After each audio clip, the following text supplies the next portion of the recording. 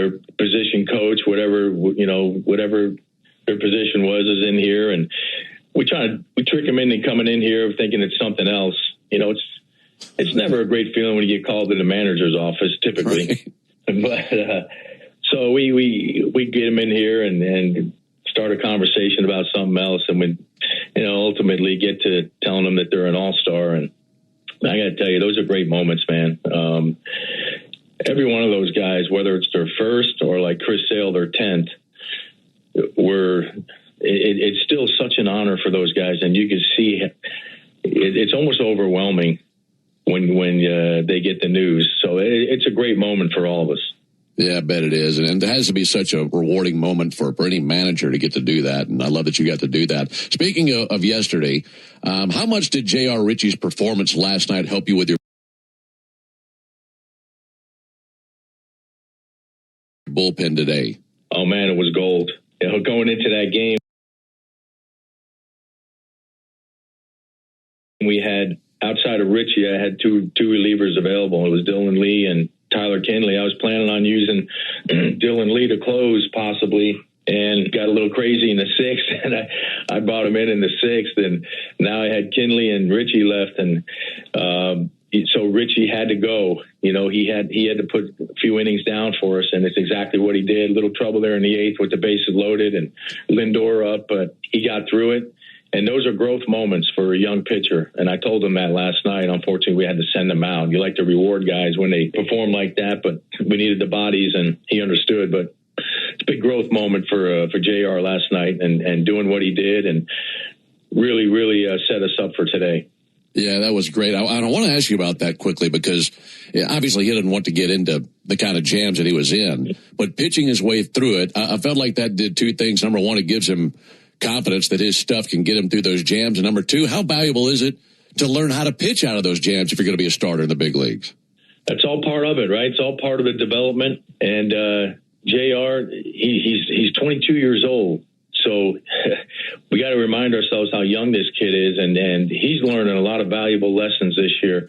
And he's been up and down and having to deal with that, been in a rotation, has come out of the bullpen at times and saved us. So he's getting to experience a lot of things, and it's gonna serve him well in the long run. Yeah, it's definitely good to see. Speaking of things good to see, we've seen some positive strides lately by Austin Riley. Hit the home run last night. What has stood out to you about him over his last 2 to 3 games that certainly let you know he's making good? You're exactly right. I think the swings last night were a little different. He lined out to left, hit the ball 112 miles an hour. So you got to do some things right to hit a ball that hard. And so there's some good signs last night. I think some of the takes tell a story, and the opposite field homer. So, I know he's been working like crazy, man, and it's been killing him that he hadn't found his groove yet. But when he steps in the box, and his track record just suggests that this is the at bat where it's all going to turn around, and hopefully, he's heading in the right direction. I think he is. Definitely. Well, 2 really good wins versus the Mets. I know you'd love another one today. Best of luck here versus New York, and we'll catch up with you after the game. All right. Thank you, Ben. You got it. This has been the Walt Weiss Report on the Atlanta Braves Radio Network. Thanks, Skip. We've got even more Braves coverage on the way as the Ford Leadoff Show continues next on the Atlanta Braves Radio Network. At Akins Ford & Winder, we love America and we love SUVs. So now through July 31st, take up to $10,000 off MSRP on select 2026 Ford Explorers and Expeditions. Hi, this is Brad Akins, and we have over 100 to choose from. Block number 72612, MSRP $60,845. Discount includes $1,000 dealer assistance with approved financing through Ford Credit and another $1,000 trade assist with your 2010 or newer trade. Discount does not include $7.99 doc fee and $84 electronic filing fee. Dealer retain factory rebates plus government fees. See dealer for details. Visit us today at AkinsFord.com. Cancer. One small cell can change everything. Beating it takes something big. Northside Hospital Cancer Institute is built for it. Built for breakthroughs, pioneering clinical research, treatment, and surgical innovation with the most cancer centers and board-certified oncologists in Georgia. We're built around you with personalized care from screening through survival. Northside Hospital Cancer Institute, built to beat cancer.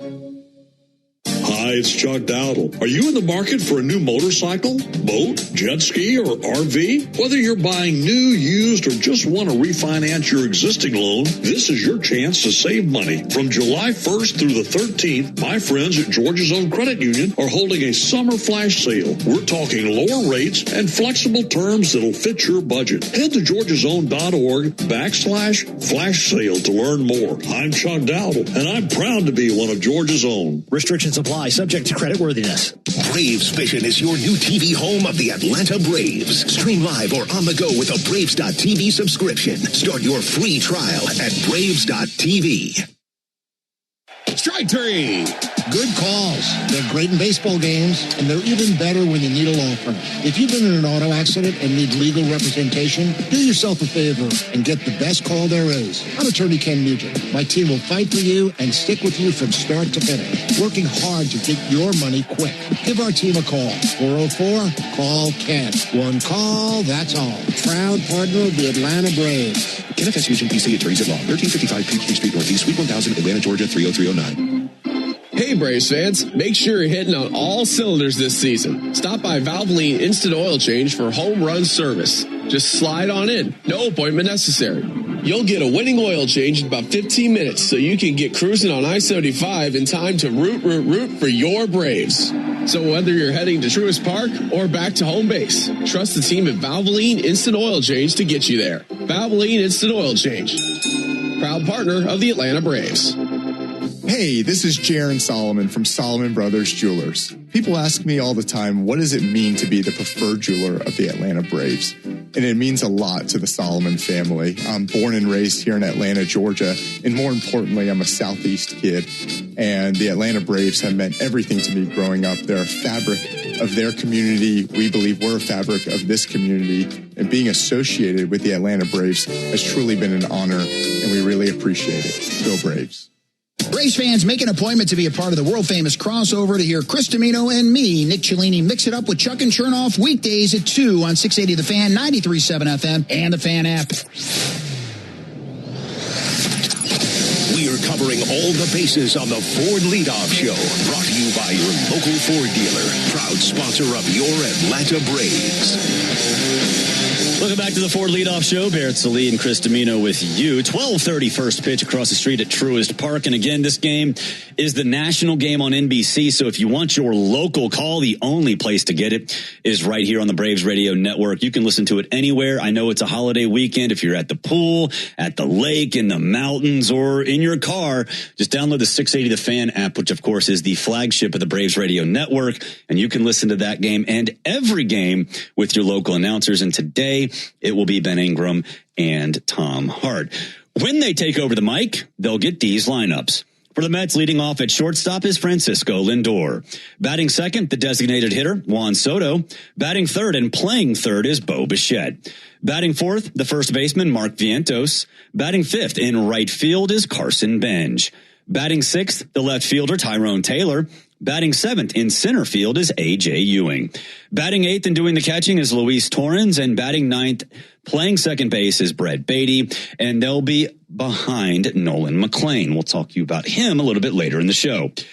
For the Braves, leading off at catcher is Drake Baldwin. Batting second, the second baseman, Ozzie Albies. Batting third and playing first base is Matt Olson. Batting fourth, the center fielder, Michael Harris II. Batting fifth and playing left field is Mauricio Dubon. Batting sixth, the designated hitter, Dominic Smith. Batting seventh and playing third base is Austin Riley. Batting eighth and playing right field is Mikey Yastrzemski. And batting ninth at shortstop, getting another start, is Jim Jarvis. And they'll be behind Martin Perez. So we get to see Jim Jarvis again. Pretty good outing. His first game back up here, both at the plate and also with his arm. That guy's got a cannon. So it'll be fun to see what he can do as a lefty against Nolan McLean. And we'll talk to you a little bit about the horizontal movement for Nolan McLean. But big challenge for Jim Jarvis. But it'd be fun to see what he can do. So one of the things that we're trying to figure out around here, the Ha-Seong Kim thing was a really big topic of conversation with the people I was sitting with at the game last night, trying to really go over why Richie came back. Well, you have to do 15 days down there unless somebody goes on the IL. Mm-hmm. So there was a couple of things that happened, and that's paperwork. But the Ha-Seong Kim thing dating back to July 1st, well, what do you think is going to happen? Well, he's going to try to play baseball games. And he's not going to play them up here. So he's going to try to play baseball games. His people were like, well, what happens after that? I said, oh, wait, I don't know. Because he doesn't have a contract next year. I don't know what he would have to do down there to all of a sudden look like the player that you bring up and then say for whatever's left in the season, God willing into the postseason, that's Ha-Seong Kim. He's our shortstop. But he's starting from a hole. Yeah. He's starting from a place where he has to, let's just say, get healthy. Finger has to be healthy. Then he has to put the ball in play. I'm sticking to my guns. And I had a couple of guys, let's just say, who would, so I sort of trust their opinion. They heard me say, I'm tired of hearing about what a great defensive shortstop he is. He hasn't played shortstop in a year and a half. He looks muddied. It just looks a little bit slower. The arm doesn't seem to have as much pop once he's in the field. So I don't even know if he's a good defensive shortstop. He has to play baseball. Will he play for the Braves ever again? I don't know. He's going to get an opportunity, but it was not going to be up here. Yeah. I mean, he has the rehab. Well, he'll have a rehab assignment after he gets off the injured list, whenever that is. And then the clock starts for non-pitchers, for position players. It's 20 days, I believe, and then 30 for pitchers. So if he goes on a rehab assignment at some point, I fully expect him to be down there working on a lot of different things for a pretty long time, at least in terms of rehab stint time clock. So, yeah. And then for the Braves also, Ozzie Albies is in some rare company right now. He went 1 for 4 yesterday. He's hit in 22 straight games against the New York Mets. 22 straight games against the New York Mets. There are just 3 other players who have done that. Derek Jeter, Tony Gwynn, and Larry Walker. Yeah, and none of them are named Larry Jones.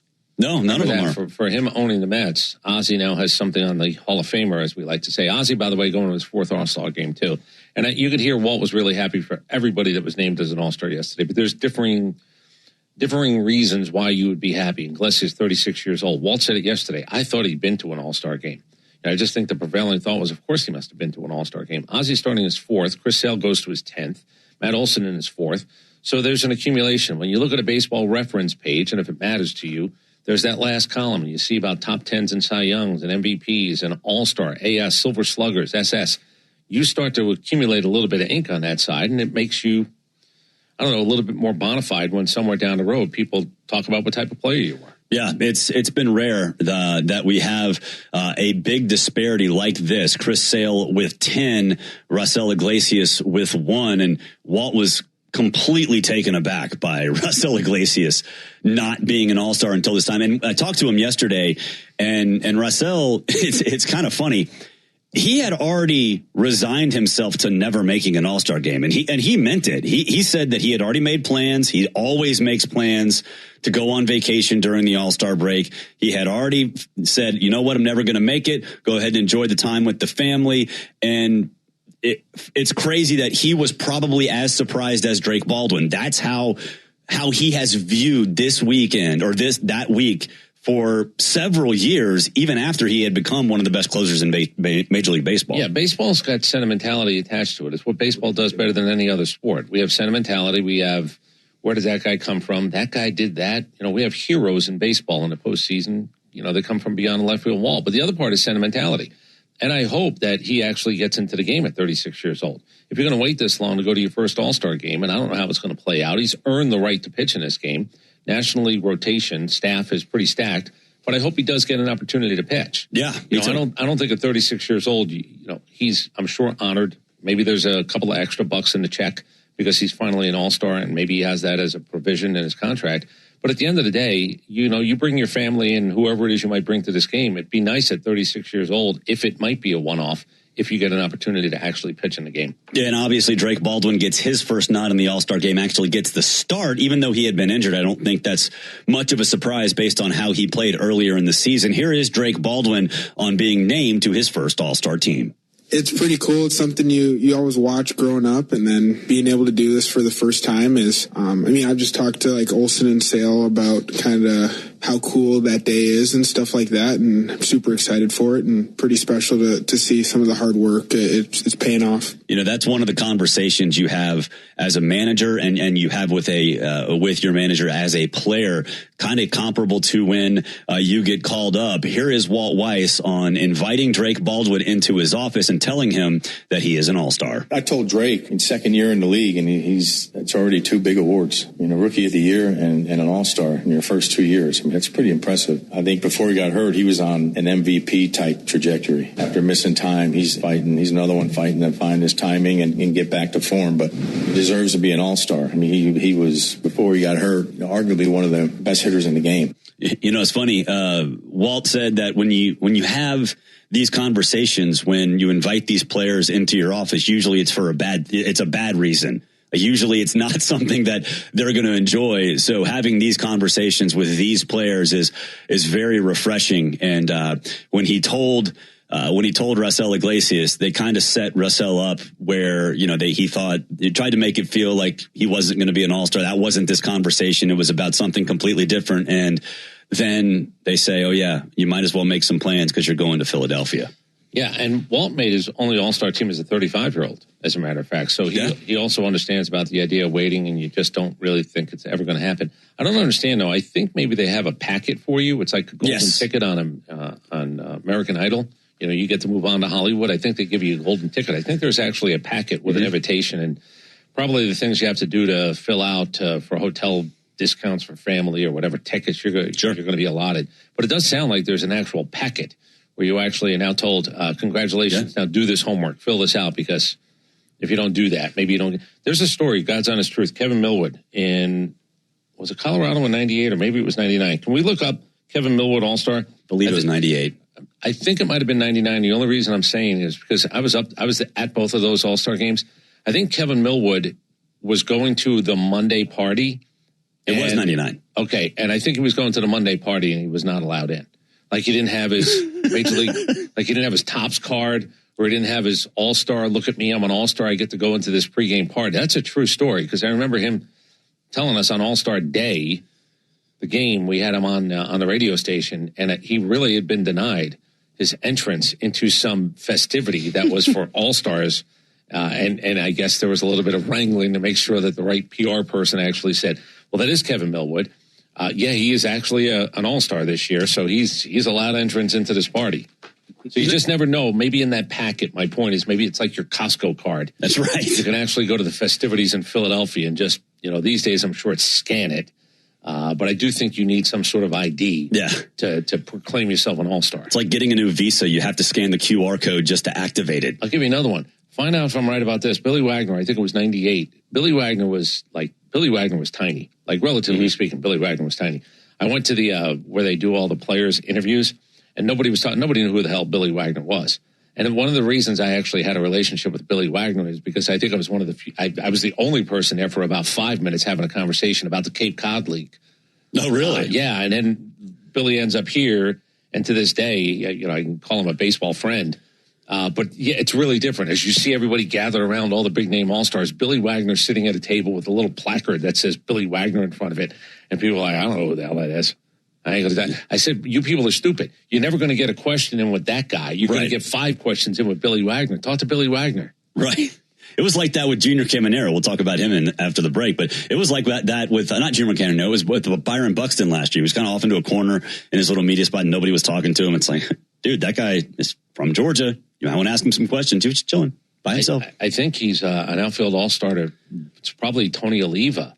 I mean, I'll guarantee you Kirby Puckett and Tony Oliva might be the last time the Minnesota Twins had all-star game starters in the outfield. I'll bet you Puckett and then like Oliva before that. It had been a while. Yeah. So congratulations to Byron Buxton. He gets a start as well. Yes, he does. We'll take a break. When we come back, we'll give you a stat about a Braves all-star that will blow your mind. Braves and Mets, they're on deck, and it's brought to you by TimberTech Decking and Railing. Everything wood should be. Visit TimberTech.com. This is the Ford Leadoff Show on the Atlanta Braves Radio Network.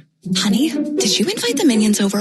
Well, you know how we talked about getting Wi-Fi from Xfinity? Yeah. I ordered it this morning, was online in minutes, then they showed up. So they just came over to use the Wi-Fi? For what? Better not to know. Get online in minutes with same-day Wi-Fi from Xfinity. Plus, lock in your price for 5 years and see Minions and Monsters only in theaters. Xfinity. Imagine that. Restrictions apply. Not available in all areas. Learn more at xfinity.com/same-day Wi-Fi. When life throws you a curveball, whether it's water, fire, or mold damage to your home or business, you need a winning team. You need ServPro. ServPro's licensed, certified, and highly trained team of experts are here to help, offering fast, reliable, professional restoration services 24 hours a day, 7 days a week. As a proud partner of the Atlanta Braves and Braves Country, our teams are committed to performing at a championship level. When disaster strikes, call ServPro and make it like it never even happened. Your life isn't one size fits all, so why would your bank be? At Truist, you get a caring and knowledgeable team that really understands you. You get real talk about real life, tools that help keep you informed, and a plan that keeps you ready so you're confident no matter what comes your way. And when all that comes together, it makes you feel unstoppable. Get started today at Truist.com. Truist Bank. Member FDIC. All value games at Truist Park get you $15 tickets, $10 parking, food and beverage offers, and more. Learn more at Braves.com/value. Real Braves fans know a reliable outfield is key to winning games. Braves fans also know that when it comes to buying their next new vehicle, they can always rely on Landmark Auto Group. With Georgia's best deals on new Dodge, Chrysler, Jeep, and Ram vehicles, and 3 convenient locations in Morrow, Atlanta, and Athens, you're never too far from a Landmark store. Or shop us online at shoplandmarkcars.com. Landmark Auto Group, proud partner of the Atlanta Braves. Always the best deal, always. When you need a lawyer after an auto accident, make the right call. I'm attorney Ken Nugent, and I'm based right here in Georgia. Other big-name legal teams aren't even from this area. Right one. We'll get you your money quick, while other legal teams waste your time. Right two. And our team is with you from start to finish. Other legal teams pass you off to a secondary team. Right three. Make the right call. Call Ken.com. One call, that's all. Proud partner of the Atlanta Braves. Ken FS Nugent PC, attorneys at law, 1355 Peachtree Street, Northeast, Suite 1000, Atlanta, Georgia, 30309. When it comes to shipping, Saia Freight and Logistics delivers a grand slam. As the exclusive freight and logistics partner of the Atlanta Braves, Saia provides comprehensive nationwide service focused on customer satisfaction. For over a century, Saia has delivered the smart solutions and reliable shipping businesses both big and small depend on. When service is everything, it's a yes. Step up to the plate with Saia. Visit Saia.com. That's SAIA.com. Start your weekend with the Buck Belue Show with me, Kelly Krall, Saturday mornings from 9 to noon on 680 The Fan, 93.7 FM, and the Fan app. It's the Ford Leadoff Show, brought to you by your local Ford dealer, proud sponsor of your Atlanta Braves, and where you can find great offers on a new adventure-ready Ford Bronco or Bronco Sport. Braves Country is Bronco Country. Welcome back. We're counting you down to first pitch, brought to you by AquaGuard. AquaGuard is your local expert for foundation repair. Book your free inspection now at aquaguard.net. So we went over some All-Stars last segment. I think it's funny. Freddie Freeman seems like he's just anointed the starter at first base pretty much every year now. Matt Olson is going as a reserve, but from player votes, Matt Olson, significantly more player votes than Freddie Freeman. I thought that was very interesting as we sort of have this constant comparison with Freddie and Matt, both, with Matt coming in right after Freddie. It seems like we have that conversation all the time. Well, players seem to respect Matt Olson a lot. Yeah, the only thing left on Matt Olson's dance card is the postseason stuff. Yeah. Can he have a postseason moment? Can he help lead a team to a World Series? It's the one, look, once you get paid, there was a general manager for the Atlanta Hawks who told me years ago, there are phases to your, athletic life. It's, I want to get drafted, and then I want to make a team, and then I want to play, and then I want to actually matter when I play. Then I want to make an all-star game. Then I want to get paid. Then I want to win a title. Yeah. And I'm sorry, it's just you can maybe move one or two pieces around, but that's basically the order for all these guys. They want to make sure their family is set. It is absolutely the utmost importance, and it should be. The idea of a championship, if it doesn't come early, coming a little bit later, maybe it's a little bit sweeter, like an all-star game nod for the first time in your 30s. But yeah, you get compared to other guys who were as good as you, maybe a tick better, maybe a tick less, and then they're going to do the championship comparison. And fair or unfair, that's the way that we've done it forever in this country. Yep. So we'll see if hopefully that changes this year and Matt Olson gets his World Series title and maybe next year actually makes the All-Star team above Freddie Freeman as an All-Star starter. We'll get back to today's game. You'll get our strong arm pitching matchup coming up after the break. You're listening to the Ford Leadoff Show, brought to you by your local Ford dealer, proud sponsor of your Atlanta Braves. Napa has the parts and the expertise to help your business stay ahead of the game. That's why Napa is a proud partner of the 2026 Atlanta Braves, two legends driven to win from the field to the open road. While Napa is powering fleets and garages across the country, the Braves are delivering pennants, MVPs, and championships. So no matter the size of your business, Napa are the pros that know how to keep you moving at full speed. Napa know-how. Refresh your yard this summer with 4th of July savings from the Home Depot. Choose your power starting at $99 with tools from trusted names like Ryobi and Milwaukee. From backyard get-togethers to end-of-summer upgrades, 4th of July savings on cordless tools deliver the power and mobility to keep up with every job without slowing you down. Power on the go is here, and summer projects are easier than ever with the Home Depot. While supplies last, see store or online for details. Braves country is Bronco country. This is Michael Harris II. On or off-road, there's a lot of great and exciting places to check out. And the best way to do it is in the powerful, off-road ready Ford Bronco. See you out there. For great offers on a new Ford Bronco and Bronco Sport SUV, see your local Ford dealer. Proud sponsor of the Atlanta Braves. Bronco and Bronco Sport are trademarks of Ford or its affiliates. All rights reserved. The Braves have over 20 gate giveaways this season, from bobbleheads to wearables. See them all at Braves.com/promos.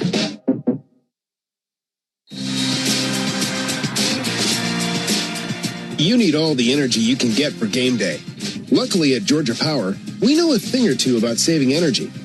We understand that energy costs are an important part of your budget. That's why we're dedicated to providing tools and assistance that can help make a difference, so you can save your energy for the game. Visit georgiapower.com/myenergy to learn more. Braves fans, everyone's first pick for ice cold refreshment is back at McDonald's. The Braves Frozen Fanta, a winning blend of Frozen Fanta Blue Raspberry and Frozen Fanta Wild Cherry. It's the MVP of flavor. And right now you can get a medium for only $1.99. That's what I call knocking your cravings out of the park for a grand slam of a deal. There are drinks, then there are drinks from McDonald's. Prices and participation may vary. Cannot be combined with any other offer or combo meal. Coca-Cola and Fanta are registered trademarks of the Coca-Cola Company. Are you passionate about healthcare? South College offers a Bachelor of Science or an Associate of Science in Nursing program that could be your path to making a real difference. And after completing your program, you'll be eligible to take the NCLEX RN exam. South College offers modern nursing labs, simulation labs with viewing rooms, computer labs, student center study areas, and more. Visit south.edu today to learn more about South College's Atlanta or Marietta campus. South College, where dreams find direction. When the Braves aren't playing on a weeknight, join me, Buck Bellew, with Kelly Kroll from 6 to 8 on 680 The Fan, 93.7 FM, and the Fan app.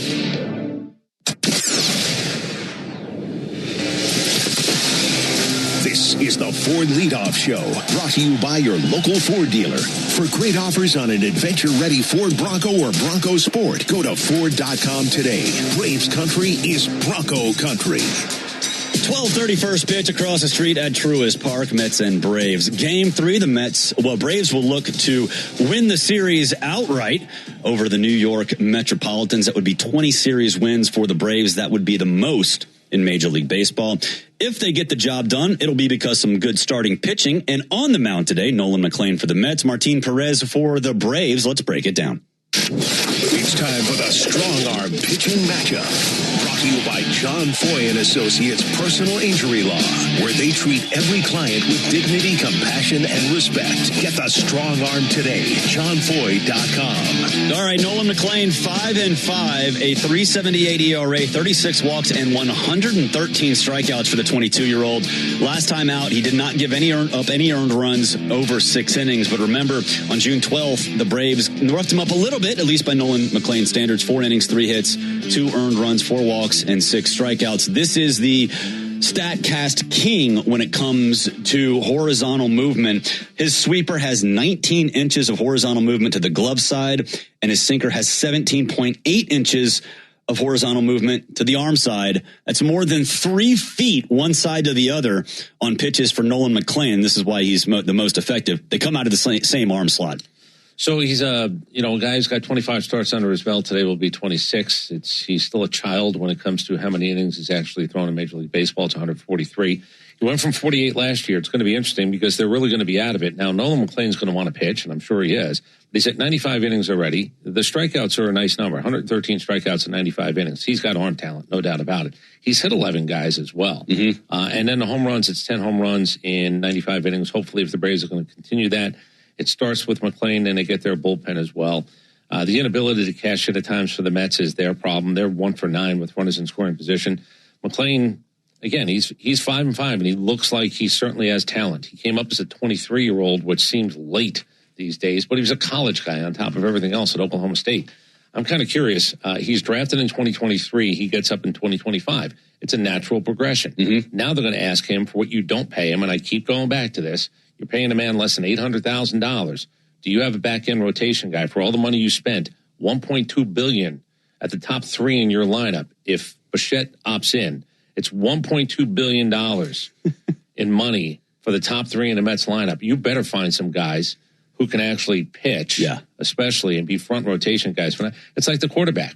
If you get a quarterback, see Russell Wilson and others, Mahomes, if you win a Super Bowl before a quarterback gets paid, you've hit the mother load. They're looking for a guy like this to be an ace. Yeah, and they thought they had it with Freddie Peralta as that supplementary piece, and that has not worked out. Incidentally, we'll see Freddie Peralta tomorrow. The hit-by-pitch thing is interesting because it ties directly back to that horizontal movement. You just don't know which way that ball is going to go coming from Nolan McLean. So hopefully the Braves rough him up a little bit like they did on June 12th. Martin Perez going for the Braves. I think there are 2 most valuable players for this team, for the Braves. Mauricio Dubon on the offensive side and Martin Perez on the mound. He's 6-5, has a 3.27 ERA. Not so bad for a guy who was DFA'd by this team this year. He's now our number 2. Now, do we trust him long term to be our number 2? I don't know. That remains to be seen. But so far, so good. He definitely looks like one for this team. Well, we had said it's done a little differently. I talked about earlier today about Tommy Watkins, an interaction between he and Martin Perez. They were together in Minnesota. And the other thing is, talking to Tommy Watkins, the third base coach for the Braves, it's kind of interesting to watch a guy throw 89 miles an hour and 90 miles an hour and actually find a way to win a baseball game. Yeah. It's a lost art. Maybe it's science as well, but it's certainly a lost art. Being able to flip and spin as opposed to just actually throw it by people, with that rising fastball. It's not what he is. He's got to guile you a little bit. So we'll find out. They got a couple of guys, again, top of the lineup who can take you deep. Let's find out if it happens. But Martin Perez today, there should be an arm or 2 available in the bullpen, but no Monday off. So Martin Perez knows what his job is as well. Yeah, I still imagine we're playing a little short in terms of bullpen depth, and that's a big reason why Carlos Carrasco back up here. J.R. Ritchie is sent down if you missed it. J.R. Ritchie down, Carlos Carrasco up for, I think, the 564th time this year. Yeah, I just think I think we're looking to set a record. I think maybe there'll be champagne and cake if and when the Braves break the record of bringing a guy back. And it's more than Jesse Chavez. Like, honestly, I think it's more than Jesse Chavez. Multiples of years. Yeah. This is just, it won't end. I think it's 6. I'm almost positive it's 6. I might have a cot somewhere in the building across the street. When we all think he's going away, he's not. He's just in that room with the beds. He's going to the basement. They do have beds in there, I believe. 7-10, by the way, is what the Mets record is in the 17 starts from McLean. So, in case you're wondering again, overall, they're a 7-10 team with this guy starting a baseball game. It's a beautiful day outside. Let's get a check of our weather from the Fox 5 Storm Team and Alex Forbes. I'm Fox 5 Storm Team meteorologist Alex Forbes on the Braves Radio Network with your Atlanta Braves game day forecast. Temperatures in the upper 80s to start, quickly warming into the 90s, although with that heat index, it's going to feel like the 90s trees the entire time. Do be on the lookout for some storms. There will be more than yesterday. You can depend on the Fox 5 Storm Team by using the Fox Local app on your smartphones and smart TVs. What the hell did he just say? The rain thing. What is with the rain thing? He had to go back to more than yesterday. Good Did he Lord. not see what happened in this town? It looked like the apocalypse. Seriously. How could it be more? I thought the world was ending. The world looked like it was ending last night. Every day. Hey, it might rain. Might have to do a rain delay show or 4 rain delay shows, but hopefully we will not have that today, and hopefully we get this game in.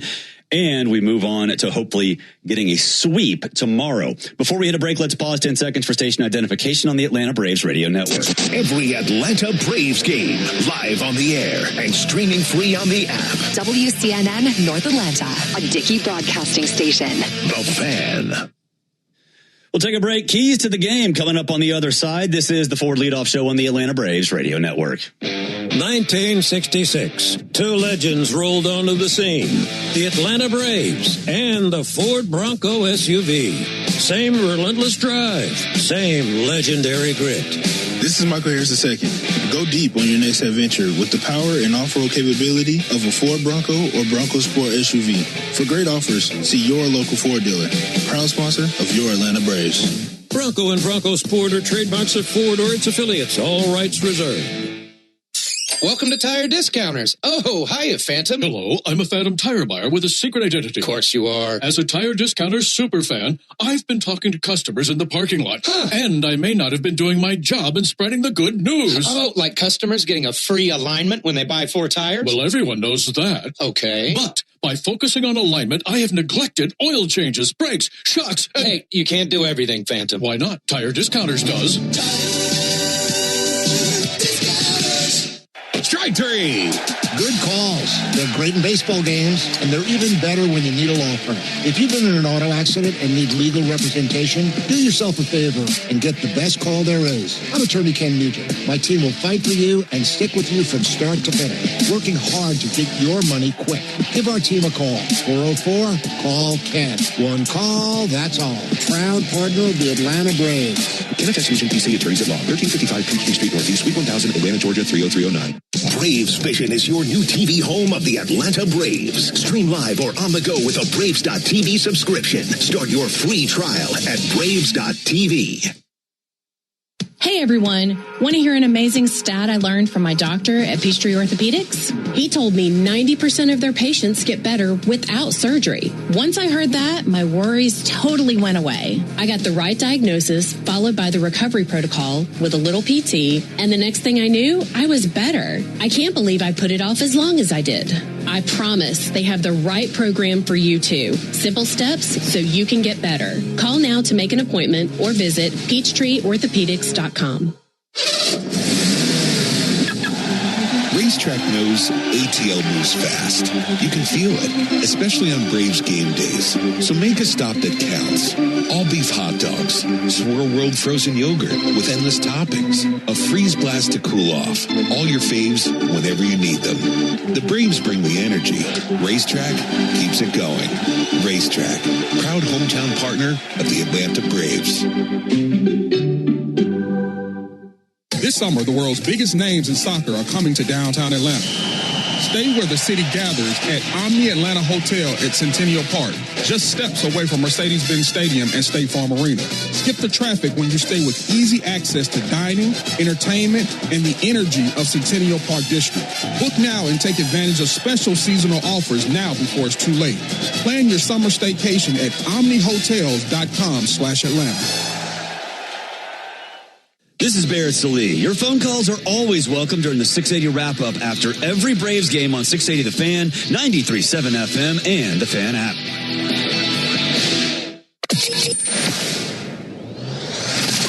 Braves country is Bronco country.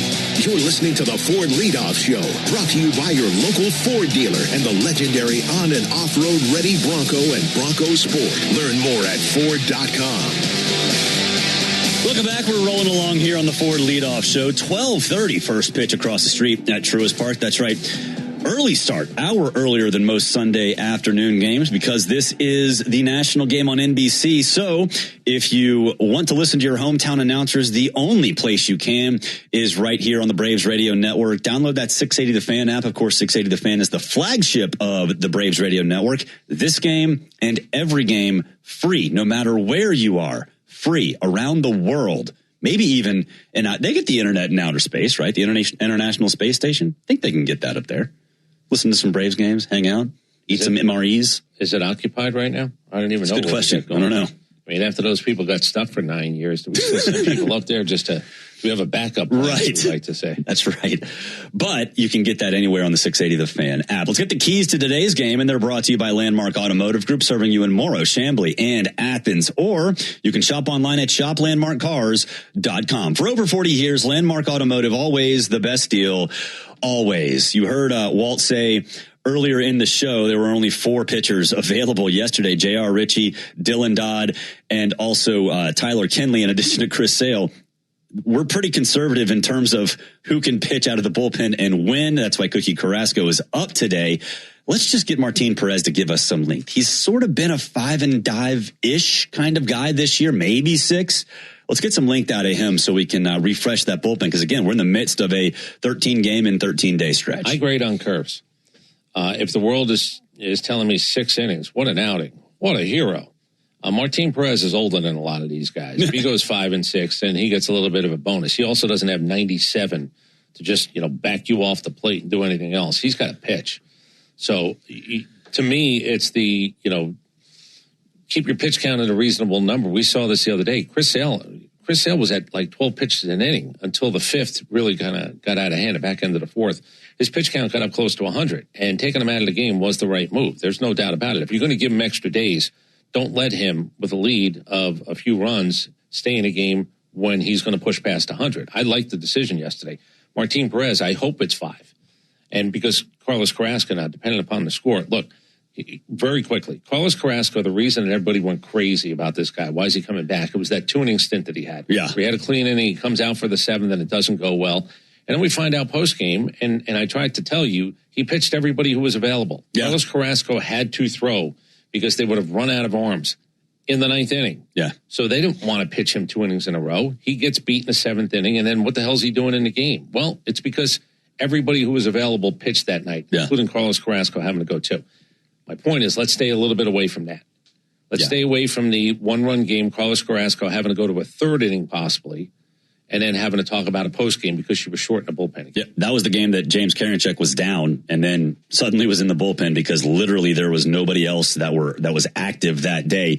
And they decided, hey, you know what? We got to use somebody. Maybe we got to use Karinchak. So hopefully that doesn't happen today. We'll take a break. When we come back, we'll cash in on the baseball action with our prize picks of the day. This is the Ford Leadoff Show on the Atlanta Braves Radio Network. At long last, all the greatest hits together on one compact disc with timeless classics like The Lottery Just Paid, I finally got it made. And who can forget the mega hit Big Money? Big money, ain't it funny? The cash is raining down. Minutes of pure listening pleasure. I hit the jackpot and I got... No one wants these hits, but everyone wants a nice hit of cash. Play the new hit family of scratchers from the Georgia Lottery. Play responsibly.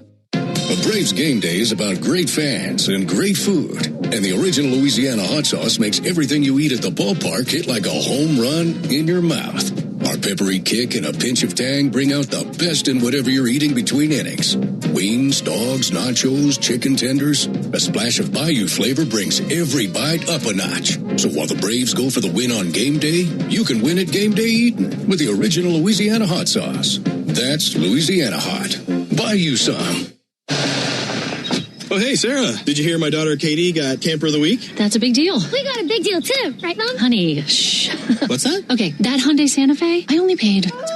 Nice. Deal's so right, it almost feels wrong. The Hyundai Getaway Sales Event. Get 0% APR for 60 months, plus 0 payments for 90 days, or 1.9% APR for 72 months on the Hyundai Tucson, Santa Fe, or Santa Fe Hybrid during the Hyundai Getaway Sales Event. Hurry, offer ends August 3rd. Call 562-314-4603 for details. All value games at Truist Park get you $15 tickets, $10 parking, food and beverage offers, and more. Learn more at Braves.com/value. Nothing is quite as American as supporting the home team. At Quikrete, it's what we've been doing for over 80 years, making products that give homeowners and contractors the confidence to quickly and easily knock out their to-do list. So, whether you need a set a fence post, make a repair, or replace your patio, you can count on the yellow bag of Quikrete concrete mix to help you get the job done right. Pick up the Quikrete yellow bag at your favorite home improvement center. Quikrete, it's what America's made of. Braves fans, when you listen to the game, you know there's more happening than what shows up in the box score. The same is true after a truck crash. These cases aren't like car accidents. Different rules, different playbook. I'm attorney John Foy, the strong arm. I know how trucking companies move fast to protect themselves and what they hope you never find out. If you've been hit by a big truck, you need someone who's ready to step up and swing for the fences. Make the right call. Attorney John Foy & Associates, proud partner of the Atlanta Braves. I remember the hard road that led to this moment. And the MLB Comeback Player of the Year is Atlanta Braves pitcher Johnny Venters. Every day I work towards a better future for my family, my teammates, and my community. Having a setback in life can be devastating, but each challenge is a setup for your strongest comeback. Braves win! That's why I trust Globe Life. For over 125 years, they have been helping families protect their financial future. Globe Life. Make tomorrow better. Hey, Braves fans, I've got the perfect way to jam more baseball knowledge into your workday. Make it a habit to join Nick Cellini and me, Chris Domino, weekdays from 10 to 2 on 680 The Fan, 93.7 FM, and, of course, The Fan app. We are covering all the bases on the Ford Leadoff Show. Brought to you by your local Ford dealer. Proud sponsor of your Atlanta Braves. Welcome back. Wrapping things up here on the Ford Leadoff Show. The rain came during the break, and now it looks like it's going away. Tarps on the field, but hopefully that only lasts for about a couple more minutes, and we get this thing off the ground at 12:30 as previously scheduled. It's time to cash in on the baseball action with Prize Picks, the official daily fantasy sports partner of the Atlanta Braves. Download Prize Picks and use code BRAVES and get $50 in lineups when you play $5. Must be present in certain states. Visit prizepicks.com for restrictions and details. I'm going to go Nolan McLean, more than 4.5 strikeouts. He's a good pitcher, strikes out a lot of guys. Even if the Braves have success, more than 4.5 strikeouts seems like a pretty solid play. And then Matt Olson, he's been hot lately, more than 1.5 hits, runs, RBIs. Let's go ahead and get that one out of the way in the first inning. And then we can strike out a little bit against Nolan McLean, and then bam, we're done. Yeah, I like the Olson play for the last couple of days. Same thing, 1.5 hits, 1 RBI. I'm looking at Bichette maybe to do something today. Same thing with him, more than 1.5 hit, 1 RBI. Over the course of this game today. Don't forget, though, a little bit of rain going on right now, but the Mets are in town for one more. This is the wraparound. I know that, like, even yesterday I was telling myself, they get on the road, plane flight today. Right. No, they don't. No, they don't. They go right home. Home cooking, sleeping in their own beds. If this game gets in the way that it should, early enough, everybody's going to get a Sunday evening, a rare Sunday evening when you come back and play the same team on a Monday. Yeah. Mark Bowman from MLB.com just said that the pitchers are going through their normal routines. So the tarp's on the field, but one of the biggest reasons why you delay a game a little bit is so the pitchers can go through their normal preparations. But it looks like they are, even though the tarp is on the field and it's almost stopped at this point. So hopefully we get this thing going at the right time and the Braves can go for their 20th series win after all of the things that have gone wrong for the Braves over the last month. Plus, the Braves still tied with the Dodgers for the most series wins in Major League Baseball this year with 19.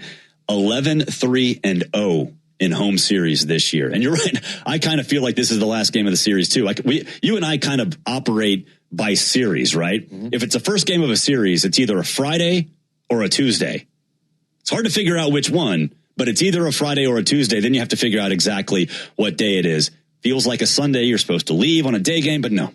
Bonus baseball homestand day, Monday, before the Braves will go on the road and face the Pirates. That's coming up. I did not look to see who the Pirates might have thrown, which, of course, means I'm getting around the idea is Paul Skeens going to be the guy who actually faces the Braves. I'm getting a thumbs up.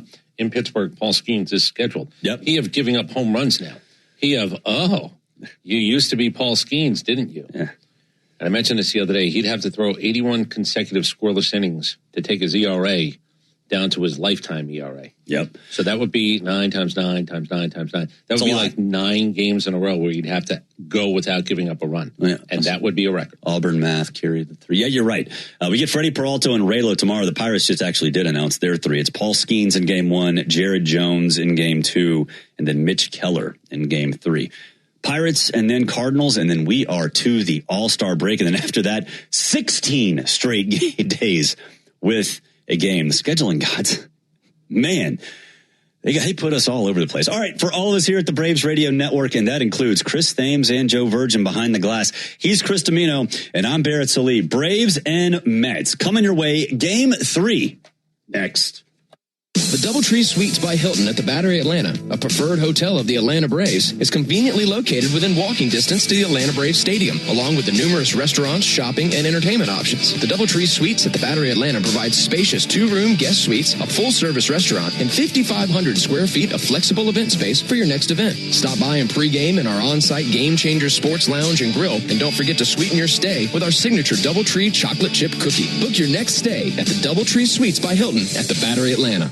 Attention Braves fans. Ever wanted to win a Yanmar ZTR or Yanmar Limited Edition SA223 tractor? Well, here's your chance. It's the Yanmar Strike Out the Side inning. During the 8th inning of every Braves game, one lucky fan will be selected for a chance to win a Yanmar ZTR if the Braves pitcher strikes out the side. Plus, at the end of the season, you could win the grand prize, a Yanmar Limited Edition SA223 tractor.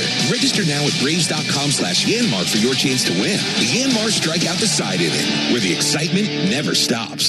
Hey, Braves fans! SeatGeek is the official ticket marketplace of the A, meaning SeatGeek is the official ticket marketplace of... The official ticket marketplace of... That ball was crushed! And... Did you see that? Whether you're buying or selling tickets to Braves games or to any other live event across Braves country, SeatGeek makes it easy to find tickets so you can be part of every home team win. SeatGeek, the official ticket marketplace of... Let's go Braves! The original Louisiana hot sauce is the official hot sauce of the Atlanta Braves, with a balance of heat and flavor that always hits. Buy you some.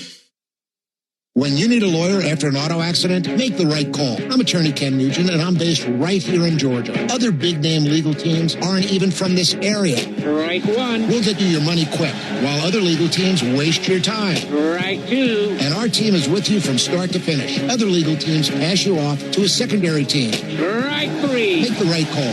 Call Ken.com. One call, that's all. Proud partner of the Atlanta Braves. Kenneth S. Nugent, PC, Attorneys at Law, 1355 Peachtree Street Northeast, Suite 1000, Atlanta, Georgia, 30309.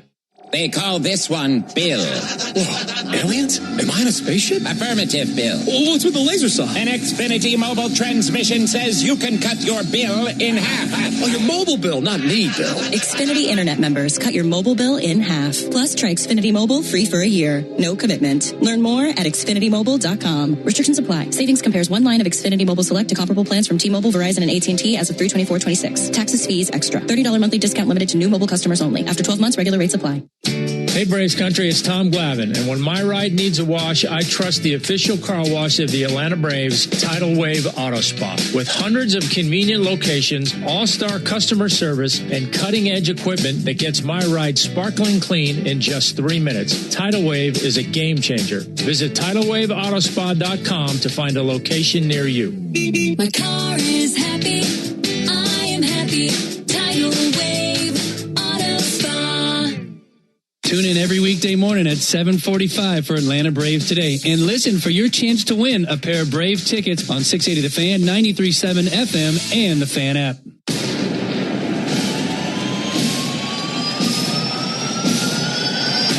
Every team in baseball knows what it means when Atlanta comes to town. And the Braves have spent this season reminding the whole league exactly why. And he swings and it's one high and deep to left field. Green to the wall, and it's gone! Home run, Ozzie Albies! Pull up a chair, Braves fans, because your Atlanta Braves are ready to go. Olsen annihilates this thing, soaring to right and gone! 2-run homer that was barreled to the chop house.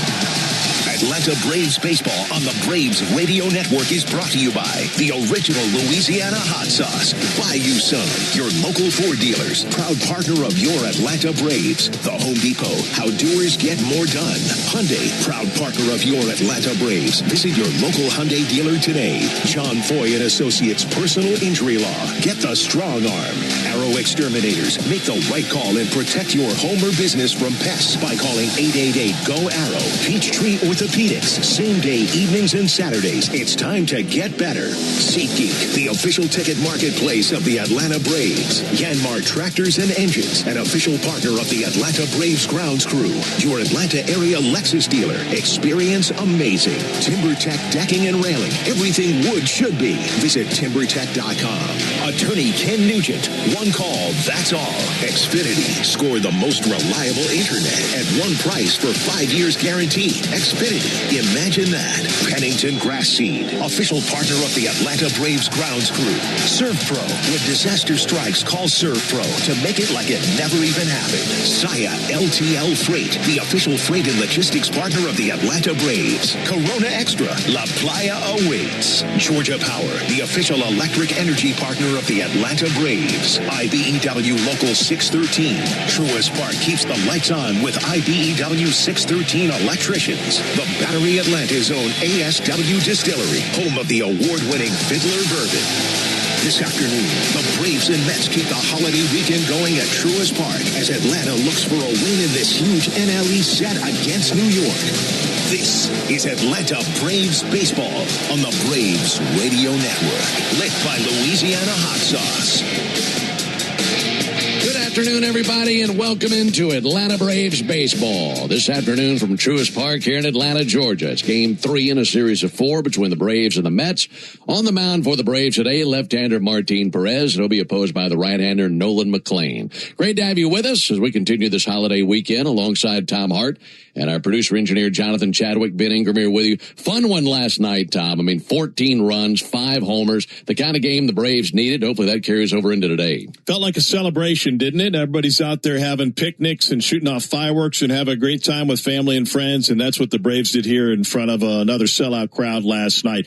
Of the 5 home runs, 4 of them came with 2 strikes, and that was really impressive. This is a Braves team that's among baseball's leaders in OPS, home runs, and you can throw a bunch of other stats out there batting with 2 strikes. They don't give in, and they don't give up, and that was evident last night. And we said it early in the game when the Braves jumped out to a lead in the 3rd inning. When you have a team like the Mets who has already fired its manager and they're in last place in the division, and you have a chance to keep the throttle down and put your foot on their neck, you got to do it, and the Braves did. Yeah, they did. That was great to see, and just famished for a night like that with that kind of production, those home runs, that power. And now if you continue some of that today, you'd be doing it against a really tough pitcher, Nolan McLean. We'll talk about him in a second. But Martin Perez goes for the Braves, and behind Chris Sale, you could make a strong argument for Martin being the second best pitcher the Braves have had lately. Yeah, he's been really, really reliable and consistent. Last time out against the Cardinals here earlier this homestand, he was really good through the first 3 innings. He made a couple of mistakes in the 4th inning. He allowed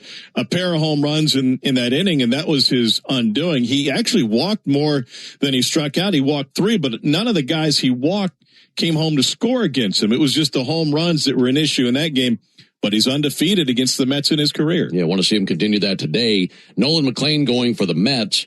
And for the season, 5-5, 3.78 ERA, not bad. But his last outing, maybe the best of the bunch for him as he pitched 6 shutout innings versus Toronto. He's a tough one. He's tough, and he's tough on the road. 5 road starts. He's allowed 1 earned run or fewer. That's second best in baseball, and he's going to be mostly effective with his fastball. His breaking stuff is subpar, but if he's working with the fastball and he can locate it, he'll throw a sinker 35% of the time, a 4-seamer 19% of the time.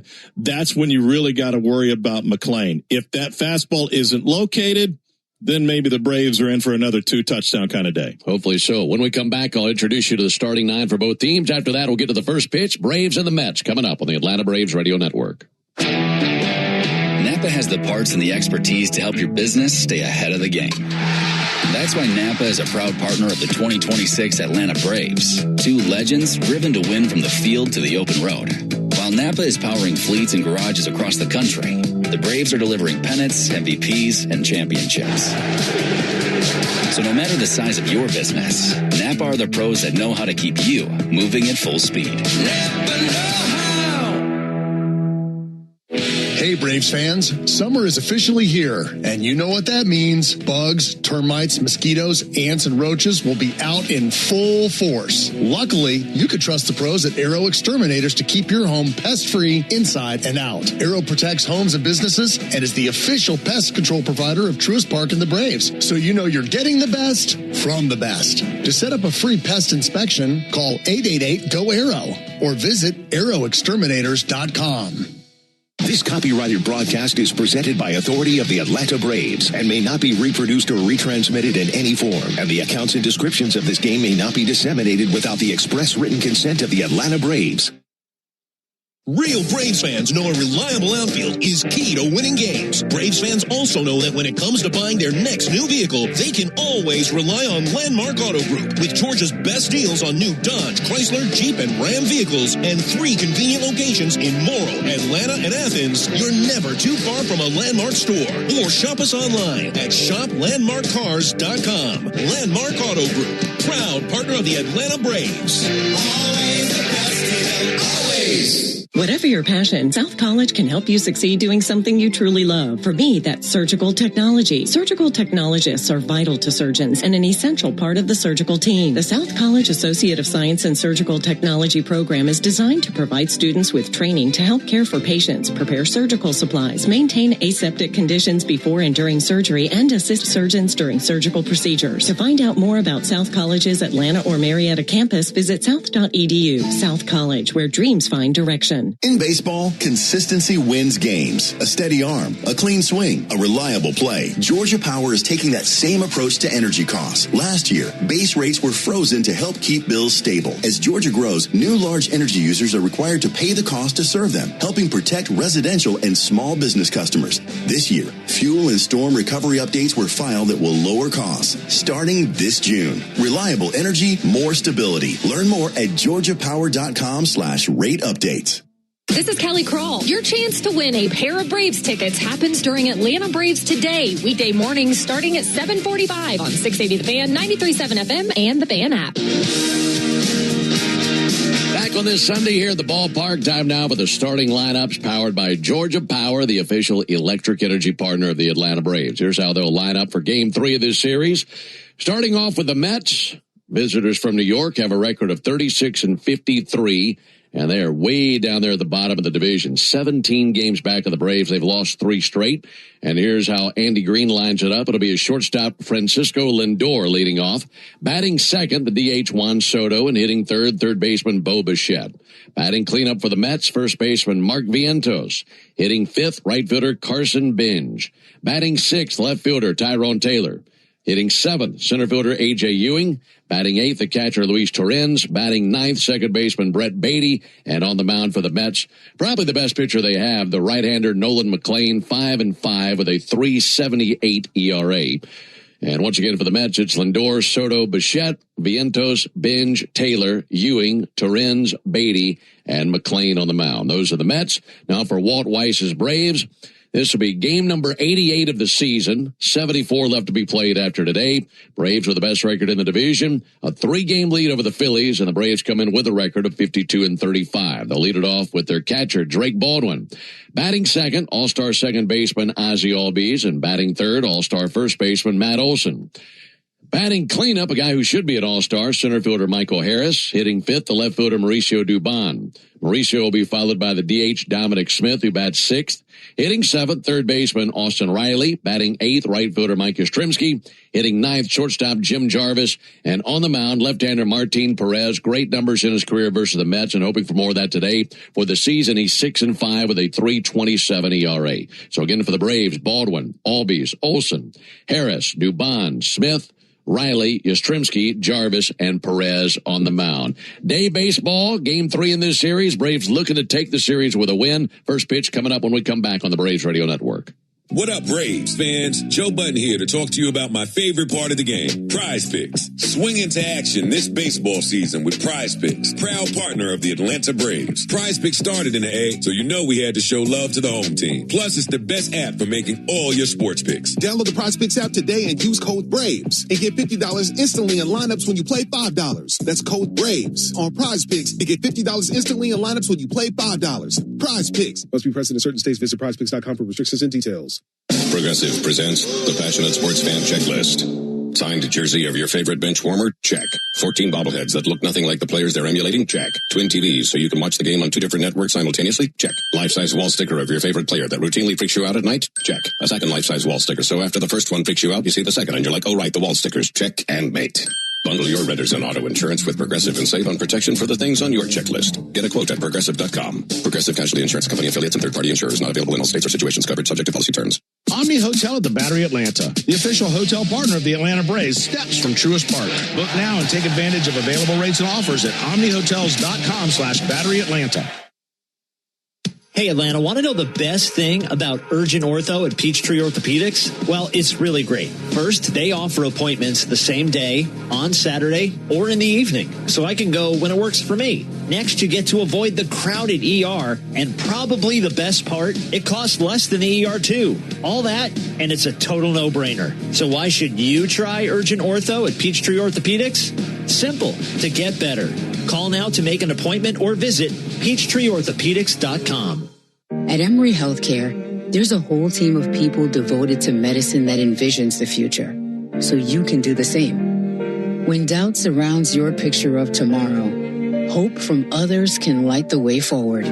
The power of second chances is here every day, but its beauty shines brightest when you bring it home. Emory Healthcare, the front line of care, the forefront of discovery. Visit emoryhealthcare.org/discover. Hey Braves fans, make sure you're hitting on all cylinders this season. Stop by Valvoline Instant Oil Change for home run service. Just slide on in, no appointment necessary. You'll get a winning oil change in about 15 minutes so you can get cruising on I-75 in time to root for your Braves. So whether you're heading to Truist Park or back to home base, trust the team at Valvoline Instant Oil Change to get you there. Valvoline Instant Oil Change, proud partner of the Atlanta Braves. Dodge the Atlanta traffic every weekday afternoon by using your smartphone and locking the radio home of the Braves from 2 to 6 by using the Fan app. Back at the ballpark, getting you ready for the Braves and the Mets. Tire Discounters Round Tripper Home Run Promotion offers Braves fans savings on sets of Goodyear and Cooper tires, plus a free alignment and a free oil change with any Ford tire purchase. Learn more at tirediscounters.com/Braves. Well, folks, got some bad news. All of a sudden, a cell of rain developed, and it has decided to park itself here in the area. Got some rain a little while ago. They have tarped the field. So we're going to start this game in a delay. So we're supposed to begin right around 12:30. That will not happen now. And looking down to the bullpens for both teams, I don't see either pitcher throwing, so we could be settling into this for a minute. So obviously ready for baseball, but the weather not cooperating. And as soon as we have any information as to when this game is going to begin, we'll pass that along to you and let you know. Want to remind you to cash in on the baseball action with Prize Picks. That's the official daily fantasy sports partner of the Atlanta Braves. Download Prize Picks, use code BRAVES, get $50 in lineups when you play $5, and you must be present in certain states. So visit prizepicks.com for restrictions and details. So here's what we're going to do. We're going to have a Serve Pro rain delay show as Barrett Salee and Chris Domino will be taking your phone calls at 404-231-1680. Again, 404-231-1680. And as soon as we have any idea as to when this game is going to begin, we'll pass that down the line to you.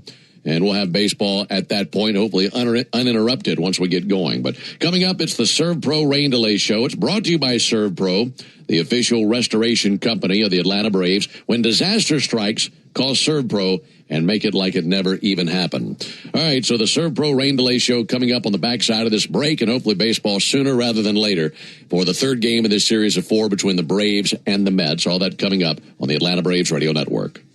When life throws you a curveball, whether it's water, fire, or mold damage to your home or business, you need a winning team. You need ServPro. ServPro's licensed, certified, and highly trained team of experts are here to help, offering fast, reliable, professional restoration services 24 hours a day, 7 days a week. As a proud partner of the Atlanta Braves and Braves Country, our teams are committed to performing at a championship level. When disaster strikes, call ServPro and make it like it never even happened. They call this one Bill. Whoa, aliens? Am I in a spaceship? Affirmative, Bill. Well, what's with the laser sign? An Xfinity mobile transmission says you can cut your bill in half.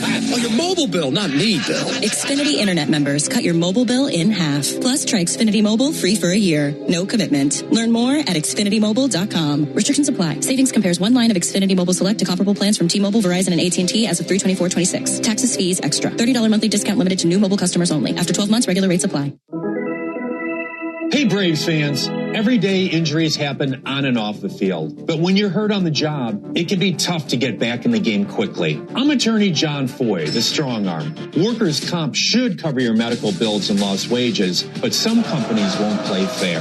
That's why we make them. We know the rules, your rights, and how to get you every benefit you deserve. Make the right call. Attorney John Foy and Associates, proud partner of the Atlanta Braves. The original Louisiana hot sauce is the official hot sauce of the Atlanta Braves, with a balance of heat and flavor that always hits. Buy you some. Save time during your workday commute when you rely on your smartphone. Get real-time traffic reports from the app of your choice while you listen to the radio home of the Braves, only on the Fan app. Atlanta Braves baseball is in a rain delay, which means the ServPro Rain Delay Show is on. Join the conversation now at 404-231-1680. And we'll have more updates as the weather improves on the Braves Radio Network. And welcome into the 680 The Fan and Truist Studios here in the Battery, Atlanta. We're steps away from the right field gate at Truist Park, a very soggy Truist Park as the tarp is on the field, and we are officially in a rain delay. Although the rain has stopped, the tarp is still on the field, so hopefully this rain delay will not last very long. We can get you back across the street to Ben and Tom. Chris Domino and Barrett Sallee with you. If you want to give us a call, 404-231-1680. That's 404-231-1680. Chris, I'm surprised there's any more rain available from Mother Nature after what we saw last night. We survived the apocalypse of midnight of last night, and yet here we are in a rain delay. Maybe the world's finding out that baseball is not supposed to start at 12:30 on a Sunday. That might be the case, yes. I don't know. Perhaps they've angered the baseball gods. It's NBC. This is different. And again, I don't know if they're calling it a Grand Slam and Sunday of baseball. I just made that up. But I think they have all 15 games between all the NBCs and the Peacocks and, I don't know, Court TV. I'm not sure where they're dumping all these games, but they needed to start a little bit earlier. And this is proof of that, except the baseball gods have said, yeah, not quite 12:30. We'll wait a little, maybe 12:45, but the tarp is still on the field, so we'll let you know when we might get an official start time for this. But again, 404-231-1680 if you want to get in touch with us. It was nice to see the All-Stars announced yesterday with Matt Olson serving as a backup to Freddie Freeman, Drake Baldwin getting his first All-Star appearance, and then Ozzie Albies getting another start. On top of that, you get Chris Sale, who is making his 10th appearance. And then Raisel Iglesias, it's crazy that he has never made an All-Star game up until this point. And like I said in the pregame show, if you missed it, if you're just joining us, I talked to Raisel yesterday, and he said that he had already written off the opportunity to be an All-Star. He had made vacation plans. He makes vacation plans every year for the All-Star break because he just assumed, hey, you know what? Gone this far, 36 years old, been one of the best closers in baseball. Haven't gotten the nod yet, so might as well just go ahead and prepare for another week off. And yet here he is. And of all the people, including Drake Baldwin, it seemed like Raisel was the most appreciative of being finally named an All-Star. Yeah, 36. You're on the other side of it, as the kids like to say. Now, the good news is he's pitching like he can pitch again. He's a free agent at the end of this year. And an All-Star look. Does it make you more money? Does your agent have to remind people this offseason? By the way, he was an All-Star. The numbers are the numbers. Again, I couldn't verify it, but I started to look yesterday, and I think he might be the record holder, most saves without ever making an All-Star appearance or even getting an invitation. He's got 270 now, whatever the number is when he goes to Philadelphia. Congratulations to him. 36 years old, I'm sure it hits a little bit different. Ask him, though, what he would like to do at the end of the year. And really what it is I'd like to be on the mound, perhaps for the last out of an Atlanta Braves World Series. Yeah, point to the sky and then celebrate with your teammates and then get a ring early next year when they are created. 404-231-1680 if you want to get in touch with us. This is the Serve Pro Rain Delay Show, and of course it's brought to you by Serve Pro, the official restoration company of the Atlanta Braves. When disaster strikes, call Serve Pro to make it like it never even happened. I'll give you one other thing. He's only been in 3 postseasons. 2020, short year, Cincinnati, and then 22 and 23 here. So he's not won. He's never been on a team that's won a playoff series at 36 years old. So you want to talk about getting emotional? The All-Star game thing is good. I'm sure he'd like to be on the mound. And while he's got no record, he's got a 6.75 ERA. He got beat up a little bit in the 2020 short version. That was when the Braves beat Cincinnati, as a matter of fact. Yep. But at the end of the day, he's never actually experienced postseason success. So hopefully it's an All-Star appearance. It's a little bit something in the check. For making the All-Star team, and then it's whatever he's going to do in this postseason as his money meter at 36 years old. Look, the good news is for a closer, your career doesn't have to end at a certain number. How good will you be? Go look at Chapman right now. Some of them make it a little bit longer. This guy's 36, and he's certainly pitching well enough where he's going to be pitching in the bigs at a pretty good number next year. Yes, he is. And if you remember that Red Series back in 2020, that was the one where Trevor Bauer walked off the empty stadium at Truist Park, gave a little a sarcastic tomahawk chop, and then the Braves went on to win that game in extra innings, and we all know what happened to Trevor Bauer after that. 404-231-1680. Let's go to Rick, starting us off in Atlanta. What's up, Rick? How are you? I am doing well. How are you guys other than the delay? Doing fine. How about it's a great weekend. It's a holiday weekend. Enjoyed a great game yesterday and survived the rain apocalypse, and hopefully get this one started very soon as well. 100%. So I have, obviously happy with the wins over the Mets, the dreadful Mets. I called the other night, I was talking about buckling up your belt a little tighter and this and that. And you've got Gabino on right now with you. And man, no offense to you, best man in baseball, Chris Gabino. That's right. Period. But my question is about this. With the Acuna situation and the injury situation, do we think that it is correct for the Braves to sign off on him playing winter ball at the age he's at for as many years as he's already played ball? And is there an assumption that possibly that could be what is wearing his body down so quickly? It's interesting. This came up this past offseason, and everybody was hoping that Ronald was actually going to play more games than he's played so far. I don't mind an appearance there. I think it's great. Make an appearance. You want to get in a couple of games. I don't think you need to play winter ball at his age. I think if you want to be there, if you want to be feeded, if you want to go get a game in. Look, the stolen base thing was the thing I think this winter when everybody said, oh, look, he's stealing bases again. And I agree with you. He doesn't need to. I know there's a want, but I'm also going to tell you, I think this might be a courtesy. Play a game, take a bow. Yeah. I don't think I want him playing actual winter ball this year. Yeah, I think that's fair, especially knowing that the World Baseball Classic was coming up as well, and he was going to be in that. Yeah, he played, I think it was like 7 stolen bases in 10 games or something like that in winter ball, and that was what kind of turned our heads saying, okay, we got Antoine Richardson coming in as the first base coach. Ronald's stealing bases in winter ball. Maybe all of this will change and Ronald would become not necessarily a 40-70 guy, but certainly more of a threat on the base paths. Yeah, look, playing more baseball is not necessarily a bad thing. Playing more baseball at the expense of are you going to be as healthy? And whatever your off season is, look, I don't want him sitting around eating cake either. There's a happy medium. But I don't think an appearance is bad, but I would agree with you. I don't think I'd be thrilled if he was playing multiple games this offseason.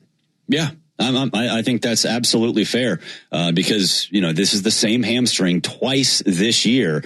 And this one, I think it's fair to say based on where he is right now and what we've seen or perhaps not seen from him over the last couple of weeks, that this is going to be a much longer delay and a much longer stint on the IL because he's eligible to come back right now.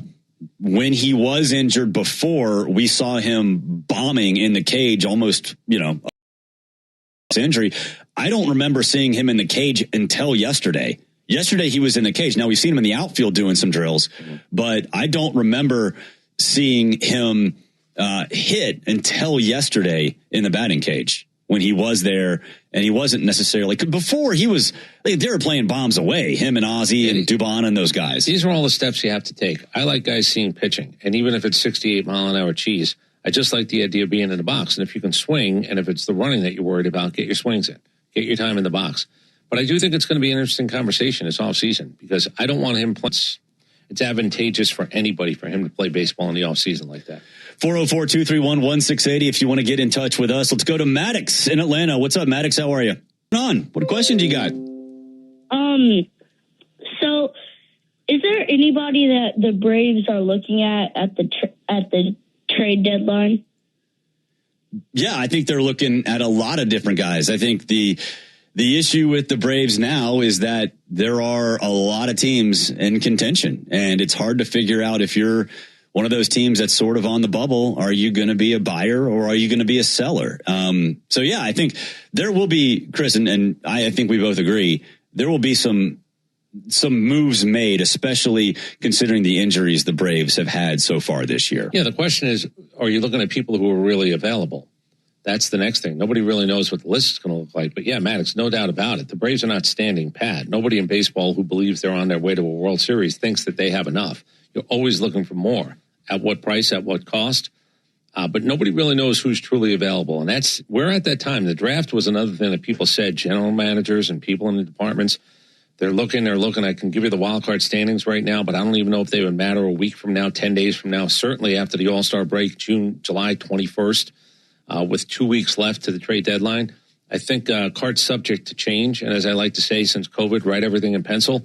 If you think you know who's going to be available, I'm not really sure that you do. I do think one thing that has sort of changed with the Braves this year is that you have seen sort of prospects sort of elevate themselves. And you and I aren't the biggest minor league folks, but we've heard the names, and especially a guy like Eric Hartman, who seems like he hits at least one, possibly more home runs every single day for Rome. You have Cam Caminiti. J.R. Ritchie is showing what he can do.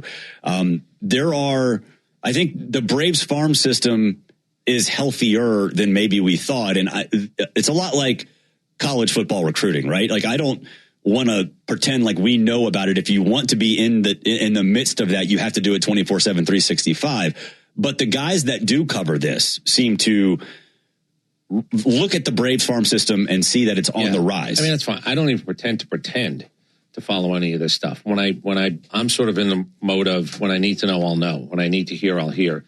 My problem is with a lot of it is I'm sure there are guys who are legitimate, but it's now become second and third hand information. And, oh, by the way, there's never been a time where you're trying to pimp the guys in your minor leagues more than you're trying to pimp.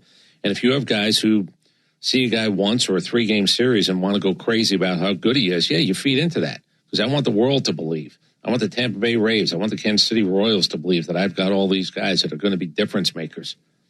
I can hardly comprehend what goes on the ups and downs on the major league roster now. Yeah.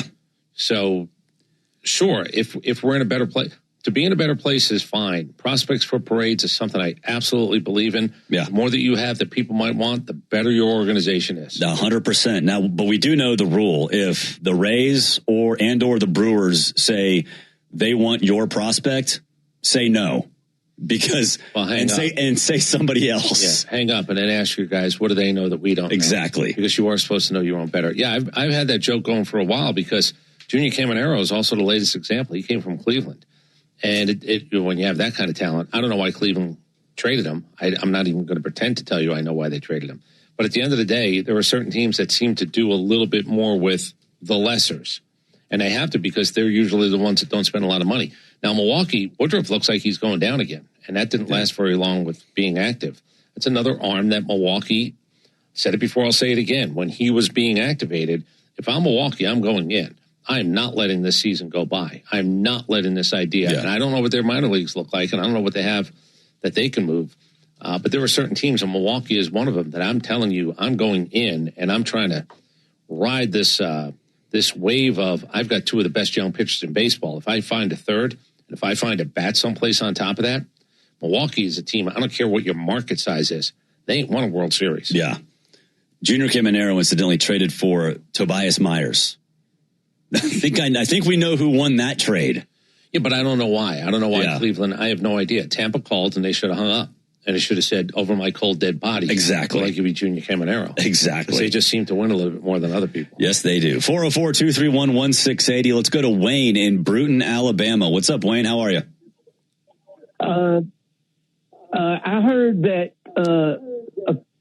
what's his name turned down the Braves, and also Mike Trout has never been to the playoffs, like you said, Iglesias, and I wish the Braves could get Mike Trout. He's never been to the playoffs, him or Iglesias.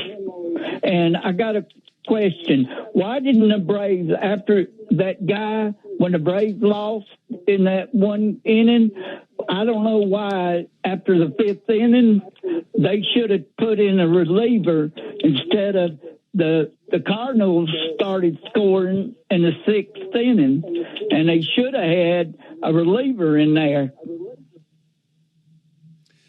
Well, thank you very much, Wayne. I think for Mike Trout, that is, you're going to have to get the Angels to pay a ton of money to trade Mike Trout because he's still got a massive contract. Well, Mike Trout is also, again, much like Byron Buxton, I'm not going anywhere. He has appeared in one postseason series, Mike Trout.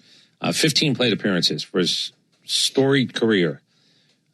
He's got 15 plate appearances. It was only one time in 2014. They lost to the Kansas City Royals, as a matter of fact. So, Sonny Gray, by the way, won his 10th game yesterday, and he was publicly miffed about the idea that he did not make the All-Star game.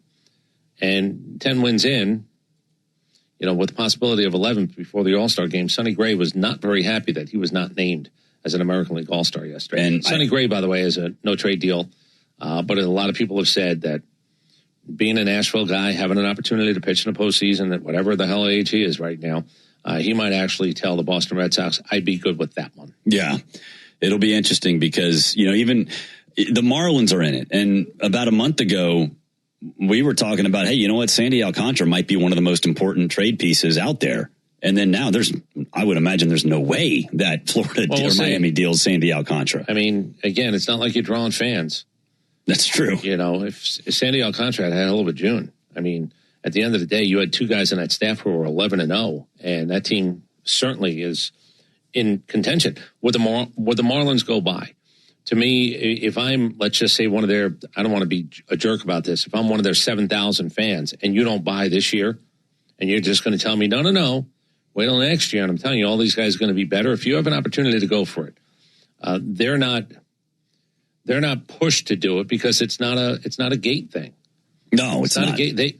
If Sandy Alcantara was traded, there'd be 9 people who would be, I can't believe you traded him. And then life would go on the next day, and you go, what's the difference? Did you get better after you traded him? I don't know. But it's not like Sandy Alcantara there is filling the building. No. Well, they should have traded him last year when he had a year and a half on his contract left because they would have gotten a lot more. Yeah, but it's also last year. It was the brace stuff. Nobody really knew. And again, he struggled for 2 months, and then he popped again in June, which is why every time Spencer Strider's name is mentioned, you go, oh, what's Alcantara doing? He's a little bit ahead of him on that. And Alcantara was good for a minute. Then he was not good for 2 months. He was really good last month. And Spencer Strider's not pitching for the Atlanta Braves right now. And I'm going to be very honest. I don't remember the Cardinals game in particular that you were talking about. Yeah, I don't either. I don't remember that at all. So appreciate the call, Wayne. Was that in June? I've tried to forget June. I believe that was in June, was it not? Might have been in June. Okay. I've tried to forget most of June. I have too. 404-231-1680. Of course, this is the Serve Pro Rain Delay Show brought to you by Serve Pro. And you can give us a call, 404-231-1680. Of course, Serve Pro is the official restoration company of the Atlanta Braves. When disaster strikes, call Serve Pro to make it like it never even happened. Let's go to Jonah. What's going on, Jonah? How are you? I'm doing well. I used to be a regular caller a couple of years ago. I was Jonah in Arizona, but now I'm Jonah in Indiana. Oh, well. And it's good to hear from you guys. Well, I'm glad that move went well for you.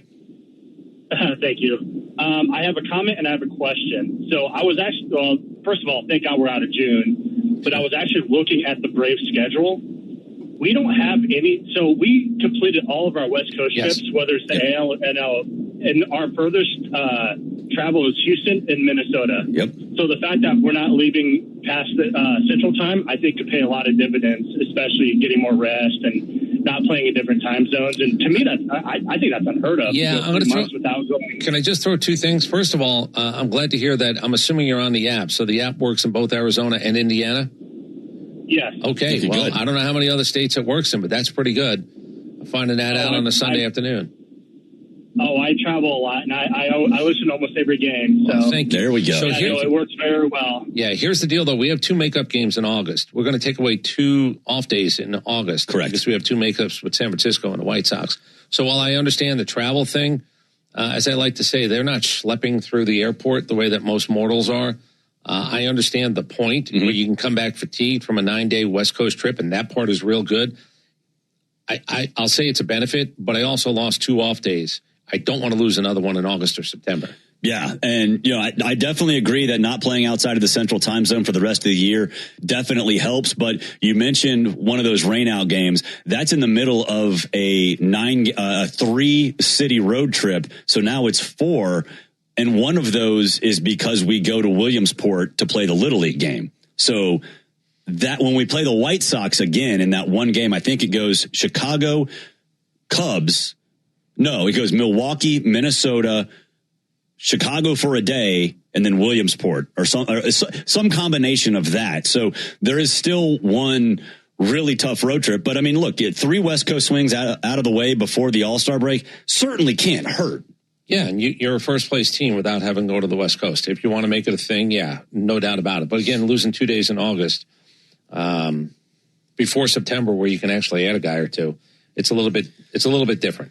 Well, I hope there's not another one is the point. Well, maybe they should have just not started that first Giants game, considering it was like last night in the middle of the rain apocalypse.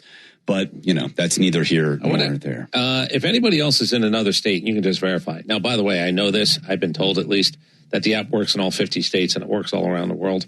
And once in a while, I've sort of asked for this. We did this a few years ago with how many different countries. It was a real, I wasn't really drunk, but I was like, sort of like semi. No, it was a late night. It was a long rain delay show, and next thing you know, you're like, okay, let's entertain ourselves. I said, if you're below the age of 85, don't call, and then let's find out where in the world you might actually. That's right. So, but thank you for listening in Indiana. We have had rain delay show callers from Australia. That man calls during post games. We had a military guy call from New Zealand. We had Greece one time. Yeah. So again, the app does work. It does. The 680 The Fan app, which of course is the flagship of the Braves Radio Network. Go ahead and download that. You can hear every single Braves game, no matter where you are. In fact, you can hear, that's the only place, Chris, that you can hear the local broadcast of today's game, because of course this is the national NBC game. If and when this game does get, not if, when, gotta be positive, when this game gets going. Of course, this is a Serve Pro Rain Delay Show, 404-231-1680. If you want to get in touch with us, let's go to Travis in Wellington, North Carolina. What's up, Travis? How are you? Hey, hope y'all had a happy 4th of July and everything. I did. I got 2 questions.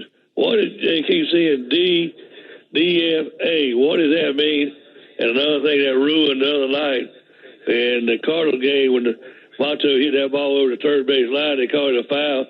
Last night, the same thing was done with the team. They called it a fair ball. Now, how can they tell how did they call that?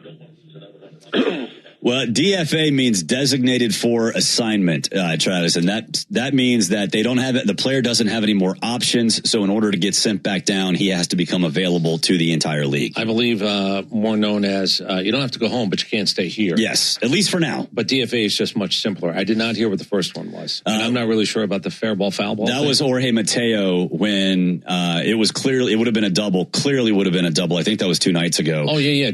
Tommy Watkins told me. So what was going on in that one? I said 5 hits, 4 home runs. He said 6 hits. So yeah, that's true. There's a lot of stuff going on.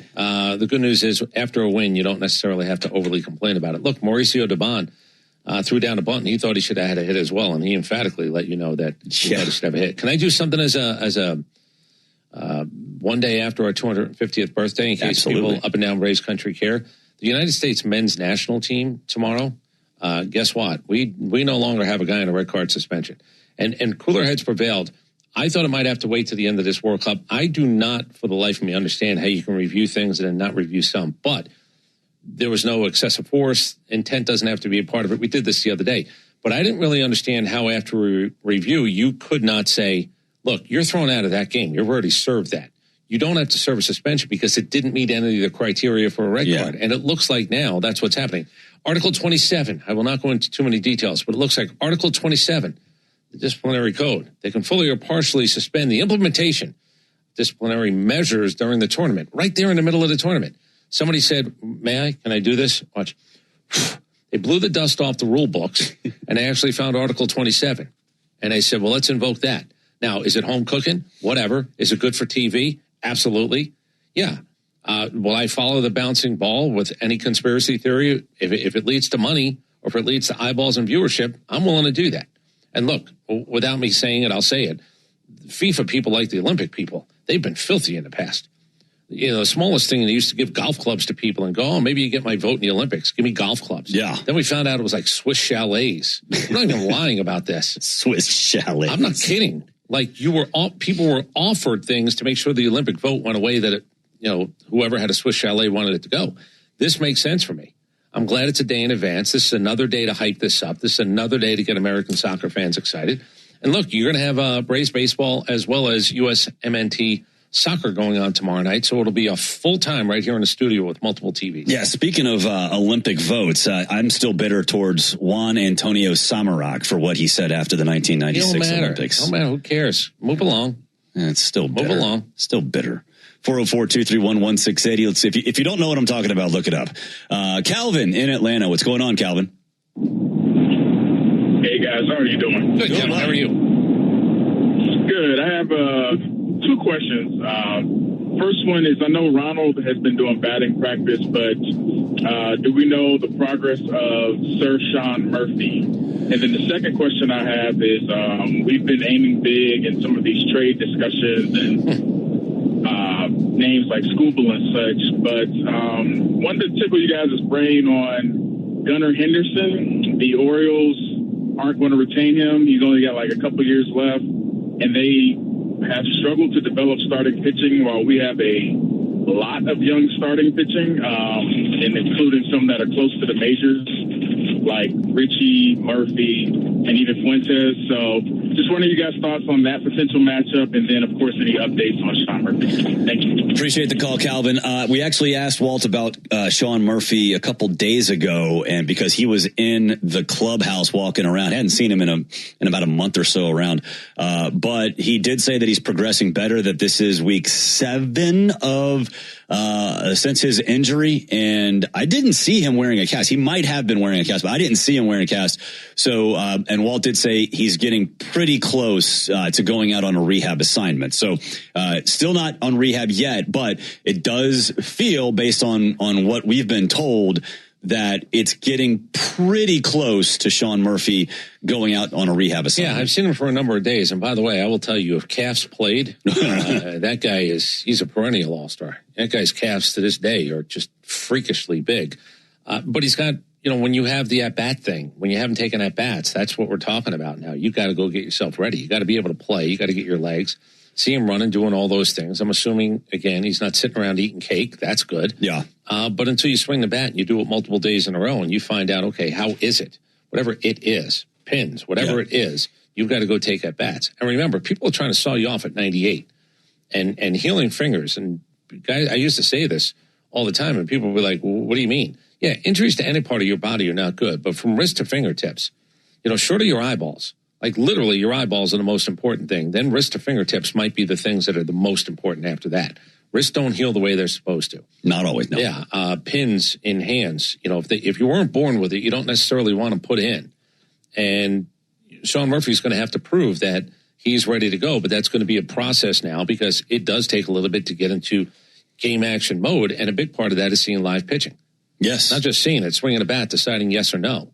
Spitting on it or actually taking a hack at it. And last time he was injured also, it was a pretty slow progression behind the plate. It was be a DH, get 4 innings behind the plate, then take a day off, then be a DH again, then take 7 innings behind the plate and eventually work yourself up to back-to-back days. And then you start looking at potentially making it back to the major league roster. This was a catcher's interference play too.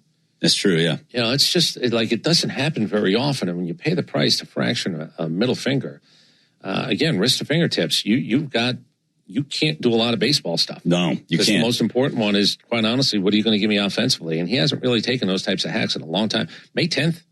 Sounds right. Okay. It sounds right. It's a long time, man. Yeah, because that was Seattle when he came back. We are at 2 full months of not being sort of facing live pitching as best we can tell right now. And people talk about Sean Murphy being injury plagued. It was a catcher's interference, and it was getting hit in the ribs by a 95-mile-an-hour fastball.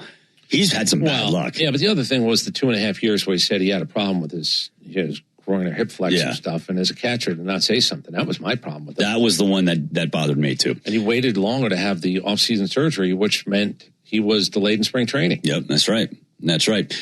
Before we continue, let's pause 10 seconds for station identification on the Atlanta Braves radio network. Never miss a pitch of the Braves. WCNN North Atlanta, a Dickey broadcasting station. The Fan, and streaming free on the Fan app. Welcome back. This is the Serve Pro Rain Delay Show. Barrett Silly and Chris Domino with you. Of course, Serve Pro is the official restoration company of the Atlanta Braves. When disaster strikes, call Serve Pro to make it like it never even happened. I don't know if Anthony Rizzo, who's doing the NBC game, is getting paid by the minute, but I guarantee he did not think he was going to be getting this much time in the city of Atlanta. No. In case you don't know, NBC's got it. Andrew Jones is in the booth. I think Todd Zeal. Yep, Todd Zeal. Every once in a while, I kind of like the idea. Sunday night baseball. This is Sunday midday baseball, almost midday. Going to be a little bit later than that. They want a player from each side, so that's kind of interesting that they put Matt Vasgersian in the booth with these guys here in Atlanta today. Yeah, I like it. You know, they're still trying things. NBC getting back into the baseball game. You know, they did this with the NBA too, where they had one from either side sort of come in and do color commentary from the bench. So look, it's different.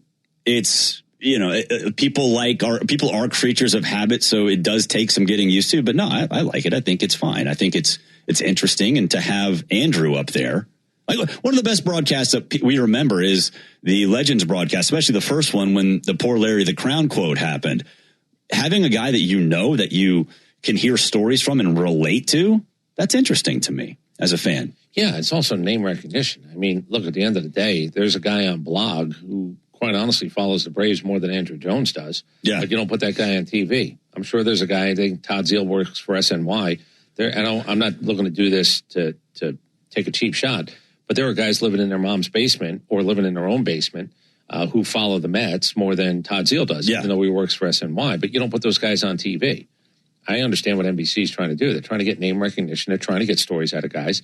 This rivalry is pretty interesting. Andrew's certainly a part of that. Todd Zeal can lay claim to being a part of that as well. So, yeah, and if they're entertaining and the game actually affords you a little bit of breathing room with enough entertainment, then you have a broadcast that's different. And if you're getting one a week, I would do different too.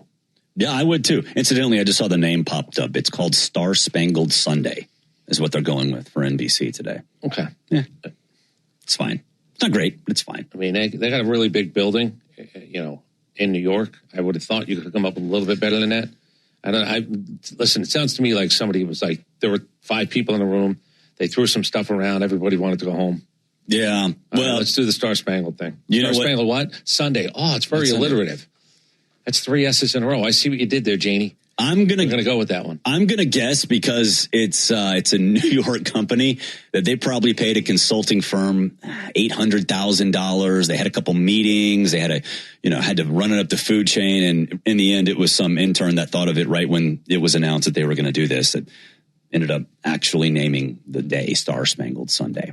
He mentioned Gunnar Henderson. Henderson has a trade piece, actually. He's not a free agent until 2029. Well, but he's going to get arbitration, right? I don't know what they're going to do with him. I don't know either. I mean, how much do you want to pay a guy who, look, we talk about arrow up and arrow down, and the life of a Major League Baseball player, that young class with Baltimore was highly touted. I mean, this guy went 37 home runs. 17. Now he's got 16 at the half this year. I don't know what he's worth in arbitration. I don't know what direction they think they can go. He's certainly a guy that at I'm guessing 26, 28, 25. Yeah, not even. He's got value. What do they think his value is to them, and are they going to pull a directional change? They had a terrible owner. Then they got new owners, and the owners drank beers with fans, and everybody was excited. And they had this whole group of guys with Adley Rutschman and Gunnar Henderson and a few others because they had been drafting really high for a while, and everybody got really excited, and the excitement sort of went away because at the end of the day, you can be excited about young guys, but they gotta win. You got to win. Yeah. And if you look at Baltimore right now, 42-48, what does that make them in the wild card or any place else? In the American League, I guess it makes you a team that, we're going to think, we're going to sell to our fan base. They're 3.5 games back on the wild card. Like, that's the lot right now in baseball. So I'll keep it very quickly. Here's the wild card. Houston's 2 out, 3 games under. Minnesota's 2.5 out. Toronto's 3 out. Boy, if they underachieved. Yet, they're 3 out. Baltimore's underachieved, 3.5 out. The Athletics, 4 out at this point. They just had another injury the other day to Rooker. Boston Red Sox, terrible baseball team, 5 out. Well, 5's not a problem. We can make up 5. Yeah, but you got a bunch of teams to jump. In the National League, here's where it gets crazy. Philadelphia's up only 1.5 in a wild card spot. Over Chicago, half game back. St. Louis is the 3rd wild card team. Marlins 1 back. Washington 3 back. Good young core. Like the Marlins really not supposed to be ready right now. And the Pittsburgh Pirates are 4 back. Another team that should probably throw in. I don't know if they will. Arizona's 4 back. And San Diego, because they've lost 8 in a row, is now 5 back in the wild card. 5 back in the wild card. And do you know, I'll give you the craziest fact of the day. There is already a countdown for the Dodgers. Magic number 61. I'm not even kidding that somebody decided to do the math because they're up like 14 on everybody in the division. Jeez. I think the magic number is 61. So roll with that before. I've never heard a magic number before the All-Star break. That is hilarious. That is hilarious. Gunnar Henderson, a lefty off the bench. You could put lefty bat in the lineup. You could put Mauricio Dubon in the outfield once Ronald gets back. That's a pretty decent outfield. So I don't know. That's you'd have to give up a lot to get him, though. We'll take a break. 3 more. Well, again, you got a few years in arbitration. That is true. We'll take a break. When we come back, we'll get more of your calls. This is the ServPro Rain Delay Show, and of course, it's brought to you by ServPro, the official restoration company of the Atlanta Braves. When disaster strikes, call ServPro to make it like it never even happened. You're listening to the Atlanta Braves Radio Network. When life throws you a curveball, whether it's water, fire, or mold damage to your home or business, you need a winning team. You need ServPro. ServPro's licensed, certified, and highly trained team of experts are here to help, offering fast, reliable, professional restoration services 24 hours a day, 7 days a week. As a proud partner of the Atlanta Braves and Braves Country, our teams are committed to performing at a championship level. When disaster strikes, call ServPro and make it like it never even happened. Napa has the parts and the expertise to help your business stay ahead of the game. That's why Napa is a proud partner of the 2026 Atlanta Braves, 2 legends driven to win from the field to the open road. While Napa is powering fleets and garages across the country, the Braves are delivering pennants, MVPs, and championships. So no matter the size of your business, Napa are the pros that know how to keep you moving at full speed. Napa know how. Refresh your yard this summer with 4th of July savings from the Home Depot. Choose your power starting at $99 with tools from trusted names like Ryobi and Milwaukee. From backyard get-togethers to end-of-summer upgrades, 4th of July savings on cordless tools deliver the power and mobility to keep up with every job without slowing you down. Power on the go is here, and summer projects are easier than ever with the Home Depot. While supplies last, see store or online for details. Omni Hotel at the Battery Atlanta, the official hotel partner of the Atlanta Braves, steps from Truist Park. Book now and take advantage of available rates and offers at omnihotels.com/Battery Atlanta. Your smart speaker could help make the workday fly by or keep you company before the Braves take the field. Tell your smart speaker, play 680 The Fan. The Braves are in a rain delay, but the ServPro Rain Delay Show is getting you through with more Braves talk and updates on the game as they become available. Now, more of the ServPro Rain Delay Show on the Braves Radio Network. Welcome back inside the Braves Radio Network studios. Steps away from the right field gate at Truist Park. A soggy Truist Park as the tarp is still on the field. No word on when this rain delay will end, and we'll get going from Truist Park as the Braves and the Mets will get together. Braves looking to win the series over the NL East rival New York Mets. And look, Chris, it's been a fun series. 9 home runs over the first 2 games. That's equal to the number of home runs the previous 14 games. Yeah, look, when you have a capability to do it and you don't, it sticks out like a thumb. When you're playing games and you're playing with thin margins, you're asking your bullpen to, when they're available, come out and save limited number of games because there weren't really a lot to try to save. You're just dealing in bad math at that point. And you watch Philadelphia close this thing. Now, the good news is if you stabilize and you get better, because you're probably not going to have, look, I think you were 9-14 in the month of June. I think that's what the ended up that's right. being. I think there was only one team that had a worse percentage. The Mets were basically the same team as you in the month. But you've got to get out of it. One of the easiest ways to get out of it is just actually play a little bit more to your norm. And the norm is not hitting, 9 home runs in 14 plus baseball games. It's not having a stretch between May 30th and this weekend where you hadn't hit more than 3 home runs in a game. And that's exactly what had happened. It's a little bit better now. I can also tell you when social media is used for good, by the way, at Chris Domino, I want to thank Billy. And I want to thank a gentleman, and I'm sorry, Stoney, the one and only. I believe that's what it is. Yeah, the one and only. Want to be like Elvis. One guy's telling me he's a trucker. Thank you, Stoney. And he travels all over America, and the app is good to go in every state, best he can tell. There we go. And Billy's on his way to Cooperstown right now listening on the app. So we are making our way through the northern part of the country with the app screaming, as they like to say, like 100,000 water. There we go. Cooperstown's so great. If you haven't been to Cooperstown, go ahead and go. It is phenomenal. And I would also maybe take out a HELOC, find some way to bring some extra cash, because it's very easy to spend a mortgage or 5 in that place with all the stuff they have there. It's expensive. You walk into one of those shops on Main Street. I mean, I want to buy everything. Oh, you're talking about memorabilia and stuff. Yeah. Yeah, there's a lot of stuff up there. It's a lot of stuff. Got to make their money. It's open. They will. It's open 52 weeks a year, but they only really boom for one of them. Yes, Except when the kids come in. That playing Little League baseball up there was brilliant. Yeah. There were 2 things that I will look at in the world of business. I'm really big into whether it was Apple, whether it's Disney. How did these companies actually become those companies? The Disney people, when they decided that you could pay for pancakes to sit with the princesses, and as I said, the $300 pancakes, but the best pancakes ever. That was a genius stroke. Whoever came up with that in the Disney company should have gotten a corner office and a big old paycheck saying thank you very much, because that's millions of dollars. Whoever in the Cooperstown area said, hey, you know what we need to do? Get little leaguers up here. Get softball teams up here to say, hey, who wants to play in Cooperstown?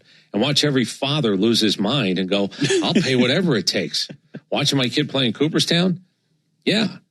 And we'll get in a car. We'll get in the old station wagon and go, and and the business around kids playing in Cooperstown was a stroke of genius. It was 51 weeks a year. What the hell are we going to do? And then it was, we know what we got for 1 week a year. How about we actually make this more of a year-round thing? And people are willing to go even though it's not easy to get there. I mean, that's the other part of it. So whoever came up with the idea, let's build Little League fields and softball fields. Let's build bunks. Let's build cabins. Yeah. And let's charge whatever it is we can charge. And let's get the kids up here and let's get it fired up. That's a business.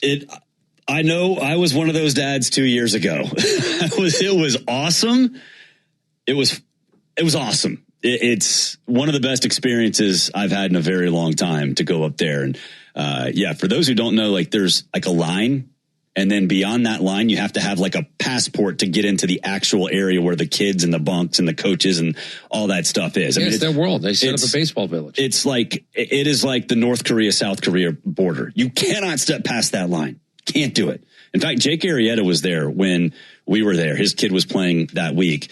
And first of all, that dude's jacked. I mean, enormous. He comes walking in with 2 24 packs of waters, like 2 of them on each shoulder, and they won't let him walk over. So he just drops them. Like he had to reach over and drop them across the line so the other coaches can come pick them up. Yeah, it's like Moonlight Graham. If you cross the line, you never go back again. It's exactly right. If you know.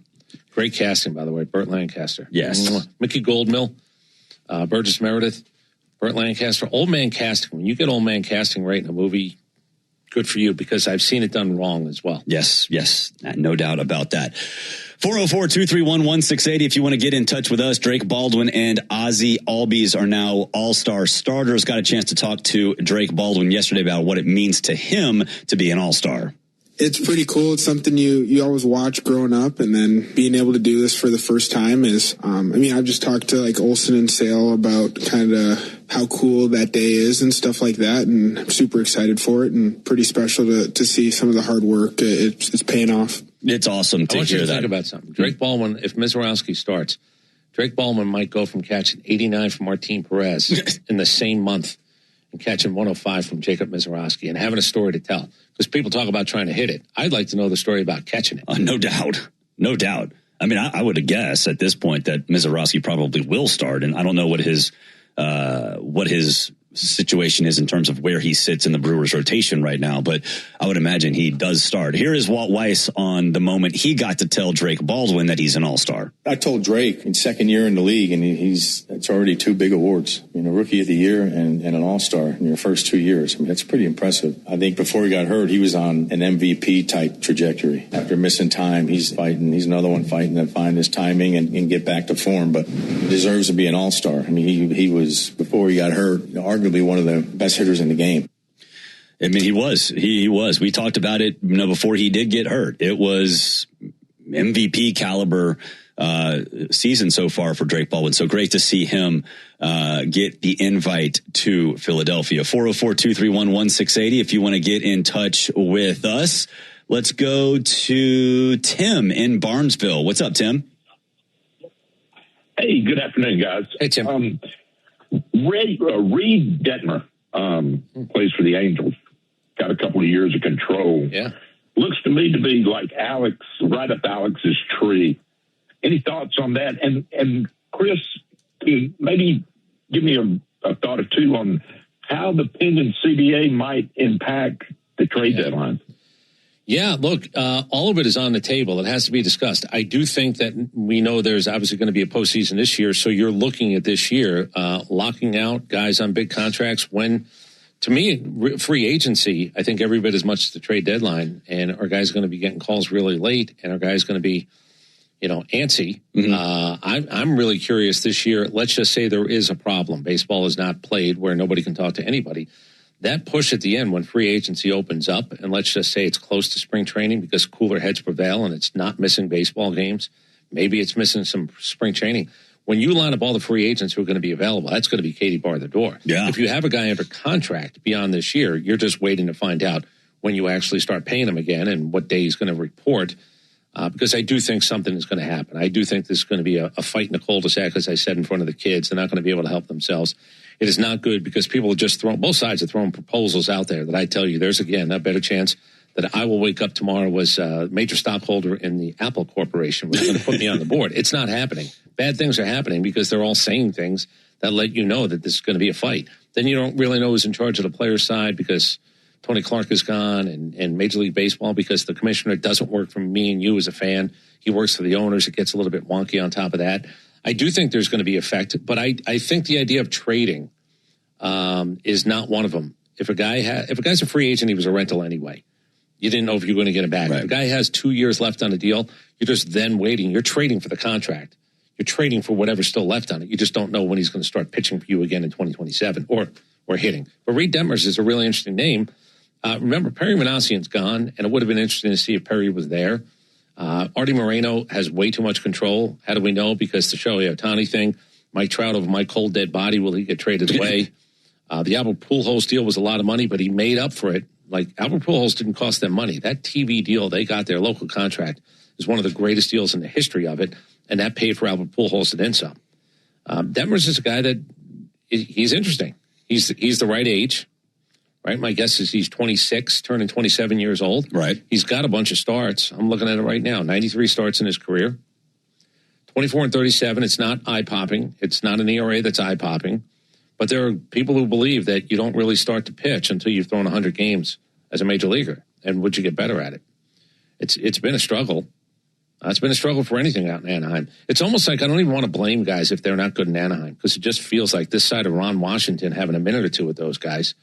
I don't really know if they develop people. I don't think they do. I don't think they do at all. It's what do we call it? Like the outpost. It's we compared it to somewhere when we played them. I don't know. Whatever. It's been a rough go of it out there. Detmers, by the way, is arbitration eligible next year. He's only making 2.6 because the numbers dictate that he shouldn't make more than that. Is it a high arm talent guy that is just not popped? Yeah, you could certainly say that. I guess he was a first round pick, 10th overall. He was part of that 2020 COVID draft. By the way, remember, there were only 5 rounds, and all those guys got screwed. They didn't play baseball for you. Yeah. going out and trying to be a baseball player for a year without having a place to go play baseball kind of stinks. It does. 404-231-1680. Of course, we'll let you know if there are any updates on the status and when we will get going for Game 3 between the Braves and the Mets. In the meantime, let's go to George in Florida. What's going on, George? How are you? Hey, Barrett. Hey, Chris. Listen, thanks for taking my call. Hey, you guys are fantastic. Chris, I do have a magic number for you. It's 680.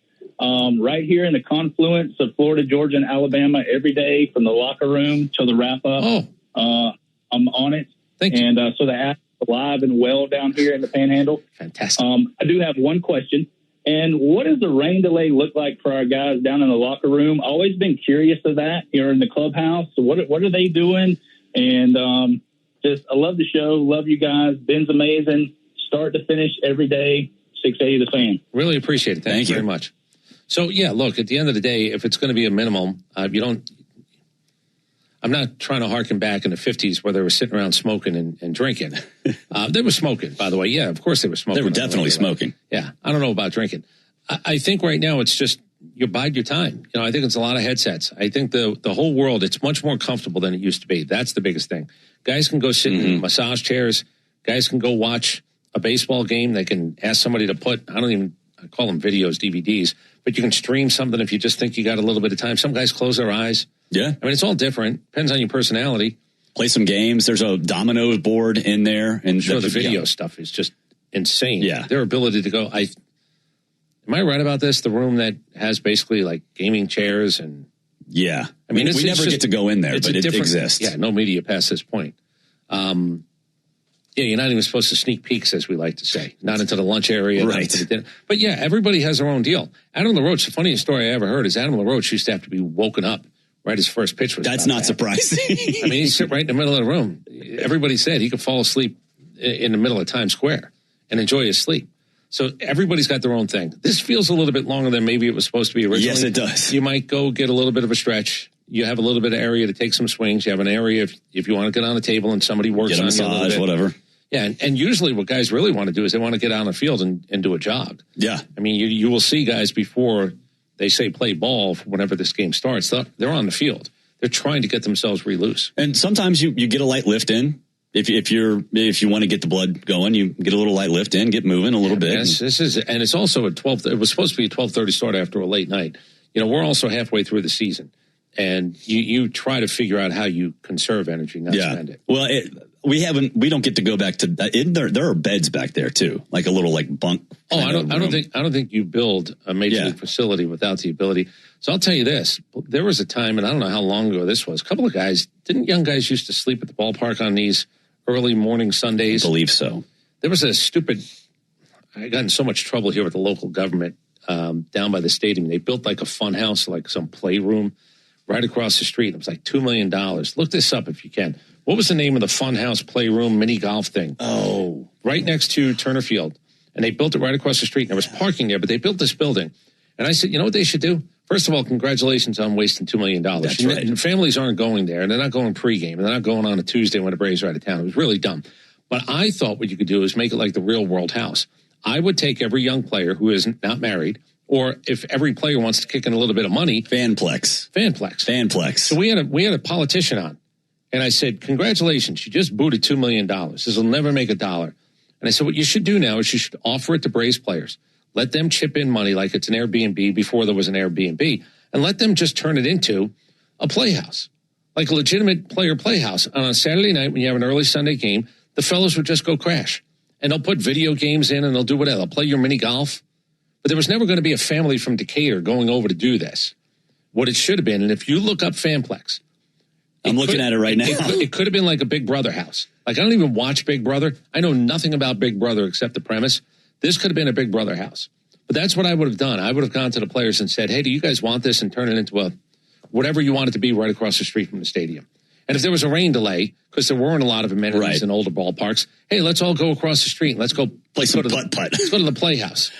This Fanplex cost $2.5 million. I know what it cost. I'm telling you, I had a politician on, and I said, congratulations. You just burned $2.5 million. Now, what's in Fanplex now? They currently constructed a $5 million gallon underground storage tank it was now in the media lot, or it expanded to the media lot underneath Hank Aaron Drive. Yeah, but so it's a storage tank for no. God knows what. There's a building. Is the building still there? Top of the storage tank. Congratulations to everybody. You could have had a Pac-Man in there. You could have had some guy up from Rome kicking in a couple of bucks like it was an Airbnb to spend the night there. That's what I would have done. It opened in 2002 and shut down in early 2004 after losing $500,000 just for the 2004 season. Yeah. Again, they got mad at me. My own radio station got mad at me. Said, why did you do that to that guy? I said, why did I do that to the guy? It was a ridiculously bad idea on taxpayer money when you actually right next to a major league ballpark, you could have done something that would have made a hell of a lot more sense. 404-231-1680 if you want to get in touch with us. I did hear, though, they made $18 when they sold the windmill from the little miniature golf thing outside. They had a fire sale. The Clowny Nose thing went for $22. That's hilarious. Incidentally, we do have a start time. The Braves just announced, barring any further changes in the weather, today's game will resume at 2:15. Wait. What time is it now? It would be 1:26. Oh, we're done then, right? What time are we done? I'm asking for a reason. 5 minutes. I know your reason. Let's go to Gary in Atlanta. Gary, what's going on? Hello. I want to wish you guys both a happy 4th of July, and I also like to give a shout out to Ben Ingram for being the best play-by-play. My question would be, any update on Spencer and Schwellenbach? Strider. Two Spencers. Yeah, no update on Spencer Strider that I've heard at all. Schwellenbach's been around quite a bit. Mm-hmm. Schwellenbach's been around the clubhouse as pretty much every day, it seems like. To me, last time we got an update, it felt like after the trade deadline was when we were kind of thinking about him coming back. I don't guess. There's setbacks and there's stops and starts and there's hopes and wishes and then there's reality. And when you talk about pitchers, when you talk about any player, these are all suggestions. There's paperwork, 10-day IL, 30-day. It's paperwork. And then, pitchers got to get themselves comfortable enough where, again, you have to tell the truth. I have done everything I'm supposed to do. I hit all my marks. I hit all my steps. I didn't have a step back. I didn't have to start over again or go back a little bit. But I have no idea when you'll see a guy on the mound. And again, for me, it's not even he starts throwing flat. He starts throwing off a hill. He faces live bat. And those are all things, no doubt about it. But I'm more of let me know when he's actually on the active roster. Because I'm not going to Rome to watch a guy. I'm not going to Gwinnett to watch a guy. I'm going to need somebody else to tell me, oh, by the way, he's going to get a start. Yeah. Yeah, I think he's going to start in a baseball game, or they're going to keep score. With those guys, I'm talking about Schwellenbach, Hurston Waldrop, A.J. Smith-Shawver, the guys that started on the injured list for a variety of different reasons. I kind of viewed them as out of sight, out of mind until we heard, hey, they're going on a rehab assignment. Like, I didn't worry about A.J. Smith-Shawver coming back to this team until it was announced last week that he's going to the Complex League and then is now getting starts with Augusta and then eventually going to be back here. Same thing with Hurston Waldrop. He didn't go to the Complex League. I think he went straight to Columbus, but it was one of those things, okay, now we're starting to see something happening. And at that point, then you can start guessing, okay, the timetable is this. But Schwellenbach's been around. I mean, he's around every day, it seems like. Yeah, the only conversation we really had that short of a fist bump as he goes out to do some work out towards the outfield is, rehabbing stinks. Yeah. Rehabbing stinks. It is lonely. And I'd want to be around the guys as much as possible, too, because it stinks when you're not involved. You root for everybody. You don't root for injuries. You don't root for your spot to open up miraculously. Things will happen the way they're supposed to happen if that's sort of the mantra that you want to live by.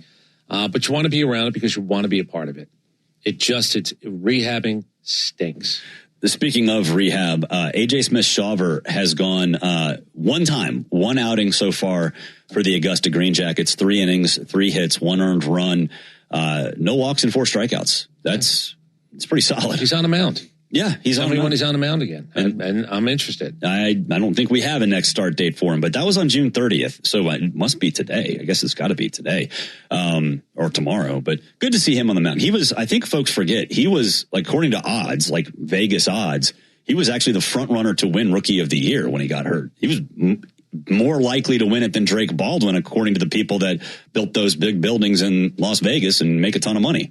So, I'm not saying he's going to come back and be a superstar, but he was really good last year. If you want to think big, what you might not get at the trade deadline, I might have it coming back because I already own them. They're going to go from this roster to my active roster. Yeah, that could happen. Sure. I hope it works. I'd love to see Hurston Waldrop actually back in action, doing what it is I think he's capable of doing. Does that mean you're not looking at the trade deadline? No. Does it mean if you don't get what you want or you get outbidded or you just say, I don't want that, that's not available because the team doesn't make available, that's the guy that I wanted, you are going to look for reinforcements. Yeah. And the more healthy options you have, the better. Then it's healthy as well as performance. It's one thing to be healthy enough to pitch. It's another thing to actually come up and perform up here for a team that's trying to win a World Series. That's right. Tell you what, first pitch coming in about 2:15, barring any changes. So right now we are going to go to a hardball episode. Chris Dimino and former Mets pitcher Jerry Koosman. Here's that conversation. Well, this man won 222 games in his career. He had over 2,500 strikeouts, and he's got a World Series ring. Met fans certainly know the name. Jerry Koosman, the man from the left side, as we like to say back in the old days, joins us tonight. Jerry, really appreciate the time tonight. Thank you very much. Well, thank you. Good to be with you. So you have to clear up a little fact from fiction. I'm not really sure if it's true that you were discovered by the son of a Shea Stadium usher, or at least that's how the story goes. Somebody saw you pitching in Fort Bliss? That's correct. I was, my catcher was John Lucchese. And his dad was an usher at Shea Stadium, and he told his dad about me. And his dad contacted somebody there at the stadium or at the Mets, and they sent the scout, Red Murph, to look at me. And he must have liked what he saw. Well, I was in the Army for 2 years, and so the first year he saw me, he knew I still had, a year or so to go. And then the next year he came and watched me again. And then when they started, I started to get offers then because I was getting out of service in October of the year, that fall. So I started getting offers, and not many offers, a couple. But the Mets started out at $1,600, and of course, guys I was playing with, some had been in the pros or were in the pros. They thought, oh God, I was worth $30,000 signing bonus. Well, Red Murph offered me $1,600, and no, I said no. Well, the next time he came to watch me, he offered me $1,500, and each time he came and watched me play and talked to me, it'd come down $100. So when he got down to $1,200, I figured I'd better sign or I'd end up owing them money. So one of the other crazy parts of that story is, was it true that they were going to cut you in 1966? I mean, were you basically gone in 66 and then Joe McDonald steps in? Well, I think the Mets maybe blew that story up more than it should. But what happened was, in going to spring training, I got a job in Atlanta as a lineman's helper with the power company. The toughest physical job I could get. And now it's time to go to spring training. So two guys that I played with, Jerry Johnson, who later was traded to San Francisco, right-handed pitcher, and Jerry Wild, who I played with in the minors. The three of us are driving the spring training in my car. Well, Jerry Wild was driving the first leg because he knew Georgia. He lived in Georgia. Well, he ends up running a red light. There was kind of a timing thing. We got hit broadside by a teacher coming home for lunch, totaled my car out, and so there we sat. And so we had to get to spring training, so we took the vote. I had the best record in 65, which wasn't very good, 7-11. But they voted me to call Joe McDonald, who was the farm director at the time, and asked if he would wire us some money so we could catch a bus and get to spring training. All three of us were really broke.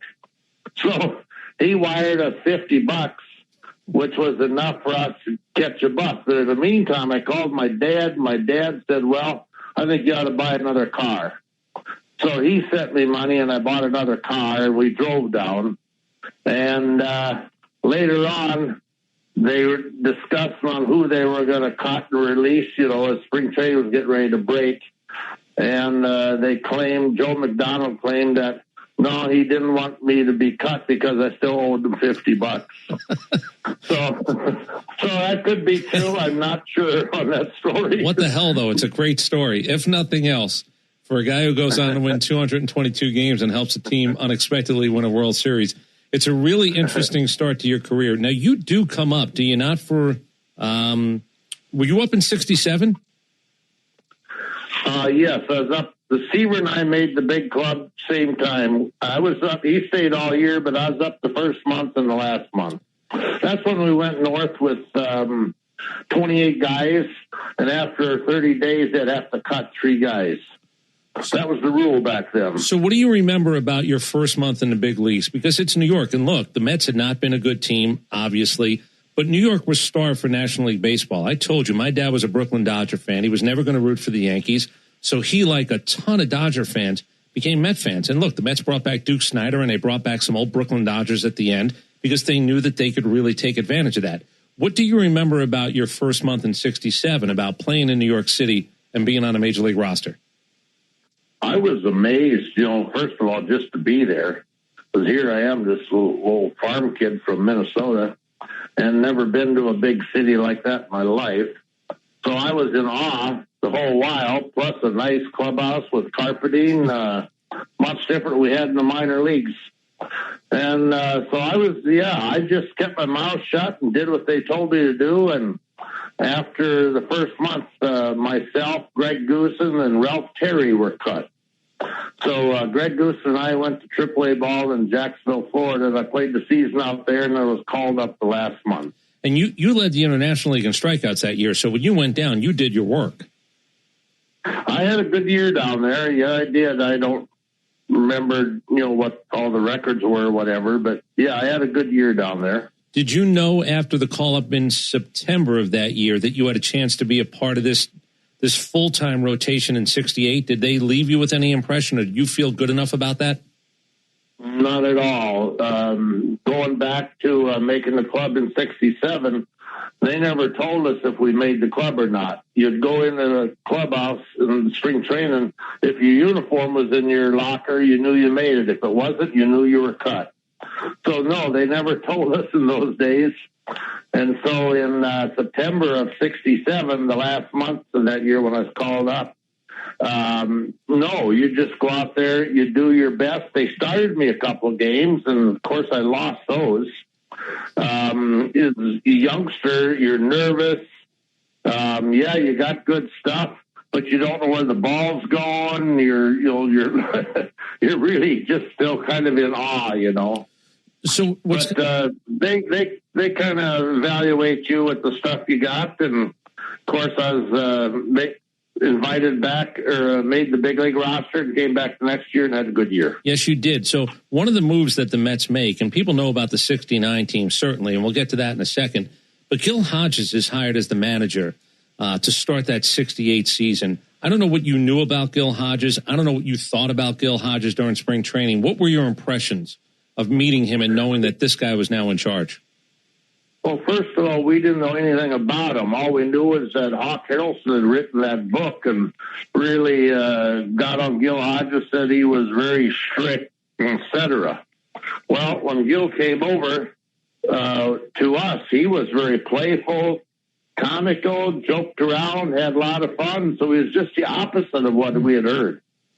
And so, but as you look back on things, you find out that all he was doing was evaluating us. Right. The next year, that winter, the winter of 68, he made some trades, locked in the club to what he thought he needed to win. In 69, we went on and he put it all together. Thanks to him, And you do give him credit because, look, he had the Marine background. He was my dad's favorite player, no doubt about it. And in Washington, maybe he had a different expectation. Maybe the makeup of the team was a little bit different. It is interesting that you say that evaluation period was not a time for him to be a hard ass. It was to find out what he actually had in front of him. Right. Yeah. And we didn't know it at the time. But when you look back at it, see, in 69, he did become strict. But in 68, he didn't. He was just sitting back, evaluating everybody and having a good time. You in 68, you actually make the All-Star team, and not only do you make the All-Star team, if I'm right, it's the only 1-0 game in All-Star game history. You're at the back end of that game, as in the 9th inning, correct? Right. I was called in last inning to face, oh gosh, I don't remember who I faced. I know the last guy I faced was Yastrzemski, and I struck him out. What's it like to be that young and a guy who, let's be honest, you're not really sure if you're going to be up in the majors or not. All of a sudden you're on an all-star team, and I can start rattling off who was in that National League clubhouse with you. If you thought New York was amazing in 67, I could only imagine what you thought that locker room in 68 at the All-Star game was. I was in complete awe. You walk in the locker room, and here you're looking at your teammates, Hank Aaron, Willie Mays, Willie McCovey, Matty Alou. I mean, just go on and on. Just guys that are your toughest hitters to get out. All of a sudden, they're all on your side. And so you're just thinking, God, there's no way anybody can beat us when we got all these all-stars on one team. It was absolutely amazing. A lot of fun. I wish I could remember every minute of that day, but, times went by and you forget a lot of things. So the team is still an under 500 team in 68. Look, nobody thought the Mets were going to do that. You only get called the Miracle Mets if you actually. But let me tell you something. You don't win 100 games and get lucky. I don't know when it started, and I know certainly catching the Cubs was a big deal and playing the Braves in the first divisional series. But is there a moment that you remember, or maybe a little stretch where everybody looked around and said, you know what? We are a good baseball team. I don't know what's going to happen, but we're a good baseball team right now. We started the year off just so. The first 2-3 months, April, May, let's say the first couple of months, we were just an average so-called ball club learning to play in the big leagues. We were a young team. We had 3 veterans on the club like Ed Childs, Don Cardwell, Kel Kuntz, Ron Taylor. But the rest of us were all, I think our average age, on the whole ball club, our average age, I think, was 25. Ooh. So we had a lot of guys that were, 20, 21, 22 years old. Well, June, we go on a West Coast road trip, and I think we won 10 games in a row, I believe it was. That's when we became believers in ourselves, that we were beating some of the best clubs and realized that, hey, maybe we can go on and win this thing. Mm-hmm. So it really gave us a good backbone to go on the rest of the year. And with Gil Hodges' leadership, I mean, without him, we would have never done it. But he was so intelligent. He was always 3 steps ahead of the opposing manager. And, of course, we all knew what he expected of us. So he expected us to be ready for whenever the call was and to know the situations and just be ready. I mean, he molded us into a great machine. And for people who don't realize, that Cubs team that you guys catch, the Black Cat game, I'll ask you about that in a second, but Leo DeRoche is leading. I mean, there were Hall of Famers on that team. There aren't just all-stars. There were Hall of Famers on that team in 1969. You aren't kidding. Ernie Banks and Billy Williams. I mean, Billy Williams was the best left-handed hitter I ever faced. So he wasn't like the average left-handed hitter that I'm expected to get out 10 times out of 10. But he was a great hitter, and they did. They had Cassinger, Ron Sano, just a wonderful ball club. But I think luckily for us, they had to play all their games in the daylight, during the day when it's hot. And a lot of the rest of the league could play at night, which is a little bit cooler. And I think over the long run, 81 games at home, that kind of sucks more energy out of them. Although they don't want to admit it because you're supposed to be tough and strong and don't let things like that bother you. But I think that played a factor in the Cubs' records. Do you remember the Black Cat game? I do. What's your recollection? Well, I don't think I was pitching that game. I can't remember. But I do remember the Cat coming out And, of course, it comes out by the end of the dugout that's closest to home plate. And, of course, the fans are, loud and they're screaming anyway. Well, that scares the cat. So the cat runs down the front of the dugout to the outfield side. Well, there the fans are again. And the cat gets scared, turns around, runs back up the dugout to the home plate side. And the fans were going nuts watching this. And, we're all enjoying it. And, of course, you go back to the old rule, the black cat phenomena or beliefs, So the press really helped us out on that deal and played the big part in that. Well, it was crazy. A couple of the Cubs guys told me in the past that cat absolutely looked right at Leo DeRocha. Now, I don't know if that's just a story, but I had a couple of guys flat out tell me that cat stared down Leo DeRocha that night. It could be because that cat was petrified. It came out there that didn't know where to go to start with. The fans are screaming, and it just takes off to the quietest side, runs across in front of the dugout, and it gets to the other side. All these fans are standing up screaming there. That scares the cat. He turns around. You got this cat going back and forth in front of their dugout. It was just, it had to be a godsend. I don't know how else something like that would happen in a situation like that. Yeah, and I think it stood right in front of Ron Santo, too, on the on-deck circle. It gave him a once-over. It could be. I don't remember who was on deck or what, but it was a lot of good memories throughout the years.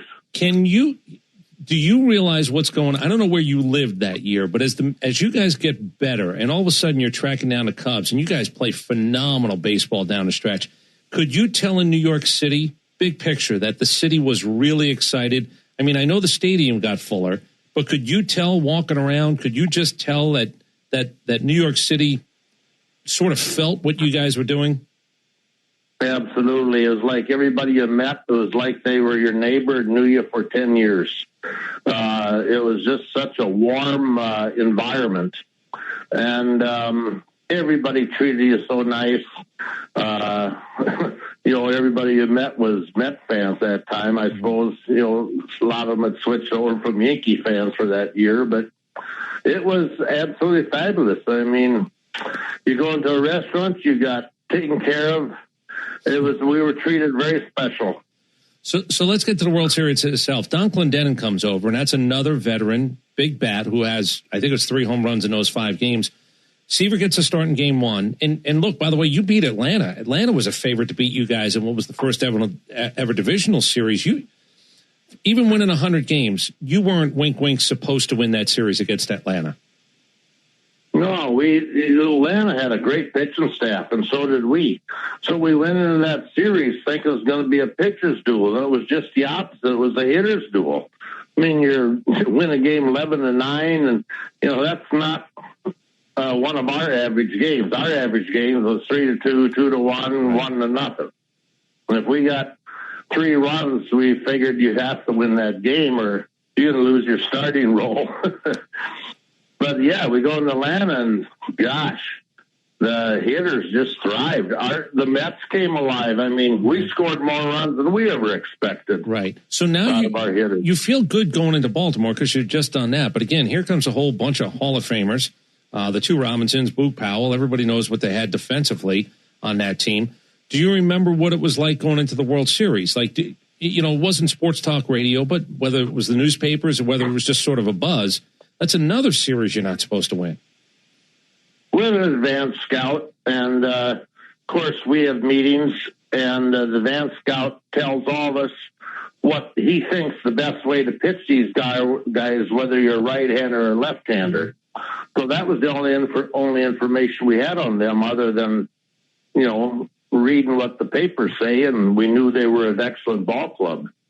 So we went out there feeling we were the underdogs, and that we had to, go that extra if we were going to win, Yeah, so before the World Series clinches, that was back in the day when fans could still storm the field.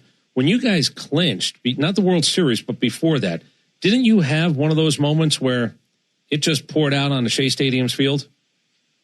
Right. It gets a little scary. You don't know these fans are so elated. You don't know if some of them are out there and they're ticked off because you beat their team and you're going to get punched or what. So you just want to get out of the way and get in the clubhouse where it's safe.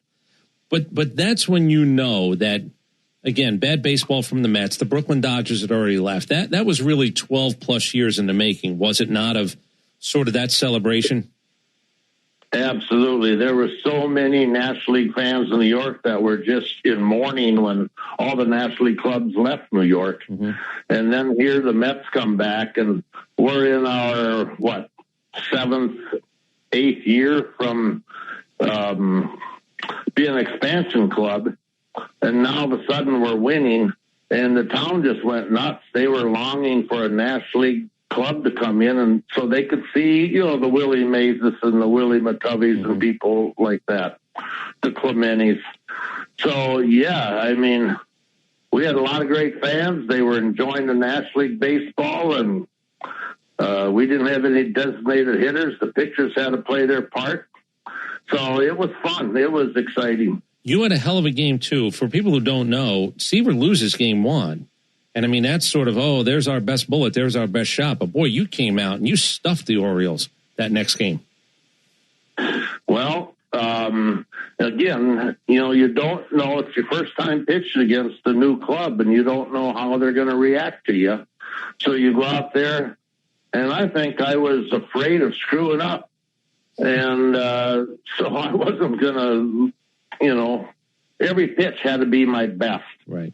And that's the way I went. And I remember years earlier, I think Gil Hodges said, or a couple years earlier, says, we don't care how long you go. Just go as long as you can with the best stuff you got. And then we'll get somebody in there behind you. So that's what we did. I mean, we went as hard as we could. And a lot of times, it was 9 innings.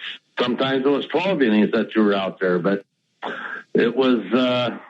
you work hard. It's like I said, it's a new club, and you face the guys the first time around. You get a feeling for what they're swinging, how they're swinging, and then you face them the second time, and they start to learn your stuff a little better. They've seen it now, and the third time it gets tougher yet. Right. So the third and fourth at bats are always your toughest because they know you better, you know them a little better, and it gets a little tougher. Do you remember the night before? Can it be as normal? Can it really feel like a start in June? I mean, you hadn't really experienced much of it. So what's the night before going to pitch a game 2 of a World Series like? If you had asked that question 40 years ago, I could probably give you a better answer. But right now, I can't remember what I did the night before. Well, I'm sure I didn't have a good solid 8 hours sleep. Yeah, what was your personality? I mean, was it, I'm going to try to treat it, that's the goal. It's normal. It's just like a Tuesday night in June. But was your personality, was your makeup, whether it's small-town Minnesota guy, you're over the big lights and the bright lights in New York City, I got enough games under my belt, I know I can pitch. Your personality itself, did it help you in a moment like that, do you think? Well, like I said, I think I was out there pitching scared because I didn't want to screw up. But as far as personality goes, I would say no. I wasn't outwardly popping off or cocky or anything like that, because if you get that way, then pretty soon somebody's going to shove a bat down your throat, and it doesn't look good. Yeah. So be quiet, be humble, go out there and do your best and show them that you're a little tougher than maybe they figured you were. I'm going to ask about a couple of guys in a second, but I do want to ask, you take the ball game 5, lose game 1, win 3 in a row. Now all of a sudden it's back at Shea Stadium, and you guys can be World Series champs, and you got the ball for game 5. You fall behind early in that game, but then you settle down. Offense comes alive. Throughout the series, Agee made a couple of great plays. Well, Boda makes a great play on Brooks Robinson. Clendenin's hitting home runs. Al Weiss hits a home run. I mean, is there a moment in that game where you give yourself a second to even imagine what it's going to be like if you win the World Series in Shea Stadium? Well, one thing we didn't want to do as a team, and we had discussed this in the clubhouse, let's not go back to Baltimore. Right. That was our whole drive before the game. So anyway, go out there. Frank Robinson, who's a good hitter, I mean, you got to give him all the credit in the world. He hit a home run, solo home run off of me. Then we get to the bottom of the lineup, and I believe it's the 8th place hitter got on base. Now up comes Dave McNally, the pitcher. We're all looking for the bunt. We know what to do. You want to throw up a high fastball, hope he pops it up, do the trick play, get a double play. Well, I threw McNally a high fastball. It probably wasn't my best fastball, but it's because your job is to deliver the ball and start headed towards home plate, right, so that if he pops it up, you can trap it and get a double play. Well, he wasn't bunting. He swung away and hit a 2-run homer. Well, it just shocked us because none of us were expecting that. Well, I was so perturbed with myself. I got him out the rest of the inning, come in the dugout, says, boys, that's all they're going to get. I promise you, that's all they're going to get. And I think I went the rest of the game, maybe only give up 1 hit. But, and our club came back. We scored some runs, and 5-3, and it was over with. Yeah, and Cleon Jones at 3:10 in the afternoon, off of Davey Johnson, which is kind of ironic because everybody knows Davey comes back to manage that team to the 86 title. Day baseball, by the way, World Series. How shocking. People kind of forget that they were all day baseball games, too. Yeah, and when Davey Johnson came up with 2 out in the 9th, already the cops and ushers were down at the front of the, near the field to keep fans from coming on the field. Mm-hmm. And the noise at Shea Stadium, you couldn't hear yourself think. So when I threw that fast, I wasn't throwing my curveball at all because in my warm-up pitches, I couldn't get my curveball over. I was that, excited and nervous. So all I threw was fastballs. And when Davey Johnson hit that fly ball to left field, you couldn't hear the crack of the bat, which that tells the pitcher or any fielder, right, how well the ball's hit. Well, you couldn't hear it. So now you turn around and I'm wondering, oh, my God, please stay in the ballpark. Stay in the ballpark. You see Jonesy run back towards the warning track, and he stops just short of the warning track, turns around. Now you know the ball is not in the ballpark. And he holds his glove up, and he catches that ball, and I'm just saying, screaming, hang on that ball, don't drop it, hang on the ball. Of course, he caught it, went down to one knee, and the game was over. And it was just like, I can't tell you, it's like taking a house off your shoulders, and to relax, you're so elated, you don't even know if you're sweating or if you got clothes on, you're so elated. So what's crazy is all those ushers and they had no shot. They had no shot to stopping people to get on that field. Before we continue with more Hardball with Chris Dimino and Jerry Kuzman, let's pause 10 seconds for station identification on the Atlanta Braves Radio Network. Every Atlanta Braves game, live on the air and streaming free on the app. WCNN North Atlanta, a Dickey Broadcasting Station. The Fan.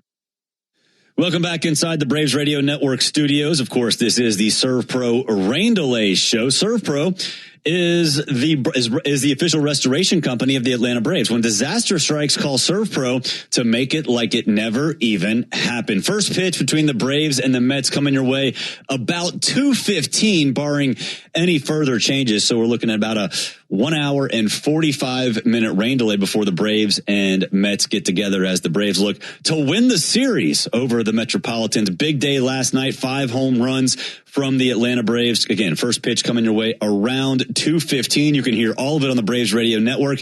In the meantime, here's more Hardball with Chris Dimino and Jerry Kuzman. The fans overran them. One guy jumped off the area down by the bullpen, broke his leg. There was people coming over the top of the dugout. When I finally we're hanging onto our gloves and our caps because they're trying to get everything they can off of you. And I would go down the dugout. There's so many people that come over top of the dugout, fall on top of each other, that when I walked down the dugout and down to the runway, I was walking over the top of people 3 deep. It was unbelievable. What's that clubhouse like? What's going on? Obviously a lot of champagne, and they want to do some TV stuff, but it must have been incredible. It was. That's the first thing you did is you threw your glove and cap in the locker and you grab a bottle of champagne and shake it up, uncork it, and just spray whoever's closest to you. Yeah, and then it runs in your eyes, and of course, champagne burns your eyes. And that's why the guys today wear goggles. Yeah. At some point, somebody from TV must want to talk to you, though. I mean, there's got to be that moment where somebody in the media, before the reporters themselves, somebody must be looking for Jerry Koosman, the guy who just won Game 5. Well, that's true. They were. But first they had to step back and keep from getting champagne sprayed on them and give us our 20 minutes of celebration, right. You know. Right. And then things start to quiet down. They present the trophy, you know, the owner's commissioner present the trophy to Gil Hodges and Mrs. Payson, and then things quiet down. The writers then start infiltrating. Don Clendenin wins the MVP. It's 3 home runs. You mentioned Joan Payson, and again, growing up in a Met house, how important was Joan Payson to this whole idea of baseball back in New York? You know, she was there all the time. She had her box seat right beside our dugout, and she was just a huge fan. She just loved us. I don't think money was a concern to her. They had plenty of money. She was from the Whitney family. Mm-hmm. And Don Grant was chairman of the board, and then we had different general managers. But it was an atmosphere where you were a family and you're considered to be a winner. You wanted to win. They wanted you to win. And money never came into any conversation. Yeah. What's also crazy is, explain to everybody where you end up that night. You win the World Series. You're in New York City. You're at home, so you're not having to get back on a plane and do any of that stuff. Where does the team end up that night? A bunch of us got into my car. I had an Oldsmobile station wagon, and we had the back end down. What do you call that? End gate. And our car was filled up, and 3 guys sitting on the back. We drove down to Manhattan, and we went to Copacabana and just had a great time. I'm assuming you were treated very, very well that night at the Copa. Well, I think I was. You know, again, I don't remember everything. I know I had a steak, but that's about all I remember. Now, don't you guys end up on the Ed Sullivan Show not much after that? Yeah, we were. They had a lot of things lined up for us. Our team was on the Ed Sullivan Show, and we sang that song, The Impossible Dream, which was written more in baseball language. And, yeah, there's so many TV shows in New York, so a lot of us, or some of us, had appearances on those TV shows, which was, you know, something to cherish. What about Vegas? Didn't you guys do some stuff in Vegas? Yeah, they picked 7 of us guys, headed by the comedian Phil Foster, and we had a show at Caesar's Palace in Las Vegas, 2 shows a night for 2 weeks. That's crazy. And that was funny. It was Tom Seaver, myself, Cleon Jones, Don Clendenin, Art Shamsky. I'm missing a couple. Was it Agee? Was Tommy Agee a part of that? Yeah, Agee was part of that. Yeah, but that was a fun time. Yeah. Yeah. We were the second best draw to Buddy Hackett during that 2-week period. Take the show on the road to Las Vegas and plan down at one of the hotels for a few weeks. All right. Finishing up with Jerry Koosman. Jerry, I'm going to ask you about a few guys. Tell me sort of maybe the first thing that comes to mind, if you don't mind. Jerry Grote. Jerry Grote was a tough-nosed catcher and just a nice guy, friendly. And once you're driving to the ballpark and he sees that stadium, it was a whole new face went on him, and he was there to play ball, hardball. And he was a great catcher. I don't care how hard you throw or what you had, he could catch you, like you say, with tweezers. He wasn't a great hitter, but he was an excellent catcher. He had a great arm. I've had people tell me, and again, look, I don't know, you just mentioned he was not certainly in Johnny Bench's class as a hitter. Nobody really was. But I had people tell me that if you really looked at it, Jerry Grote defensively was every bit as good as Johnny Bench. Is there any way possible that that's the truth? we watched them constantly, Seaver, different pitchers. We played Cincinnati. We had watched bench Grody. Grody was a better defensive catcher. Wow. Yeah, and I'm not taking anything away from Johnny Bench, but Grody was just an excellent defensive catcher. Here's how he was also described to me by a couple of guys who both played with him and against him. He said, that son of a bitch was ready to take you. He was ready to show you what that game was going to be all about that day. I mean, he had a reputation of being a very, very, very tough guy.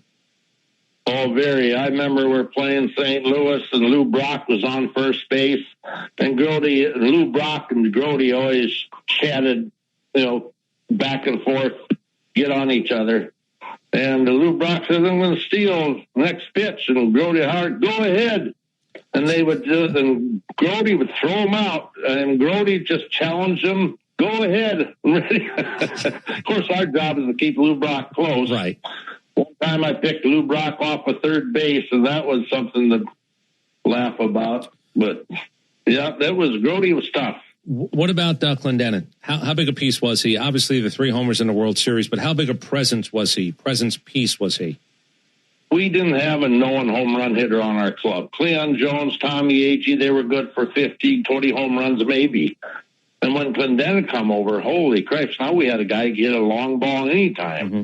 So we were very happy. Us pitchers were so happy that Clendenin came over. And sure enough, I mean, you didn't know, rather than 2 guys on and the hitter going up there and striking out of ground, Clendenin hit a 3-run homer. Right. And that really put us up. Yeah, it's one of the great acquisitions that nobody really talks about because it's as good a fill in need as a team that's ever won a World Series has gone out and gotten.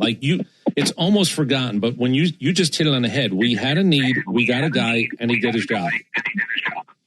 Yeah, and he was, released by Montreal, and was thinking that he was going to go into retirement. But Gil Hodges saw something there, and Gil Hodges went out and got him. Cleon Jones. Cleon Jones was just an excellent teammate, not a big rah-rah guy, but go out there and just steadily do his job. And you just didn't know when Cleon would come up and just turn the ball game around. He was strong, but he was a line drive hitter. He didn't hit high fly balls. He was a line drive hitter. He could hit them to all fields with power. Again, I'm saying line drive hitter. But, Cleon was a great asset to our ball club, but he was a 300 hitter. Yeah, he had 344 that year. But there was a moment when Gil goes out and takes him out in the middle of a game that a lot of people said, oh, okay. Now, I don't know if it woke Cleon up. I don't know if it woke the team up. I don't know, but you do hear that moment might have been Gil Hodges saying that, you know what, just being a good player isn't going to be enough. We expect more than that. Do you remember that incident? I do. Naturally, all of us knew that, Gil's strict. You expect us to, put out 100% all the time when you're in there. Well, this fly ball was hit to left center, I guess it was. And Gil, at the time, when Gil got up and walked out there, called time and walked out there, we didn't know what he was going out there for. Maybe he saw something we did. Maybe Cleon hurt himself or whatever. That's what we were thinking. Well, later on, we find out that Gil didn't think Cleon hustled enough on that, and Gil went out there, talked to him, and pulled him out of the ball game. They both walked back to the dugout together. And, of course, that just reinstated everything in all of us, that, you do your job to the utmost. Right. There's also an incident in the World Series. I don't know what, again, fact from fiction. Cleon gets hit in the foot. Umpire doesn't call it. Ball rolls into the dugout.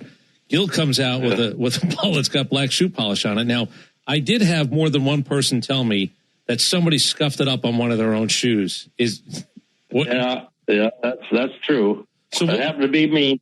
Hold on. So I did no. I never heard your name in this. So hold on. Now you got to give me details so people know. Cleon Jones, it's close. Umpire says no, it doesn't hit him. Ball rolls into your dugout. Where do you come into play in all this? I always sat down there next to Rube Walker. It was Gil, Rube Walker, then usually me or whatever. But I was usually down there. The dugout, the ball came to me. Gil, without hesitation, said, scrape it on your foot, on your shoe, which I did a scrape and give it here. And right away hand to him, he went out there with the ball and a shoe polish on it. And the umpire awarded Cleon first base as a hit by pitch. Now, did Clendenin hit a home run right after that? I don't remember that, but it just shows Gil was so far ahead of a lot of managers and the things he could think of. I remember pitching this exhibition game down in New Orleans, and they had made a mound out there, hauled a few wheelbarrows of dirt out there. It wasn't packed down good, and there was a hole about 10 inches deep in front of the rubber, and it was just terrible. Couldn't really pitch decently off it. And finally, Gil saw us having a lot of discomfort and problems. He came out there, and he says, "What's wrong?" I says, "Look at this mound. I can't even hardly walk on it, let alone pitch off it." And I says, plus the baseball there was no seams on it hardly. They were little. They were not standing up. It was a terrible baseball. I tried to throw the ball out, and the ump wouldn't let me throw it out. He kept throwing it back to me. Gil says, "Lay the ball down the rubber and stomp on it." Said the umpire take it out. So Gil goes back to the dugout. I laid the ball down the rubber, and I stomped on it with my foot. Yep, the umpire changed it. So you gotta have a manager who's always thinking. Now there are a couple other things where, first of all, the shoe polish thing was plenty enough. I did not realize that you were involved in that. I heard Gil was the one who made mention of it. All right, that was Hardball with Chris Domino and former Mets pitcher Jerry Koosman. This is the Serve Pro Rain Delay Show, and of course, it's brought to you by Serve Pro, the official restoration company of the Atlanta Braves. When disaster strikes, call Serve Pro to make it like it never even happened. We are minutes away from sending you back across the street to Truist Park, but do not forget tomorrow, July 6th, the Braves are keeping the America 250 party going. The Braves and the Mets play at 7:15, and the U.S. soccer game will be at the Battery at 8 p.m. To make it even more accessible, the Braves have dropped the get-in price for Monday's game to $10. That's right, the get-in price for tomorrow's game is $10, and fans can enjoy American-themed entertainment in the plaza. Go to Braves.com/tickets. That's Braves.com/tickets for that. Again, the get-in price tomorrow for the extension of the America 250 party, 7:15 first pitch, and the U.S. soccer game, of course, will be on in the Battery Atlanta at 8. So keep that celebration going, Atlanta, as the U.S. men's national team looks to win the World Cup this year. Nolan McLean and Martin Perez still the scheduled starters for this game. Again, we're looking at about 3 minutes until the scheduled first pitch. And of course, Ben Ingram and Tom Hart will be on the call. Braves looking to win the series. Braves have 19 series wins this year, looking to make it 20. The 19 tied for the most in Major League Baseball with the Los Angeles Dodgers. Again, the stat that just blows my mind. Braves had 9 home runs over the last 2 games. They had 9 over the 14 previous games combined. And last night was the first time the Braves have had a 5 home run game since August 27th of last season. And how about Ozzie Albies? Joined some rarefied air yesterday. He hit 1 for 4. When 1 for 4, he has 22 consecutive games with at least 1 hit against the Mets. That's right, a 22-game hitting streak against the New York Mets. The last time he failed to have a hit against those Mets, May 19th, 2021. It's been a long time since Ozzie Albies struggled against those New York Mets. There are 4 other players in Major League history that have gone that long or longer with hits against the Mets. Hall of Famers Derek Jeter, Tony Gwynn, and Larry Walker. That's right. That's some pretty good company to be in. Tony Gwynn, Derek Jeter, and Larry Walker. So congrats to Ozzie Albies for that. And again, this is the NBC national game today. So this will be on national. The only place to get this game with your local announcers is right here on the Braves Radio Network. So download that 680 The Fan app. Of course, 680 is the flagship of the Braves Radio Network. And you can listen to this game with Ben and Tom, the only place for your local broadcasters. So it'll be fun. Turn that TV down, turn that radio up, and let Ben do his thing. Of course, Ben is the best in baseball. When we get going, you'll get these lineups for the Braves. Leading off is catcher Drake Baldwin. Batting second is Ozzie Albies. He'll be playing second base. Batting third, the first baseman, Matt Olson. Batting fourth for the Braves, center fielder Michael Harris II. Batting fifth, the left fielder, Mauricio Dubon. Batting sixth, the designated hitter, Dominic Smith. Batting seventh at third base is Austin Riley. Batting eighth is Mike Yastrzemski. He'll man right field. And batting ninth, getting his second start since being called back, is shortstop Jim Jarvis. We're ready to go. Here is Ben Ingram, Tom Hart, and Jonathan Chadwick. The rain delay is over and baseball is back. We now return to the game on the Atlanta Braves Radio Network. Bear, thank you, and welcome to Truist Park for what has turned into a mid-afternoon start here in Game 3 of this 4-game series between the Braves and the Mets. Braves can wrap up a series victory with the win here today after another victory over the Mets last night. And for those of you who thought maybe 12:30 was too early to start on a Sunday, well, how about 2:15? Come on out. Plenty of seats available. We'd love to you to join us as we continue this Independence Weekend celebration. Here's a look at the umpires to get things started. Mike Estabrook is behind the plate. Alfonso Marquez is at third. Malachi Moore at second. And Lance Barrett is at first. The rain has cleared out. It might be a little bit steamy, but it's turned into a gorgeous day. 90 degrees right now. Field like temperature is 97. And Ben Ingram, the Braves look to continue the heat on the New York Mets and try to get a series win today. You know, doing it against the Mets and doing it with a bunch of homers. How about this? 7 different Braves have hit a home run against the Mets this season. So it's been like target practice anytime they've seen the Mets.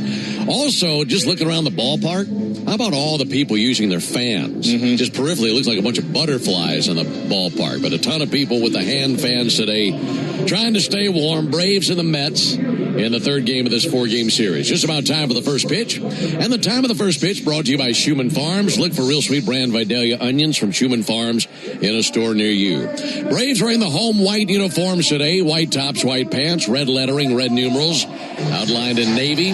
Braves across the chest on top of the tomahawk. Meanwhile, the visitors from New York wearing one of their alternate uniform tops, the royal blue tops, gray pants, blue lettering, blue numerals outlined in orange, and New York across the chest in cursive on their blue uniforms. Throw down to second base, and it'll be Francisco Lindor, Juan Soto, and Bo Bichette up to the plate here in the top of the first inning for the Mets.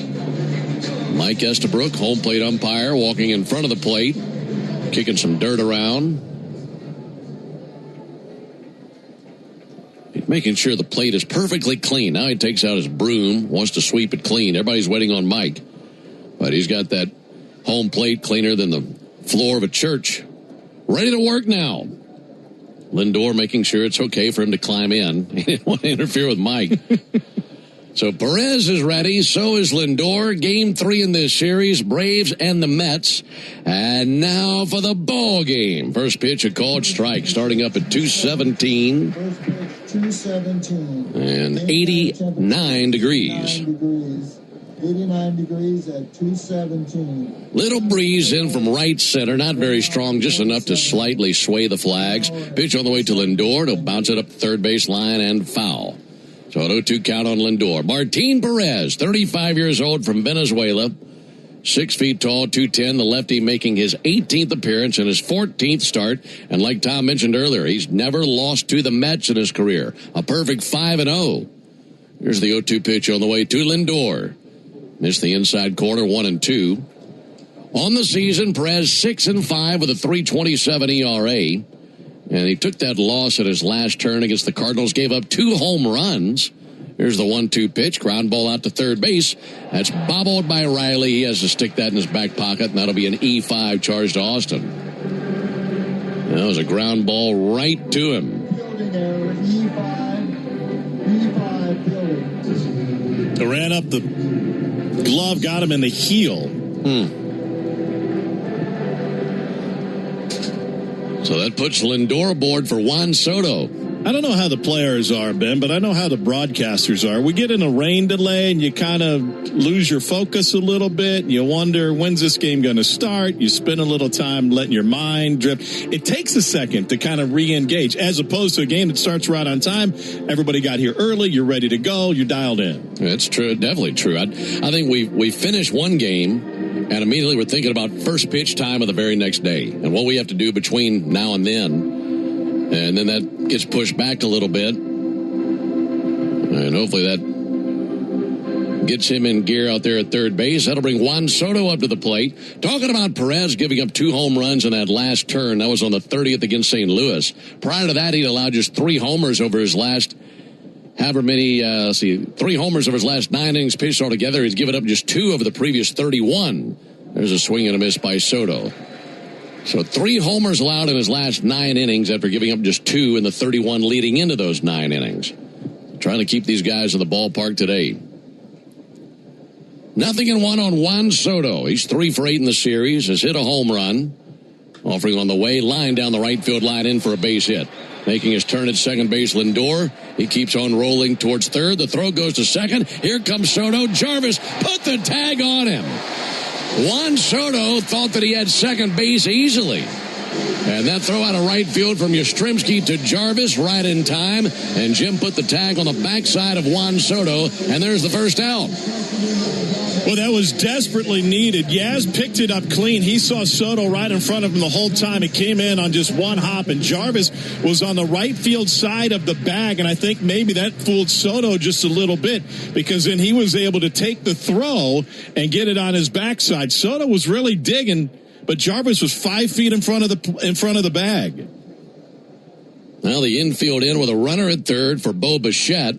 And 1 down, pitch on the way from Perez, missed the inside corner. Seeing him come around first base, it's like he thought second base would be easy. And then you're right, about a quarter of the way there, he kicked it into the next gear thinking, wait a second, this is going to be close.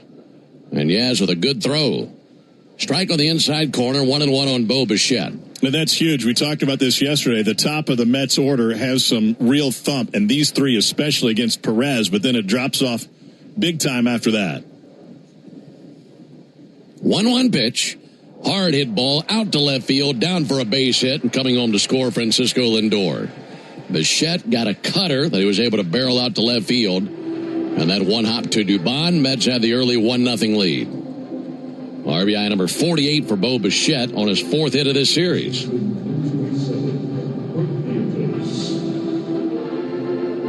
So the Mets come out swinging. It's gone error, single, and a run produced with a runner at first base and 1 down for Mark Vientos.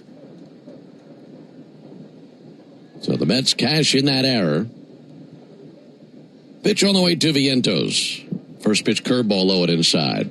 Lots of sinkers and changeups from Perez. His 2 best pitches. He's got a cutter, a curve, and a fastball. But what he's really good, the sinker is setting up the changeup. 1-0 pitch, missed away that time. This with a changeup, 2 balls and no strikes. Perez beat the Mets on June 13th. That was in New York.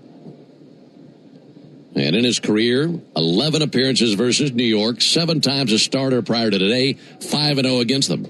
And a 2.94 ERA. Missed away with a sinker, 3 balls, no strikes. 3 active pitchers in the big leagues who have yet to suffer a loss to the Mets are undefeated against them. He and Chris Sale are 2 of those 3. Chris with the win last night. Here's the 3-0 pitch. And Vientos takes ball 4. So a pretty rocky start here for Perez.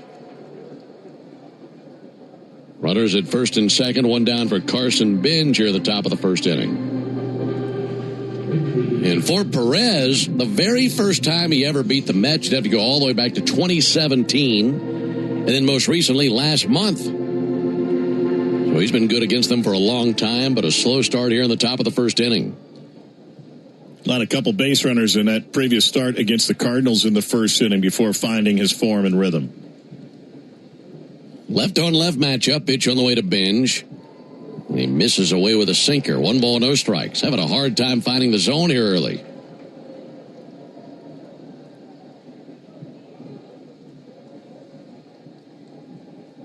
One down in the inning, 1-0 Mets. 1-0 pitch. Sent foul over by the Braves dugout. For Perez, he's in his 15th season in the big leagues. He's been an all-star one time. A career record of 97 and 98. And a 4.36 ERA over the path of 342 Major League appearances. Here's his 1-1 pitch to Carson Bench. Missed low with a changeup. 2 balls and a strike. Perez has been a Ranger, a Red Sox, a Twin, a White Sox, a Pirate, a Padre, and now a Brave. And had a really good month of June.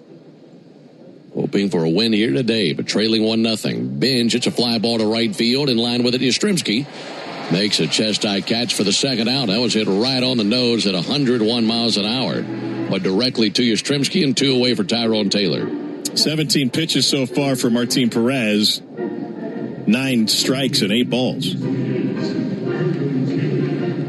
Yeah, the veteran just trying to line things up and find a way to consistently hit the strike zone. If you can get Tyrone Taylor here and get out of this trailing by just the 1 run, that'd be pretty good considering how things have gone. There's a called strike. Had a curveball over. Martin Perez, left-handed pitcher and cattle rancher out of Venezuela. 0-1 on Taylor. Lefty deals. Pitch swung on, miss. There's a good change there. That's the best of the bunch so far.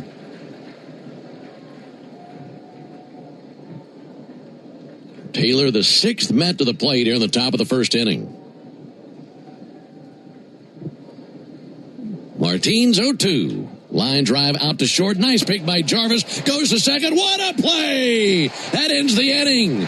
Jim Jarvis going hard to his right and into shallow left field and speared that swift one-hopper. Spins, plants, and fires a strike to second, and that ends the top of the first. Great play by Jarvis. 1 run for the Mets. We go to the bottom of the first inning. Mets 1 and the Braves coming up when we come back. Imagine parking your Lexus NX in front of a cafe, but you're not in the driver's seat. You're outside, virtually parking it with your phone. As your finger glides over the touchscreen, the NX makes another precision move. The Lexus NX, featuring available advanced park with remote park. Any car that doesn't offer this sense of control is a car that stops short of amazing. Experience amazing at your Lexus dealer. Always pay attention to vehicle surroundings during use. Remote park requires operator to have key fob and interact with compatible smartphone. Review owner's manual instructions before operating. Skechers elite athlete OG Anunoby has been making history on the basketball court. Anunoby tips it in. Unbelievable. What a shot. He's been balling out in Skechers high-performance basketball sneakers, and the world is noticed. But how does OG train off the court to keep in peak physical condition? Hands-free Skechers Slip-ins Aeroburst. They help prepare OG for the physical demands of playing at a championship level. Get your pair of Aeroburst for only $165 at a Skechers store, Skechers.com, or wherever high-performance running shoes are sold. The walk-off home run, the buzzer beater, the photo finish. That feeling when everything lines up and you get what you need just when you need it. It feels unbelievable in sports, but when it comes to your finances, it makes you feel unstoppable. Visit Truist.com today to see how having the tools you need and a great team by your side can help you take your game to the next level. Truist Bank, member FDIC. For game-changing performance on the field to getting things done around the house, Doers make a difference. And when it comes to home improvement needs delivered right to your door, the Home Depot is how doers get more done. Jeff Francoeur only appears on one radio station in Atlanta. Get the latest on the Braves and the biggest MLB headlines every Monday morning at 9 on 680 The Fan and the Fan app. 1-0 Mets into the bottom of the first inning. First pitch from Nolan McLean is a called strike on Drake Baldwin. It'll be Baldwin, Albies, and Olsen for the Braves here in the bottom of 1. Great to have you with us. Game 3 in this 4-game series alongside Tom Hart and our producer-engineer Jonathan Chadwick. Ben Ingram here with you. Braves have won the first 2 games in this series against the rival Mets and now facing their best right-hander today in Nolan McLean. Here's the 0-1 pitch on the way to Drake Baldwin. Drake 0 for 8 in the series, trying to change that. He swings and misses. Curveball that time out of McLean. But we'd probably have an easier time telling you what McLean doesn't throw comparing to what he does throw. I mean, he throws everything. About an 8-pitch mix. Here's the 0-2 pitch. Check swing and appeal didn't go, according to Alfonso Marquez, the third base umpire and crew chief. That hit Drake, actually. Yes, sure did. Well, that just did touch his foot, I believe. And he has first base as he's hit by the pitch from McLean. Here's the leather for New York. Over at first base, it's Mark Vientos, second baseman Brett Beatty, shortstop Francisco Lindor, and the third baseman Bo Bichette. In the outfield for the Mets, Tyrone Taylor in left, A.J. Ewing in center, Carson Binge in right field, Luis Torrens the catcher, Nolan McLean, the right-hander on the mound. Pitch on the way to Ozzie Albies and a ball low and outside. That pitch just clipped Baldwin in the toe. Well, he's at first base, held by Mark Vientos. Now the 1-0 pitch. Ozzie takes the ball low and outside. McLean 6'2", 215-pound righty. He's from Garner, North Carolina. He's just 24 years old. And he's making his 18th start of the season. He's gone 5-5 with a 3.78 ERA. And coming off a really good start the last go-round at Toronto on June 30th. 2-0 pitch. Ozzie fouls it off into the seats along the third baseline. That last outing for McLean, 6 innings, no runs. 5 hits, 2 walks, 7 strikeouts earned the win. He's allowed 2 earned runs or fewer in 5 of his last 6 starts and just 2 home runs allowed over his last 6 starts. He's been sharp lately. Here's the 2-1 pitch. Ozzie Albies swings and hits it down the right field line towards the corner, down for a fair ball, and rolling all the way to the wall. To third base, Baldwin runs into a stop sign. It's a double for Ozzie Albies. Boomed one to the chop house and hit it on one hop right into that right field corner. It's his 3rd hit of the series. He also homered, and that was the cement mixer that Ozzie jumped all over. It was running on the inside third of the plate when he was able to take it into right field. Mentioned this earlier, McLean's numbers suggest that his fastball's pretty good. I mean, those are his best pitches, his four-seamer and his sinker. He's very vulnerable with the breaking stuff. First pitch to Matt Olson. High and outside. This with a sweeper, 1 ball and no strikes. Matt, 3 hits in the series, including 2 homers in game 1. Had a single yesterday. Base hit here should drive in 2 runs. 1-0 pitch swung on and fouled off. That knocked the mask off of Luis Torrens, and then it knocked him onto the seat of his pants. He'll gather himself, get the mask out of the dirt. He's thinking, man, pitching was easier than this. I mean, that knocked the mask clean off of his skull. It was unique where it got him. They have a little, it's a traditional catcher's mask, not a hockey-style mask, and he's got a little bit of the frame that extends near either ear, and it just hit that extension on the frame and popped it right off. 1-1 to Olson. Low and inside. Laid off a curveball. 2-1 on Matt Olson. McLean here lately in the month of June posted a 2.79 ERA, and he's facing the Braves for the 3rd time in his career. Got a no decision versus the Braves last time we saw him a month ago. 2-1 to Olson. He swings and it's into the air to left field, charging in. Taylor slides, makes the catch, and everybody has to hold. That's a really tough one to read for Drake Baldwin. If he knew for sure that Taylor might catch it on a feet-first slide, he could have tagged. But off the bat, that was low and hard out to left field and kind of left Drake out to dry. Nice play by Taylor. They're happy to have him in left field today and have A.J. Ewing back in center. It was Taylor's misplay on a ball that fell in between he and Lindor that led to 3 runs for the Braves last night. And that was really opened up the spigot. I'll tell you another thing, too. If that's Juan Soto in left field, that's not an out. Correct. So here comes Michael Harris. Infield comes halfway in. First pitch to Michael, misses outside.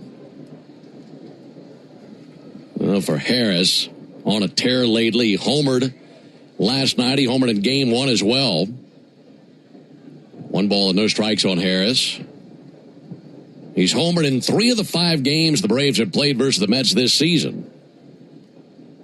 1-0 pitch. Ground ball up the middle. Base hit into center field. Baldwin scores. Here comes Ozzie Albies. Braves take the lead. Michael Harris means business, and it's 2-1 Braves here in the first. And that is so great to see. Before his first home run of the series, he was in a season-long home run drought of 13 games, and he is swinging a hot bat right now. Money Mike's come to play this weekend.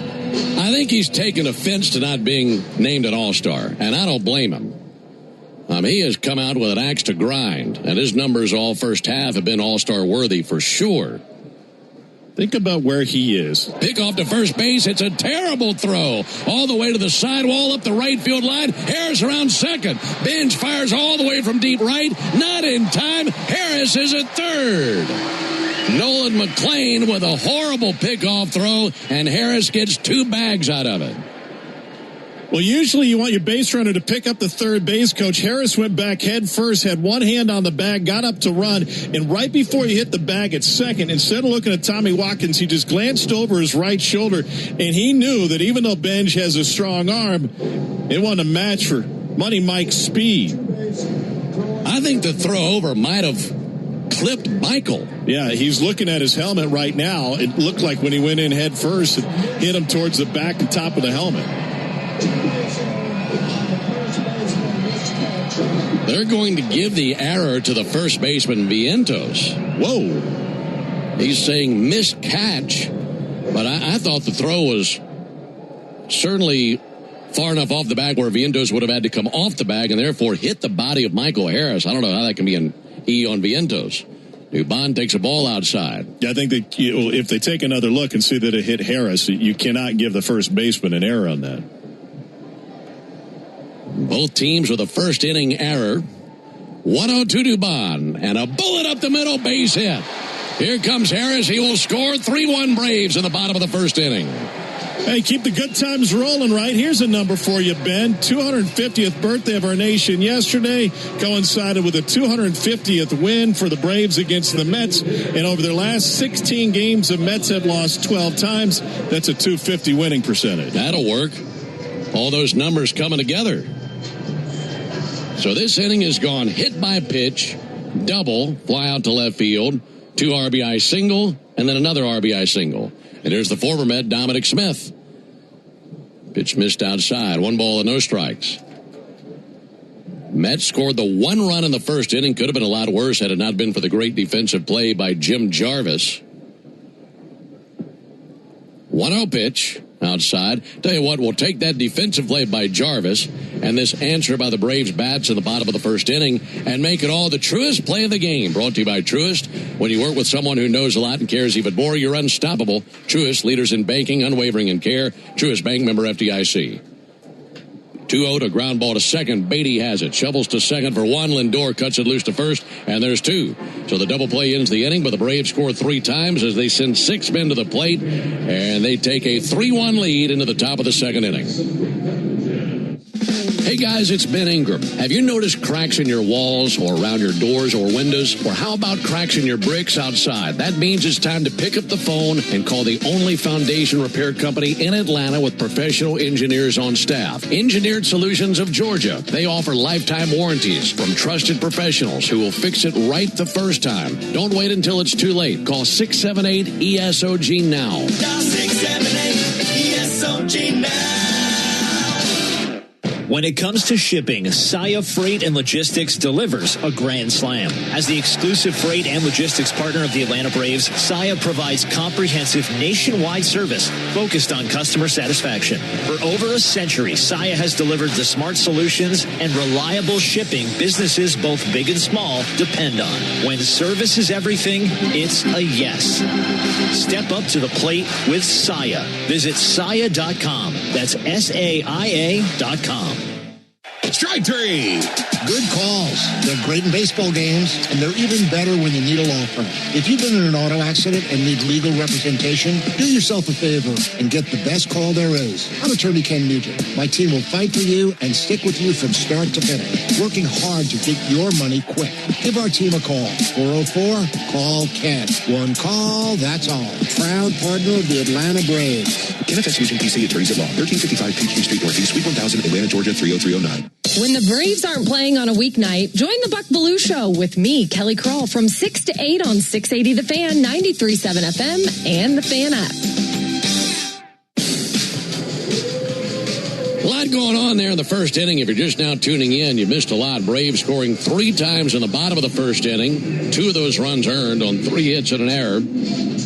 Mets scored one unearned run in the top of the first inning. So it's 3-1 Braves into the top of the second. The original Louisiana hot sauce keeps the flavor bases loaded with 3 simple ingredients: peppers, vinegar, and salt. And flavor that always hits is exactly why the original Louisiana hot sauce is the official hot sauce of the Atlanta Braves. That's Louisiana Hot. Buy you some. A.J. Ewing is the batter.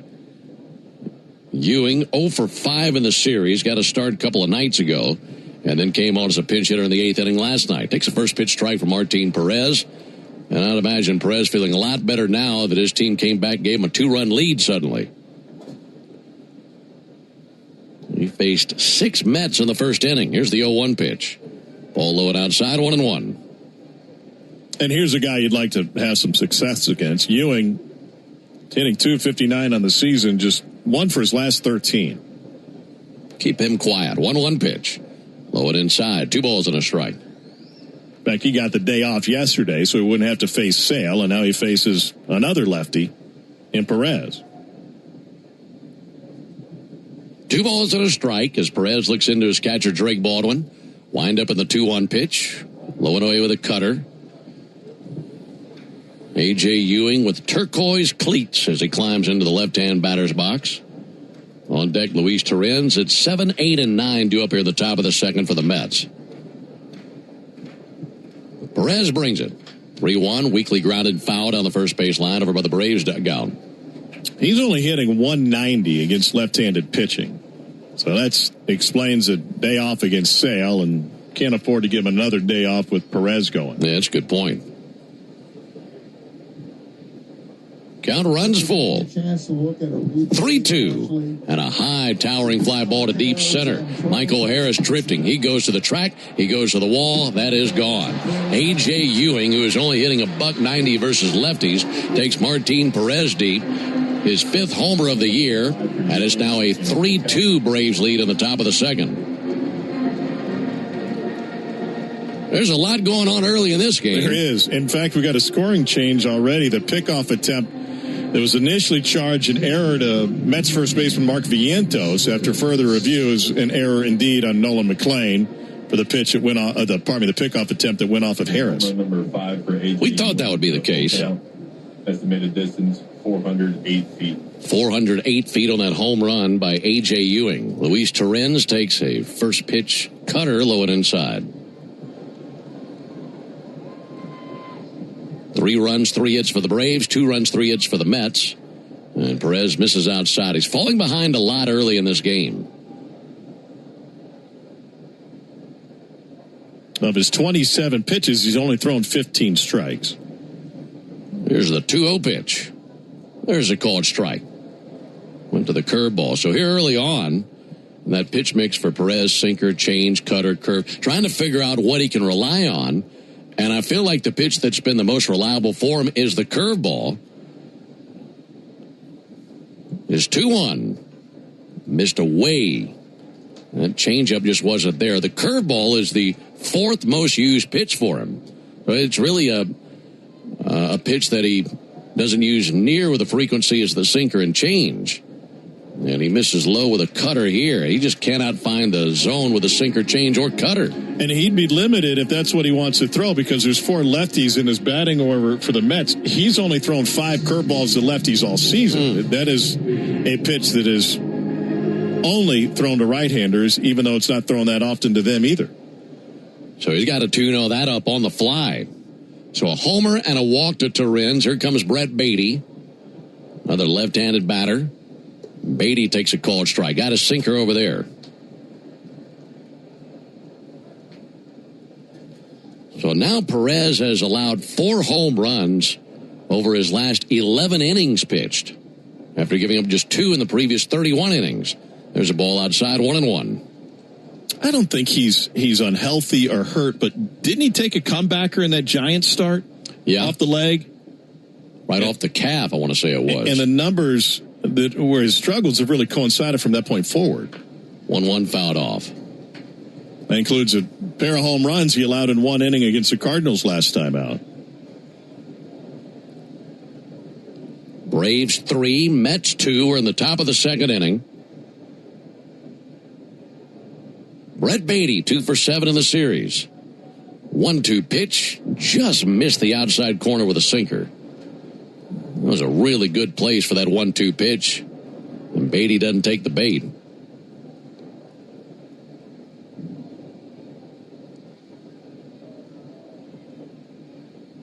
2-2, a rocket down the right field line in for a base hit, then rolls to the base of the wall. Around second base, Torrens, cruising to third base. This will be a double by Beatty.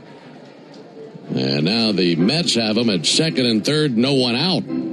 All this damage this inning from the 7, 8, and 9 hitters. And here comes Jeremy Hefner, Braves pitching coach. Well, Walt Weiss talked last night about how limited he was in the bullpen, and it was going to be J.R. Ritchie's game once he entered. He had Dylan Lee that he used in a high leverage situation in the 6th inning. Now an extra day off for a handful of guys in the bullpen, but I think you're still fairly limited. Cookie Carrasco came back up from AAA Gwinnett, and they've sent J.R. back down after last night's game, but not a whole lot of innings that your bullpen is able to cover in this one with another game tomorrow night with this wraparound series. I think your high leverage guys are available late. Right. Maybe with the exception of Lee. We'll see. Yeah, I'd imagine they'd lay off of Lee, but beyond that, if you've got a lead or a tight game late, sure. But for Martin, he's got to figure out a way to get this thing back on the rails and eat some innings. Here's Francisco Lindor, first pitch swinging, and he missed the first pitch curveball. Lindor reached on an error in the first inning, scored on the base hit by Bichette, and now trying to at least tie the game here. Base hit could give the Mets the lead. 3-2 Braves, top of the second, runners at second and third, no one out. 0-1 pitch, missed a little bit high with a fastball. Well, you know, this is the situation Francisco Lindor wants to be in. He does not lack for confidence, and it is well earned. Reached on an error his first time up today. 1-1 smashed into left field. That'll at least tie the game. In to score Torrens. Beatty gets a stop sign at third base. Throw goes to the plate, and with that, Lindor all the way down to second. So he takes advantage of the throw out of left field and went all the way to the plate.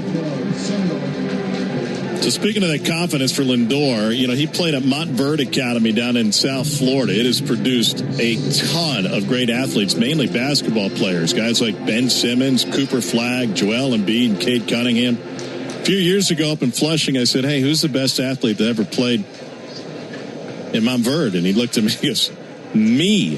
Turned around and walked off. Juan Soto takes ball inside. Whether it's true or not, you got to carry that level of confidence. I suppose. You know, usually you ask somebody that question and they refer to, one of their classmates. 1-0 to Soto. Missed the outside corner, 2-0. Now, I don't know if he lined up. We got challenged. Baldwin's been really good at these. It would make it a 1-1 count if this is overturned. Verdict of the ABS tells us that is a strike. Good challenge by Drake Baldwin. Gets that overturned, so he go from a 2-0 count to a 1-1 count. He's over 70% on the season. Drake is. Good call there. Martin needs as much help as he can get right now. Second and third, no one out. 1-1 to Juan Soto. Upstairs, check swing. Didn't go as they appeal down to third base to Alfonso Marquez. Yeah, usually you'd say something like, well, you know, I was there when Ben Simmons was there. He went first overall. But well, that was my guy. He was really good. Yeah. Not Lindor. 2-1 from Perez. And Soto with a number foul to the third baseline. A 3-3 game as we're in the top of the second. This inning has gone homer, walk, double, single. And just a whole heap of trouble here in the top of the second inning for Perez. A trip through the order +1, and you had 3 runs on 5 hits plus a couple of walks, including a home run. Mike Esterbrook's having an issue with his mask, and it may be the camera that's part of UpCam. The battery pack came out of the back of the camera. He was trying to put his hockey-style mask back on, and that battery fell right out of the back and then at the heel, right behind him, right behind his heel. Good grief. Of all the things to stop the game, we got to worry about the battery pack on the UmpCam from the national television broadcast. This kind of feels like one of those days, doesn't it? It does. At least you made it home last night without getting struck by lightning. That's true. A couple of close calls. 3-3 game, top of the second. 2-2 pitch. And Soto ropes one in the right center field in for a base hit. In to score Beatty. Also being waved Lindor. Throw goes to second base. 2 RBI single by Soto. It's 5-3 Mets as Perez has not been able to record an out yet in the second inning. And Soto continues his hot hitting against Perez. He's now 6 for 12 with 5 ribbies against him in his career. And Soto stayed right on top of that one. Kind of went down to get it in the bottom of the strike zone and drive it out to right field. So a 4-run inning for the Mets and still no one out. Here comes Bo Bichette.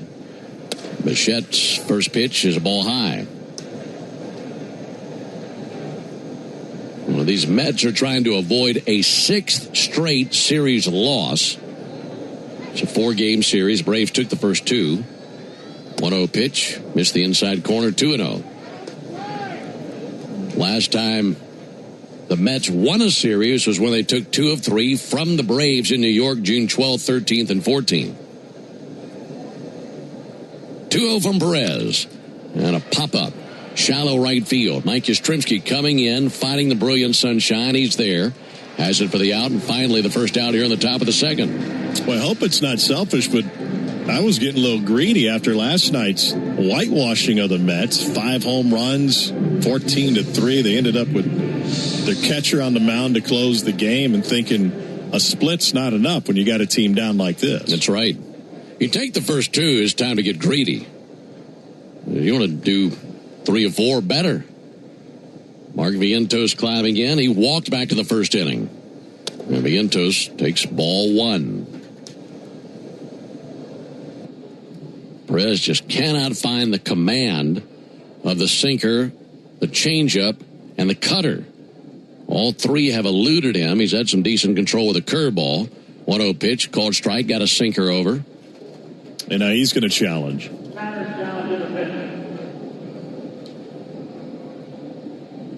Let's see if Vientos is right or not.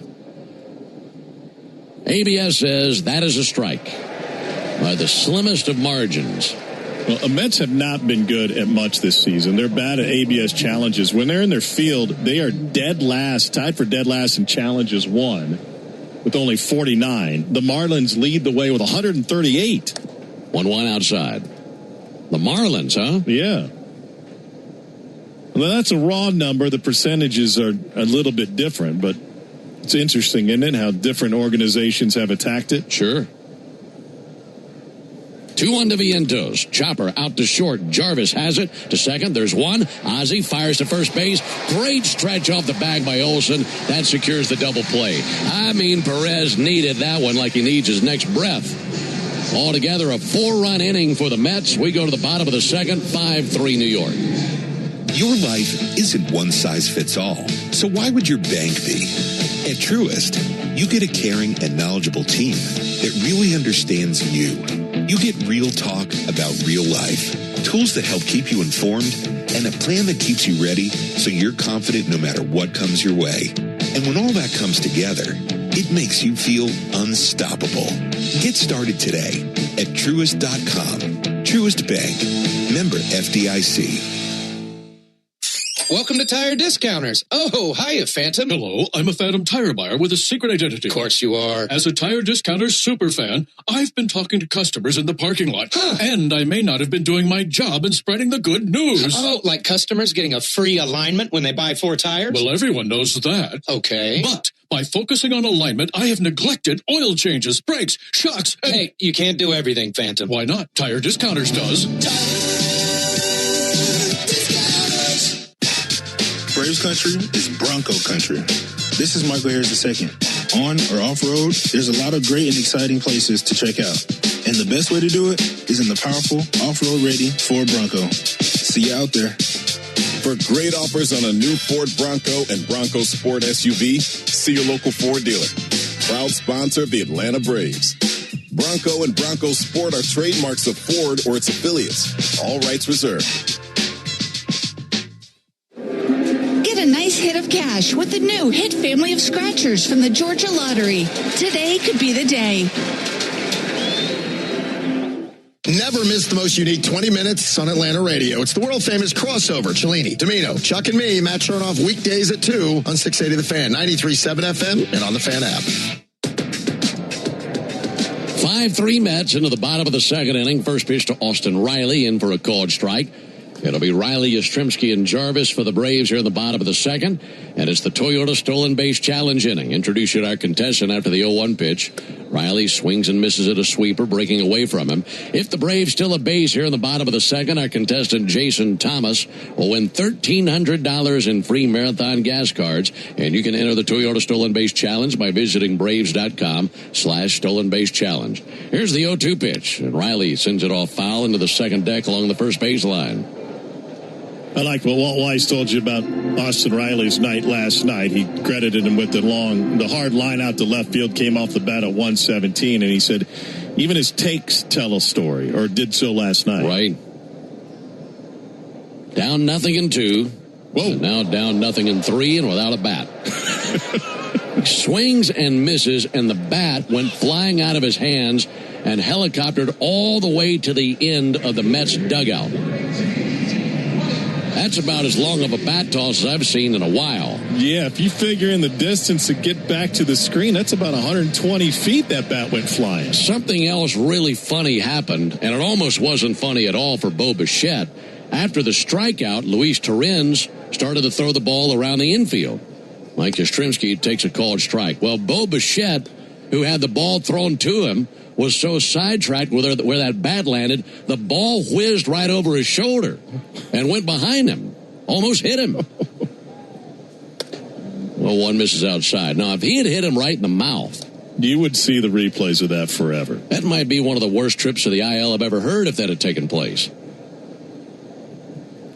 1-1 on Mike Yastrzemski.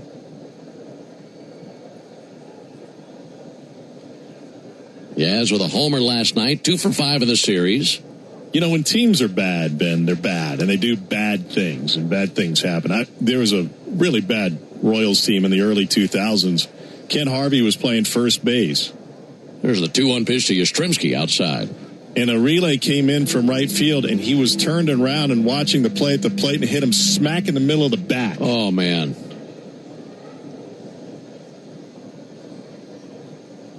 That's definitely insult to injury is what that is. Hitters count as McLean spins and fires. Missed high. So it's a 1-out walk to Yastrzemski. Right now, let's pause 10 seconds for station identification on the Atlanta Braves Radio Network. Never miss a pitch of the Braves. WCNN North Atlanta, a Dickey broadcasting station. The Fan, and streaming free on the Fan app. Runner at first, one down for Jim Jarvis. 5-3 Mets, bottom of the second inning, alongside Tom Hart. Ben Ingram here with you. Jarvis, the rookie, takes a strike on the outside corner. We were telling you about Nolan McLean. He's worn a few different shades of orange in his career. Of course, wearing the blue and orange of the Mets here as a professional. In college, he was with Oklahoma State and went there as a two-sport athlete. Here's the 0-1 pitch. Jarvis going to float one to center. Coming in, Ewing lunges forward, makes the catch out in center field. And 2 away after that fly out by Jarvis. Back to the top of the order. For Nolan McLean, he was also a really good high school quarterback and went to Oklahoma State. He was going to be a two-sport athlete. But after his freshman year, dropped football. Well, that's pretty impressive. It's one thing to be a two-sport star in high school, but when a school like Oklahoma State wants you to play both, it tells you how good of an athlete you are. There's a called strike on Baldwin. 2 down in the second inning. Must be in the water out there in Stillwater. 0-1 outside. Josh Holliday and Matt Holliday were both quarterbacks in high school. Josh is now the head coach at Oklahoma State, played there. And Matt was an All-American quarterback, went straight to the professional ranks. 1-1 outside, 2-1. And McLean making just the 26th start of his career. Second season in the big leagues. Former third-round pick of the Mets in 2023. He kind of looks like the Oklahoma State mascot. 2-1 a sin foul. Yeah, that mustache is new since we last saw him. I think it's a good look. I think so, too. Pistol Pete is the mascot at Oklahoma State. He's got a big, bushy mustache that comes out from either side, a big orange cowboy hat. Sounds like you're telling me about Yosemite Sam. I think they're related. 2-2 on Baldwin. 5-3 Mets, bottom of the second inning. Mets scored 1 in the first, 4 in the second. Braves scored 3 in the first. And here in the second, have a runner at first base, 2 down. Baldwin was hit by a pitch in the first inning, scored a run. Do you think Yosemite Sam and Elmer Fudd are distant cousins? Have to be, right? That'd be a wild 4th of July picnic. 2-2 pitch and a chopper up the middle. That finds a hole. That rolls right in between Beatty and Lindor. First to third base for Mike Yastrzemski. A head knocker right up the middle, as Bobby Cox used to call it. Second baseman and shortstop both diving at it, almost knocking heads as they went for that ground ball up the middle. That extends the inning for Ozzie Albies. Well, Yastrzemski was walked, and neither starting pitcher has a real good feel for the strike zone here early on. McLean's sitting at 36 pitches, and he's only thrown 20 strikes.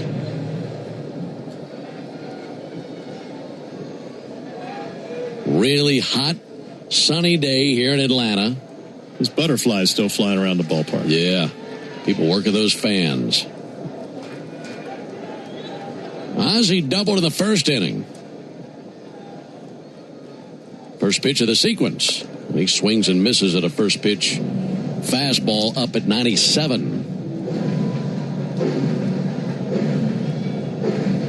5 runs, 6 hits, and an error for the Mets. 3 runs, 4 hits, and an error for the Braves. Hardest pitch for McLean so far today. 0-1 Ozzie. Off the plate with a fastball.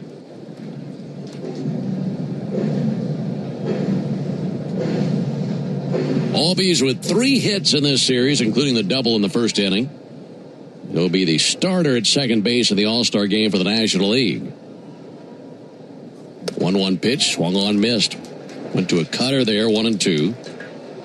He has been sensational with 2 strikes this season. 4th best in baseball with a .322 on-base percentage with 2 strikes. That'll get you in the All-Star game. Sure will. Trying to bump those numbers up right here. Lindor shading right up the middle. 1-2 pitch. Served down the left field line, slicing, foul it out of play. Had the right idea. As the left side of the infield is wide open with Lindor as far up the middle as he's allowed to play. And Bichette over there at third base. Base hit would give him his 50th RBI of the season.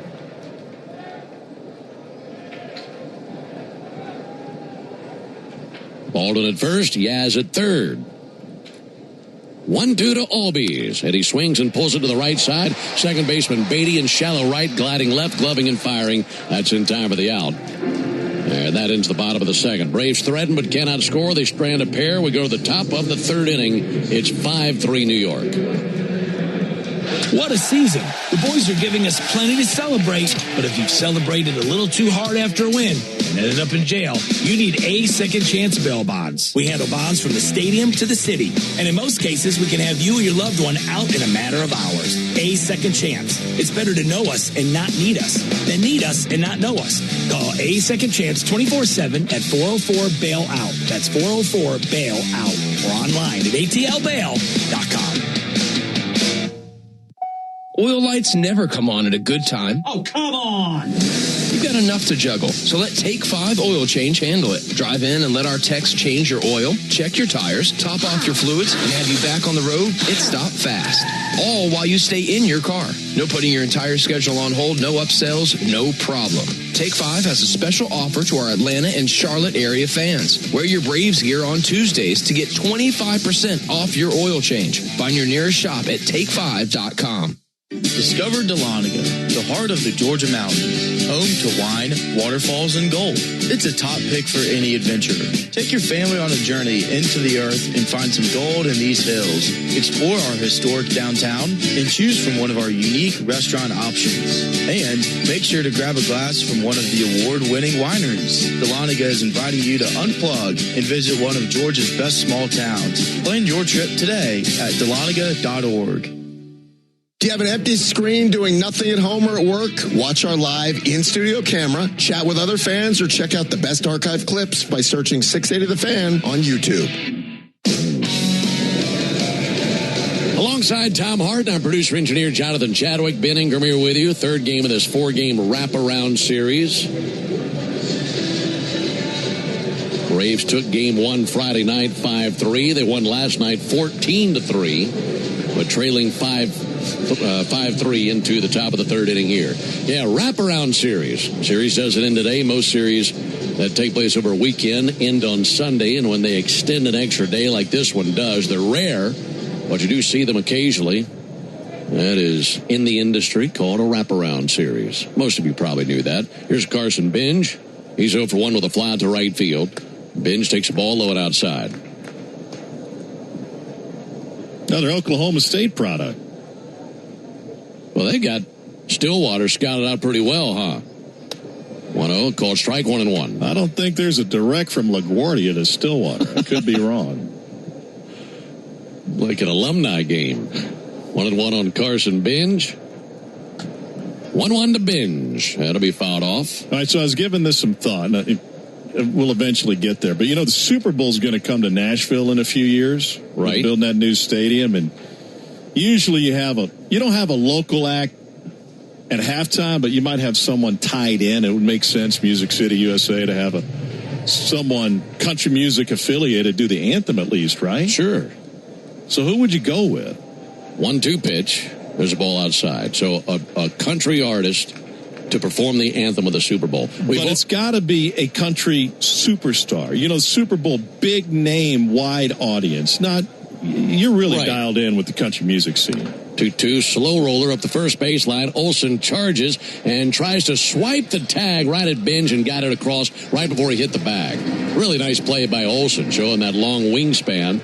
And it's an unassisted out. Well, I know you could give us some up-and-comers that people haven't heard of. We got to go a little bit more mainstream. Well, whomever is chosen, you're not going to top what Chris Stapleton did a few years ago. No, I was there. That was amazing. That is probably the best anthem I've ever heard in my life. I mean, it's right there with Whitney Houston, if you ask me.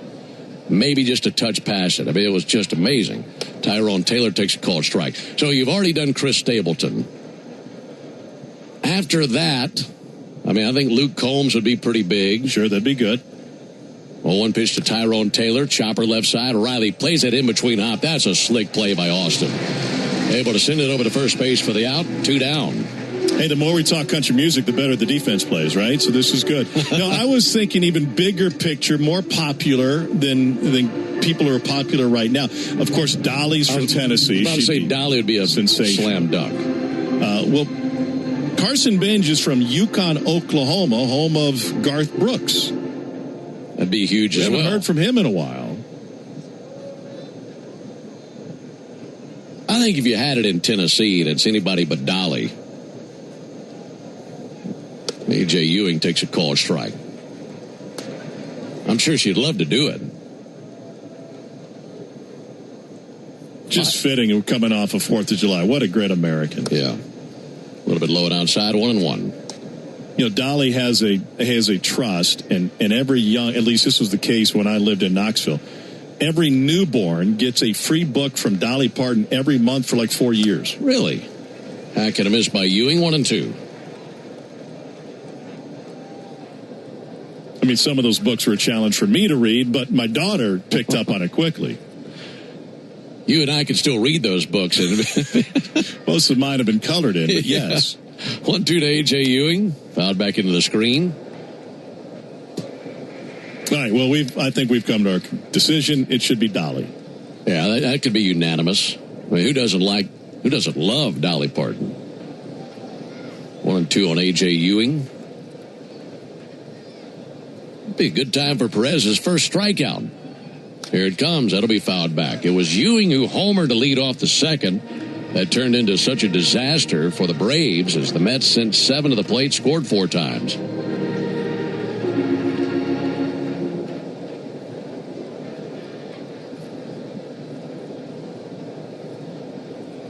We just heard the Dallas theme song. That was J.R. Ewing.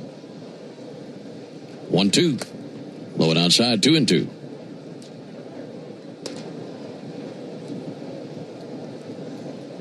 Yeah, that's putting it on a tee for Matthew Kaminsky. Sure is. A.J. Ewing, that's perfect. Wind up in the 2-2 pitch. A.J. Ewing sends it deep but fouled on the left field line and out of play. Maybe we'll get friends in low places when Benj comes back to the plate. That'd be a good one. That's a good sing-along song.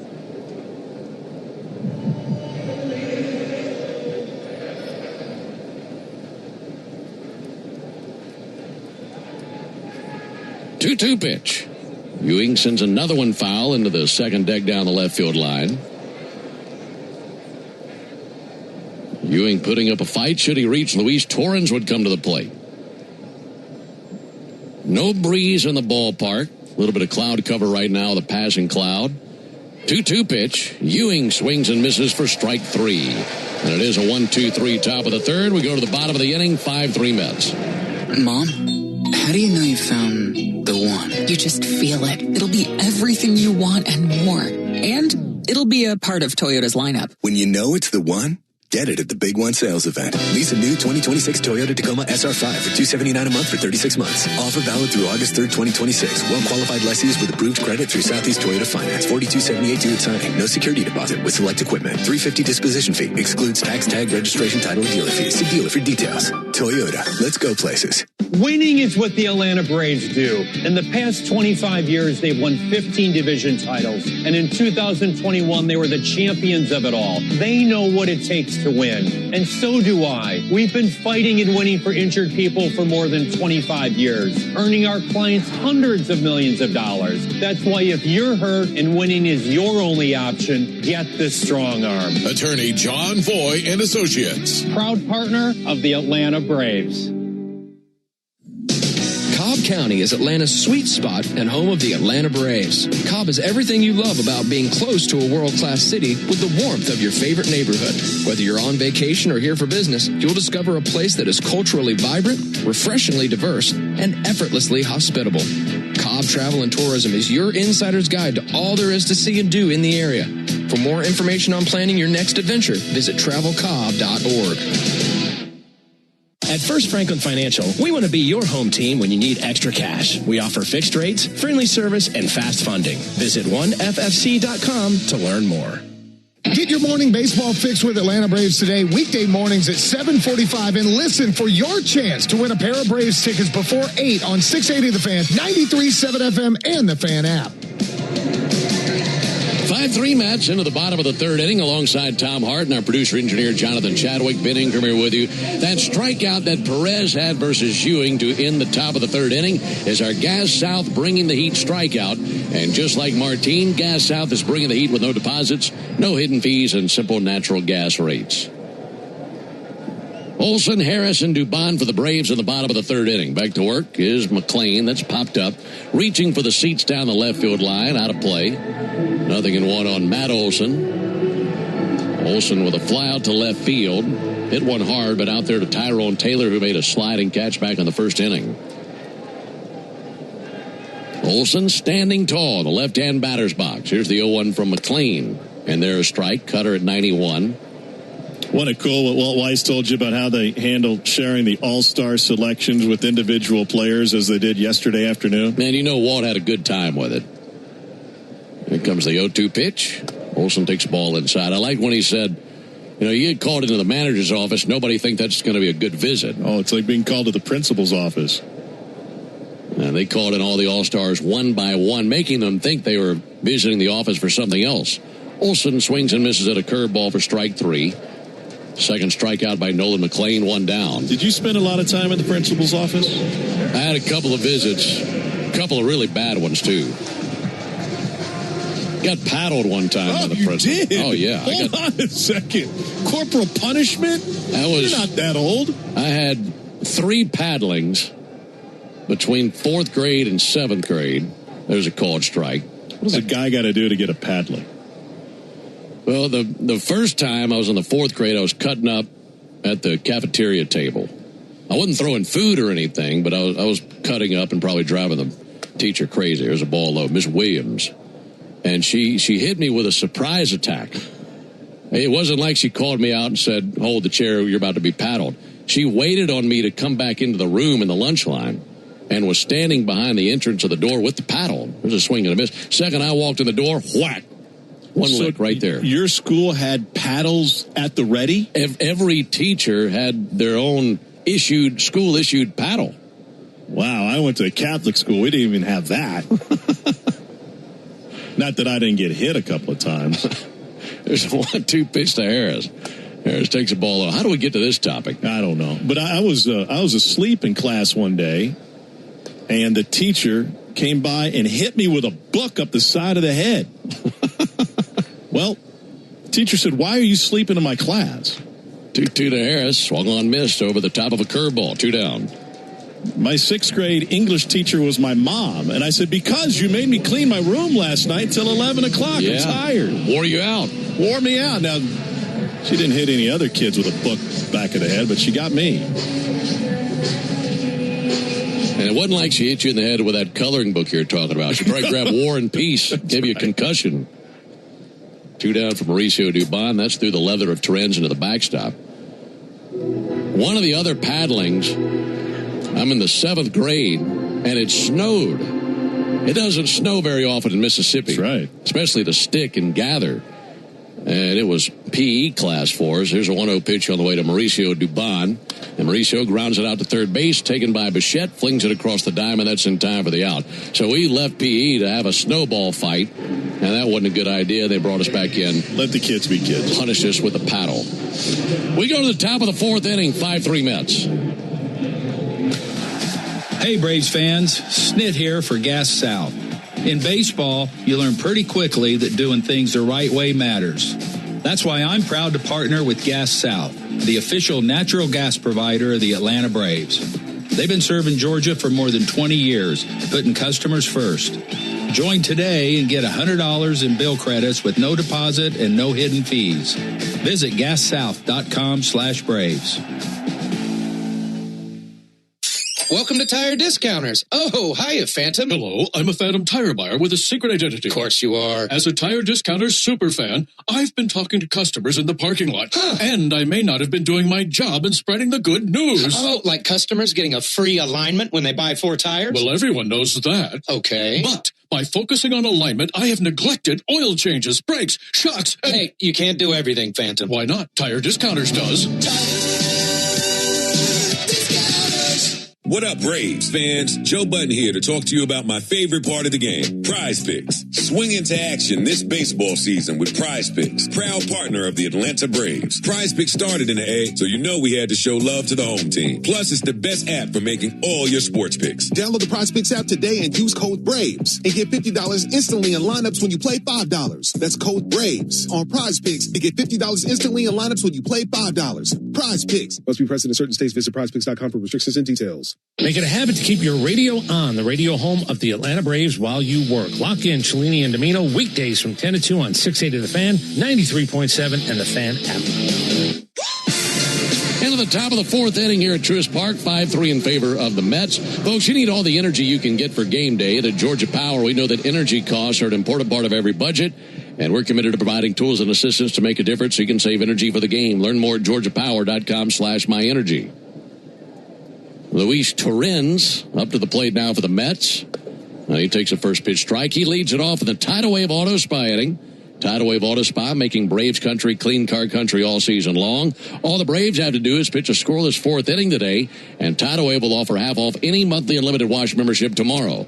Ball outside from Perez to Torrens. Learn more at TidalWaveAutospa.com/Braves. 5 runs allowed by Martin Perez, most any game in a Braves uniform, most since he allowed 6 last September for Detroit. Torrens pops it up towards center field. Michael Harris to his left, slows, makes the catch, drifting deeper into right center. One away. That was at Detroit when he was with the White Sox.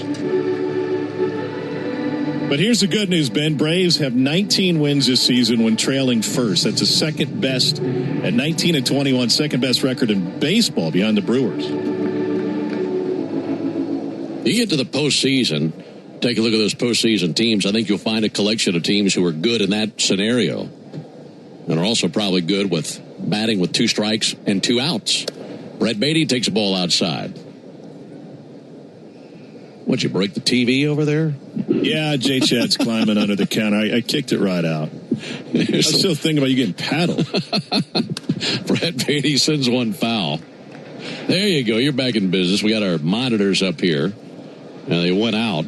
So you accidentally kicked the charging cord out of the wall? It happens all the time. I'm such a klutz. 1-1 on Beatty. There it is from Perez. Swing and a miss, 1-2.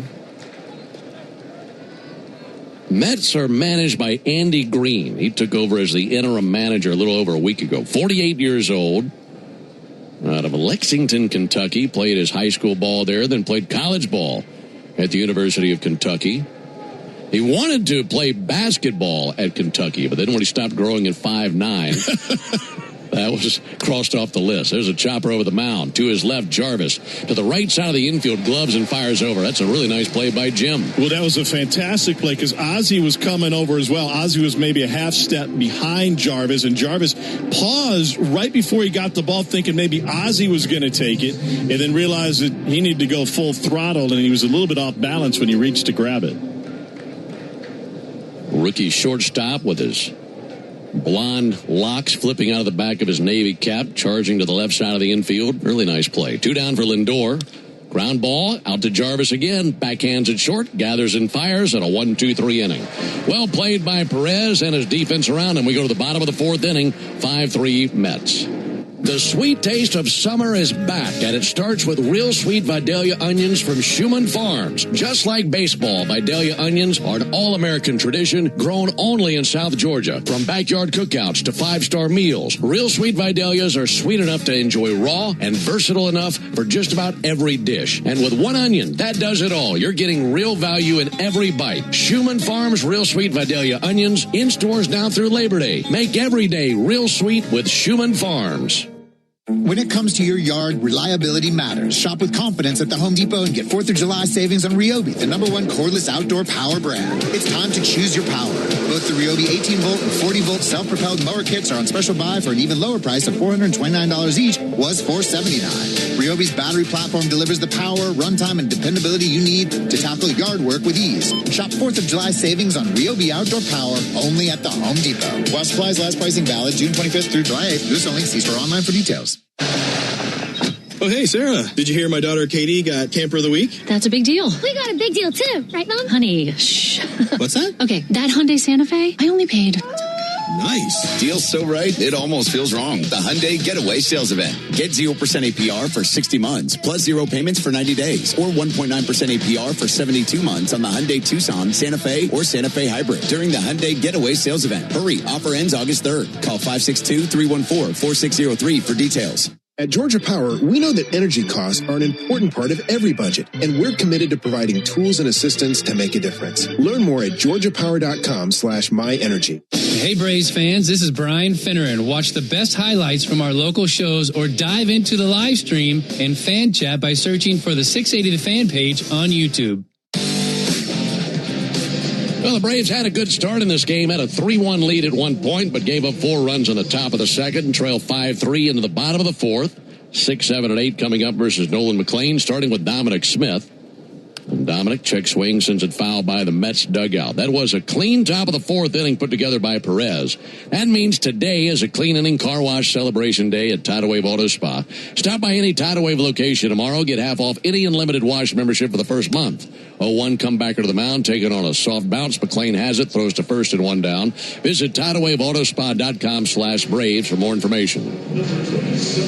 1-3 put out, 1 down in the bottom of the 4th inning. Scoreboard updates delivered to you by Saya. the official freight carrier of the Atlanta Braves. Royals already jumping on Nola early. It's 2-0 Kansas City, bottom of the first inning. Still batting against the Phillies. Yeah, the Braves with a 3-game lead on those Phillies entering the action today. Austin Riley swings and fouls it off.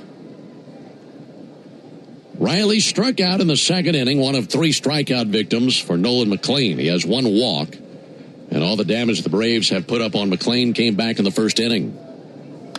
1 fouled off into the seats, and suddenly 0-2. Folks, get Wi-Fi so reliable it never gets caught looking at one price for the next 5 years and same-day Wi-Fi. Xfinity, imagine that. 0-2 pitch. And Riley hits it well, deep center field. Ewing in line with it, makes the catch. Came off his bat at 106 miles an hour. So that ties right back into the point you made from last night, hitting the ball hard. Hit that homer last night, which has been his only hit of this series, but some loud outs, 2 down. Yeah, and you think the production's right around the corner from Riley. You mentioned the homer going opposite field, but he is looking a whole lot better considering where he's coming from. Man, I hope so. 2 down for Yastrzemski. He walked in the second inning. Takes a ball low and inside here. Shade covering the ballpark. Some big, fluffy white clouds across the Atlanta sky today. And some rain earlier. 1-0 fouled back. We started this game, what was it, a little over an hour and a half late? Hour 47. 45, I think. Yep. Game was supposed to begin at 12:30 Eastern. You said hour and a half. You get another stat wrong, we're going to paddle you. That'll do the trick. There's a called strike. I got it together after that last paddling. Only took 3 of them. Do you think good happened to you in school? I promise you, you tell me 3 times, I'll get it right that 4th time. That's the magic number. 1 and 2 on Mike Yastrzemski. 5-3 Mets, bottom of the 4th. Low and inside, swiveled his hips out of the way of the sinker. Can you imagine a teacher trying to paddle J-Chad, the look and the response he'd give him? Be like hitting a piñata. You could blindfold the teacher. She'd still make contact. Fly ball to deep center field. Ewing in line with it. He's got it for the out. And that ends the bottom of the 4th inning. We're off to the top of the 5th. 5-3 Mets. It came from outer space. No, it came from Grindhouse Killer Burgers. The taste is out of this world. Well, the taste is, but they're from Atlanta and now at Truist Park. They are burgers you could die for. But please don't. You can find Grindhouse Killer Burgers at Truist Park in the Outfield Market, sections 315 and 335. And now in the West End by the Works. Or at one of the other 5 Atlanta and Athens locations. You can even book our food truck to bring Grindhouse to your next event. Grindhouse Killer Burgers. Live fast. Eat well. I'm Patrick Brown, former Army Ranger in the United States Army. Like many service members, I had to make difficult choices when leaving the military. And the most challenging thing was finding purpose in a new phase of life. Housing, employment, education, way too many decisions and no idea where to start. That was until I met the Warrior Alliance. They made it simple. They listened and quickly connected me to the services I needed. And like a trusted friend, they even followed up to make sure I was squared away. Change a veteran's life today by donating at thewarrioralliance.org. Helping warriors navigate to success after service. Oil lights never come on at a good time. Oh, come on! You got enough to juggle, so let Take 5 Oil Change handle it. Drive in and let our techs change your oil, check your tires, top off your fluids, and have you back on the road. It's stop fast. All while you stay in your car. No putting your entire schedule on hold, no upsells, no problem. Take 5 has a special offer to our Atlanta and Charlotte area fans. Wear your Braves gear on Tuesdays to get 25% off your oil change. Find your nearest shop at take5.com. Lock in Atlanta Braves today each weekday at 7:45, and you could win a pair of Braves tickets. It's all part of the locker room on The Fan, 93.7 FM, and The Fan app. 4 innings behind us into the top of the 5th inning. 5-3 Mets, as they'll have 2, 3, 4 coming up in the inning. And up to the microphone for us, Tom Hart. All right, thanks, Ben. Juan Soto leads off. He is 2 for 2 in this one. Northside Hospital Cancer Institute, one of the nation's leading and largest cancer programs. Northside is built to beat cancer. 5-3 Mets. Martin Perez on the mound, the line and the pitch. Missed low and away, 1-0. One of the things we noticed in the last inning pitch for Perez, who, by the way, has retired the last 8 batters thanks to the double play that got him in the second. Here's the 1-0. Swinging a hot shot up the middle, hits Perez, caroms over towards the line, and he tosses underhand to retire Soto. And Martin Perez is going to drop the glove and bend over at the waist to get him in the left arm. He's showing Matt Olson left forearm. That's not good. And quickly they go scrambling in the bullpen. I mean, you take a liner off the pitching arm. Wasn't a one-hopper back to him. And that was a line drive that squared up the left elbow, it looks like.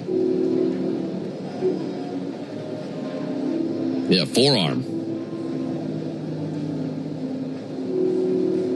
So everybody's gathered on the mound. Perez still doesn't have his glove on, and he's wanting to try to walk this one off.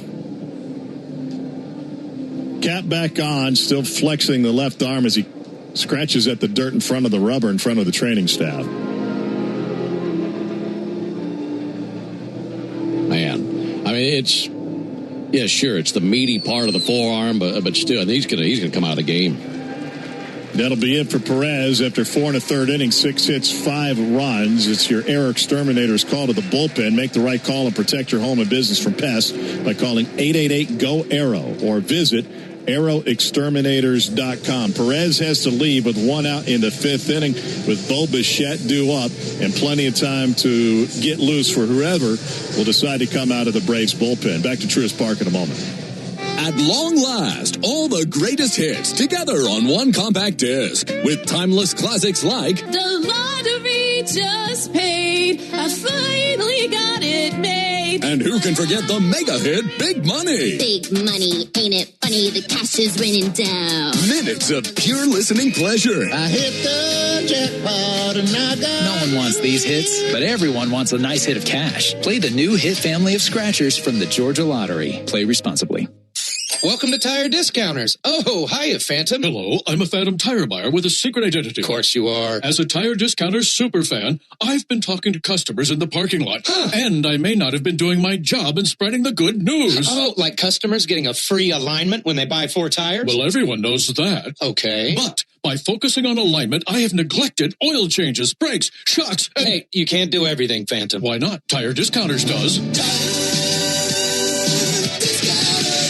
Omni Hotel at the Battery Atlanta, the official hotel partner of the Atlanta Braves, steps from Truist Park. Book now and take advantage of available rates and offers at omnihotels.com/Battery Atlanta.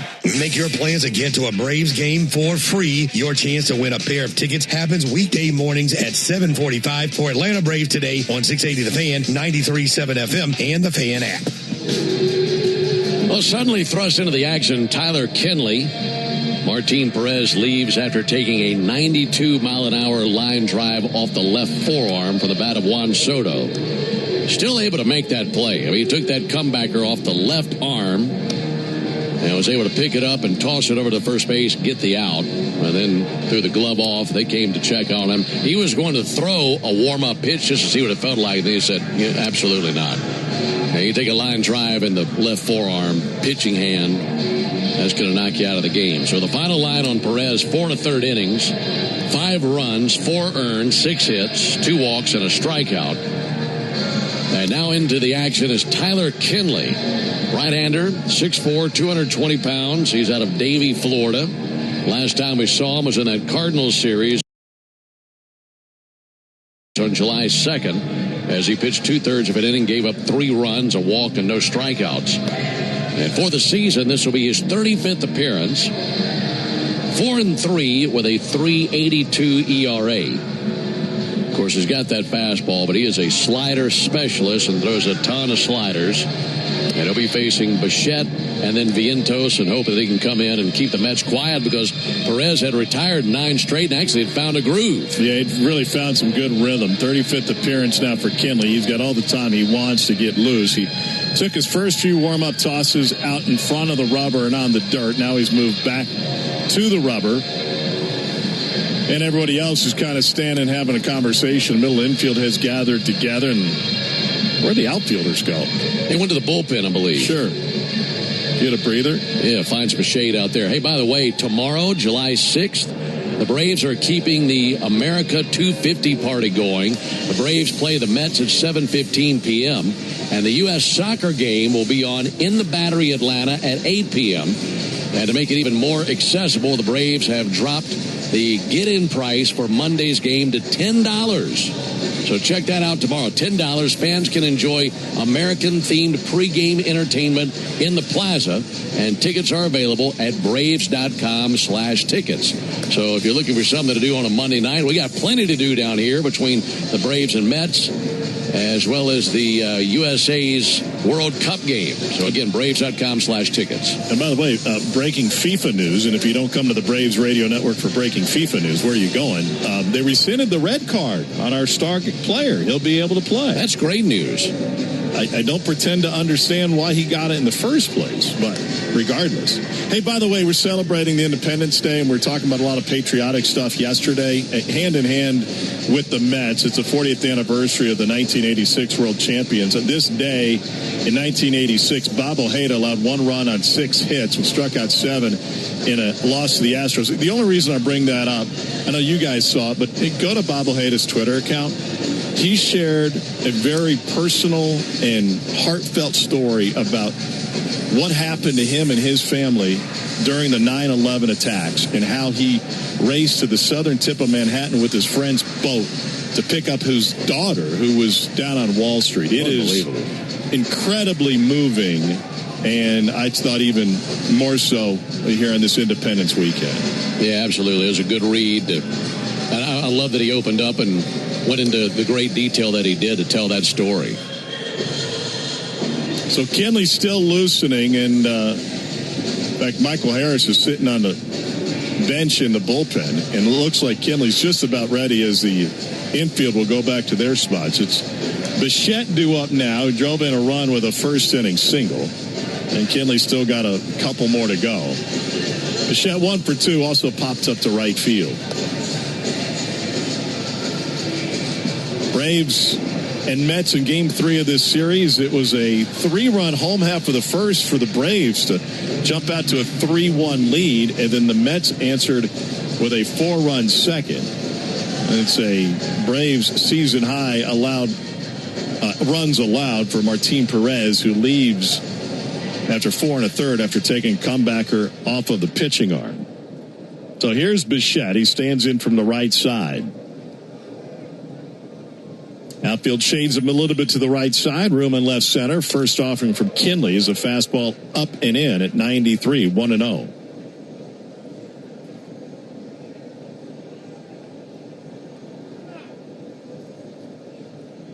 And now Bichette wants to step away for a moment before digging back in. He had an emotional return to Toronto. We helped the Blue Jays make it to Game 7 of the World Series last year. Kenley delivers the 1-0. In for a strike, 1-1. The Braves team that's looking for a series win can get it with a victory here tonight, still with the 1 game in the series remaining tomorrow. Braves now tied with the Dodgers for series wins on the season. 1-1 is waved at. Chase the slider. 19 series wins for the Braves, 11-3 in home series this season at Truist Park. Kenley's 1-2. Fouled straight back with the slider. And to get one of these next 2 and get that series, obviously you want both of them, but to get this series, you just love to use that as a springboard into the games between now and the All-Star break and roll into the break feeling really good about what you just did in the last 2 weeks.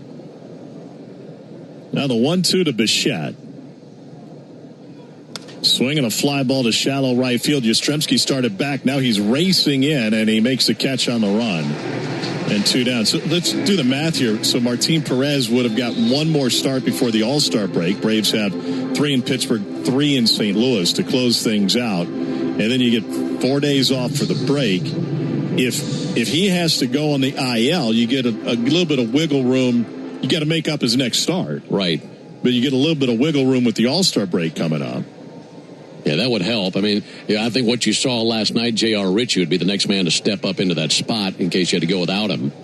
First pitch to Mark Vientos in for a strike. Well, and that would certainly help with the way Richie threw yesterday. It would keep him right on track. Remember, J.R. Richie was supposed to start at AAA yesterday and instead came out of the bullpen and then sent right back. What did Richie work? 4 innings last night? 3 innings. 3. There it is. He was terrific. 0-1 to Mark Vientos. Swinging a pop up to right field. Yastrzemski sets up camp underneath it and hauls it in with one hand. Kenley retires the 2 that he's faced. Braves pitchers have now retired 11 in a row after Martin Perez leaves due to the comebacker. To the bottom of the 5th we go. Mets 5, Braves 3. From joyful occasions to the unexpected, First Franklin Financial makes loans for living, offering fixed rates and flexible terms on loans up to $15,000. The next time you're looking for some extra cash to help make ends meet, come see the friendly Franklin folks or visit us at oneffc.com to learn more. All loan terms and APRs depend on meeting our underwriting and income criteria and may require collateral. First Franklin Financial Corporation is licensed by the Virginia State Corporation Commission, CFI 215. Georgia Residential Mortgage Licensee 5656. MMLS number 141654. Not available in North Carolina. When it comes to shipping, Saia Freight and Logistics delivers a grand slam. As the exclusive freight and logistics partner of the Atlanta Braves, Saia provides comprehensive nationwide service focused on customer satisfaction. For over a century, Saia has delivered the smart solutions and reliable shipping businesses both big and small depend on. When service is everything, it's a yes.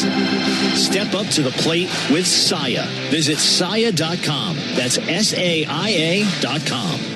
When you need a lawyer after an auto accident, make the right call. I'm attorney Ken Nugent, and I'm based right here in Georgia. Other big-name legal teams aren't even from this area. Right one. We'll get you your money quick, while other legal teams waste your time. Right two. And our team is with you from start to finish. Other legal teams pass you off to a secondary team. Right three. Make the right call. Call Ken.com. One call, that's all. Proud partner of the Atlanta Braves. Kenneth S. Nugent, PC, attorneys at law. 1355 Peachtree Street, Northeast, Suite 1000, Atlanta, Georgia, 30309. Atlanta Braves baseball on the Braves Radio Network is lit by the original Louisiana brand hot sauce, the official hot sauce of the Atlanta Braves. Bring the heat. Start your weekend with me, Buck Ballou, and Kelly Kroll. Saturday mornings from 9 to noon on 680 The Fan, 93.7 FM, and the Fan app. Tim Jarvis leads off the bottom of the 5th for Atlanta. Watches the first pitch fastball missed up and away, and a count 1-0 to the Alabama product. Here's the second offering for McClain. It's in for a strike. You ever wonder what a home run tastes like? It's a little peppery, a little tangy, and a lot like the original Louisiana hot sauce, the official hot sauce of the Braves. That's Louisiana Hot. Buy you some. 1-1 on the way.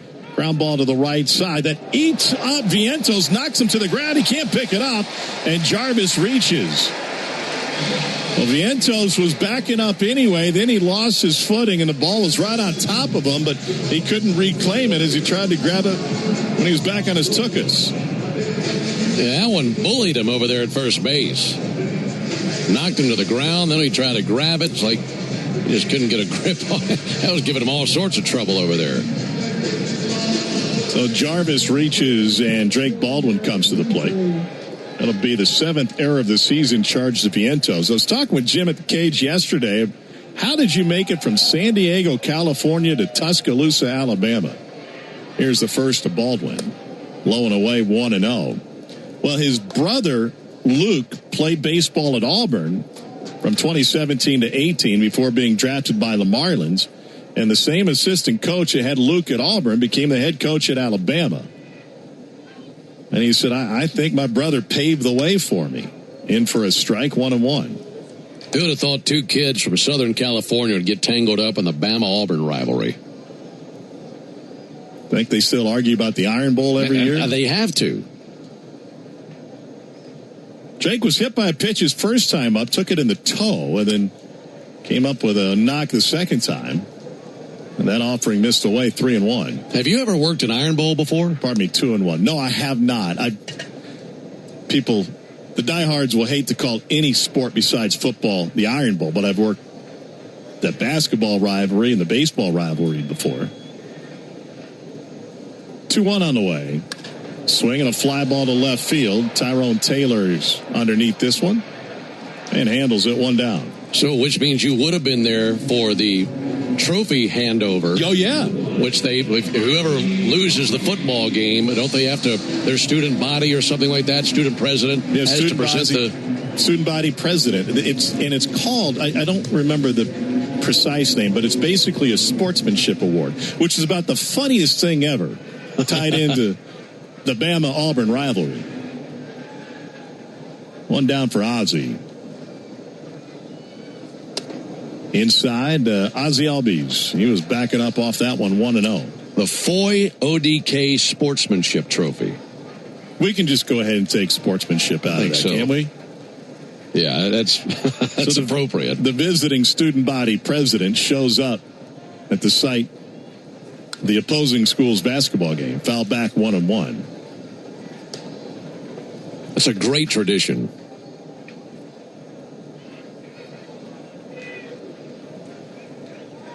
Ozzie adjusts his cap, digs in, back foot deep in the corner of the batter's box right in front of the catcher, Luis Torrens. Open stance at the plate. 1-1 for McClain.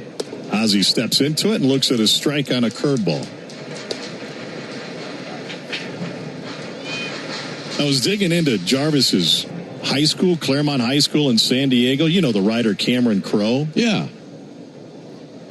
Here's the 1-2, swinging a ball fouled out of play. When Crowe was a 22-year-old, he attended classes, as a 22-year-old, attended classes for an entire school year at Claremont High School. He was already a writer for Rolling Stone and Playboy, and he did that to befriend some of his quote-unquote peers, and it helped him write Fast Times at Ridgemont High. Wow. 1-2, fouled straight back. See, I've had dreams before where there's some class that I forgot to take, and I had to go back to high school at my age now. You woke up in a pouring sweat, didn't you? Afraid I was going to get paddled again. But he actually did that, huh? He did it. Must have been a baby-faced 22-year-old. 1-2 on the way. Fouled off back to the screen. Joe the other day suggested that J-Chad could get away with that. He'd have to shave. Right. Can you imagine nobody looked at that dude and said, hold on a second? I mean, what did he look like at 22?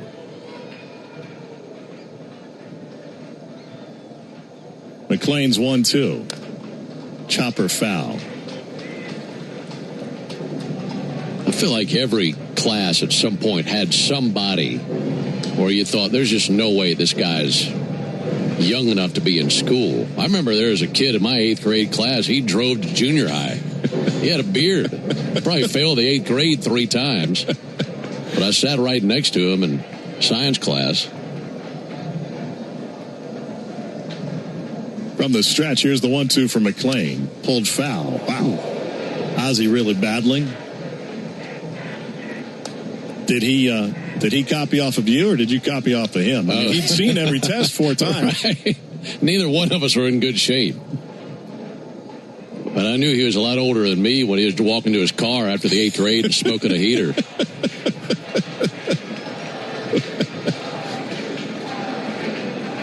Crowd chanting Ozzie. Here's the 1-2 pitch. Swing and a miss. McClain blew a 97 past him for the 9th pitch of the at-bat. And 2 down now with Matt Olson coming up. Well, Matt's had a hot streak lately with the long balls. Hit 2 homers in game 1. This would be a great time for a long one right here. Tie the game up. Likes to face right-handers.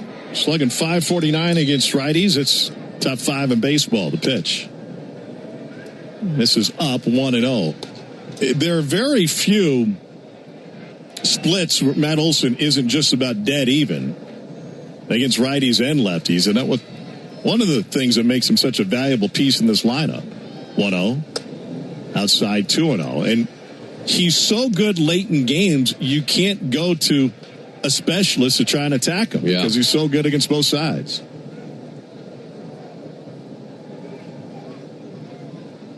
The pitch. Breaking ball in for a strike, spun in a sweeper. So he's seen a 4-seamer, a changeup, and a sweeper now. And a count 2-1. See if McLean throws him a fastball. The pitch. Swing and fouled it off. That was a 97-mile-an-hour fastball.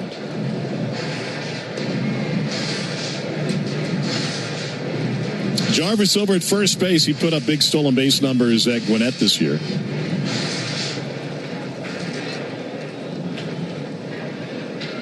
Infield playing Matt DePull, outfield playing him slightly the opposite way with the center fielder A.J. Ewing. Playing about 20 feet towards left center. McLean pitching from the third base side of the rubber. The pitch. Breaking ball grounded to the right side. Here's Beatty, handles the roller and flips it over to first to close the Braves half of the fifth. No runs, one error, one man left on. We move on to the sixth inning of play here at Truist Park. Mets 5, Braves 3. Real Braves fans know a reliable outfield is key to winning games. Braves fans also know that when it comes to buying their next new vehicle, they can always rely on Landmark Auto Group. With Georgia's best deals on new Dodge, Chrysler, Jeep, and Ram vehicles, and 3 convenient locations in Morrow, Atlanta, and Athens, you're never too far from a Landmark store. Or shop us online at shoplandmarkcars.com. Landmark Auto Group, proud partner of the Atlanta Braves. Always the best deal, always. Welcome to Tire Discounters. Oh, hiya, Phantom. Hello, I'm a Phantom tire buyer with a secret identity. Of course you are. As a Tire Discounters superfan, I've been talking to customers in the parking lot. And I may not have been doing my job in spreading the good news. Oh, like customers getting a free alignment when they buy 4 tires? Well, everyone knows that. Okay. But by focusing on alignment, I have neglected oil changes, brakes, shocks, and... Hey, you can't do everything, Phantom. Why not? Tire Discounters does. Hey, Braves fans, summer is officially here, and you know what that means. Bugs, termites, mosquitoes, ants, and roaches will be out in full force. Luckily, you can trust the pros at Aero Exterminators to keep your home pest-free inside and out. Aero protects homes and businesses and is the official pest control provider of Truist Park and the Braves, so you know you're getting the best from the best. To set up a free pest inspection, call 888-GO-AERO or visit aeroexterminators.com. Here's a pro tip from me, Brian Finneran. Use your smartphone to get around traffic and lock into the locker room with me every weekday morning from 6 to 10 on the Fan app. Tom, Ben, and Jay Chad with you as we move to the visiting half of the sixth inning. Mets lead the Braves 5-3. Napa is a proud partner of your Atlanta Braves with America's largest network of parts and care. Napa has all the bases covered when it comes to your ride. It'll be Carson Benj, Tyrone Taylor, and A.J. Ewing due up for the Mets here in the sixth inning. And Danny Young's a new pitcher for Atlanta. Yeah, left-hander, 6'3", 200 pounds. We last saw him earlier in this series as he just got called up from AAA. They have 2 of 3 lefties due up against him. And the first offering is a fastball in for a strike. That's a sinker at 92. 0-1 to Benj. Well, Benj made the team out of spring training. They really like what he has to offer. This is a Mets roster. It's been a hot mess. Swing and a miss on a sweeper. 0-2. 36-53 on the season. The Mets have lost 3 in a row. They're just 2-6 since firing Carlos Mendoza. And firing hasn't done anything for the offense. Sweeper misses low and away. In the 8 games since Mendoza was replaced, they've scored 3 or fewer runs in 6 of the 8. Now that has changed here today with a 4-run second and a 5-3 lead. The 1-2. Another sweeper way out of the strike zone. A Bench has laid off consecutive sweepers. 2-2. Riley playing way off the line at third. And Jarvis not quite up the middle, but a few steps towards the bag at second. 2-2 pitch. Another sweeper. That one chopped foul. That was the sinker that time. Came in on him. Still 2-2. Young facing the former team of his. He was with the Mets each of the last 2 seasons. And in his second tour of duty with the Braves, he pitched as a Brave in 22 and 23. 2-2 on the way. Swing and a miss. Another sinker, and Benj dispatched as Young notches a K.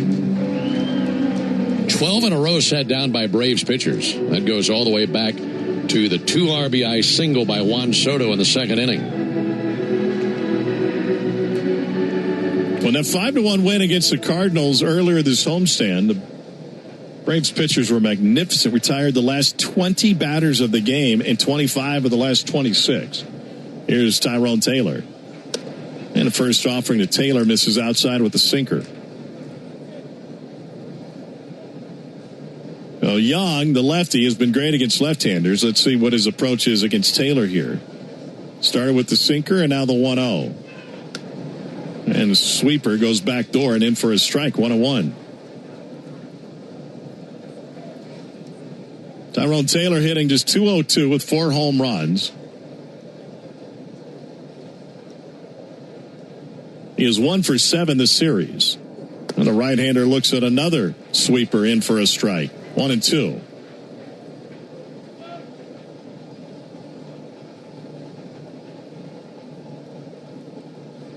Danny Young set. Glove belt high. Delivers the 1-2.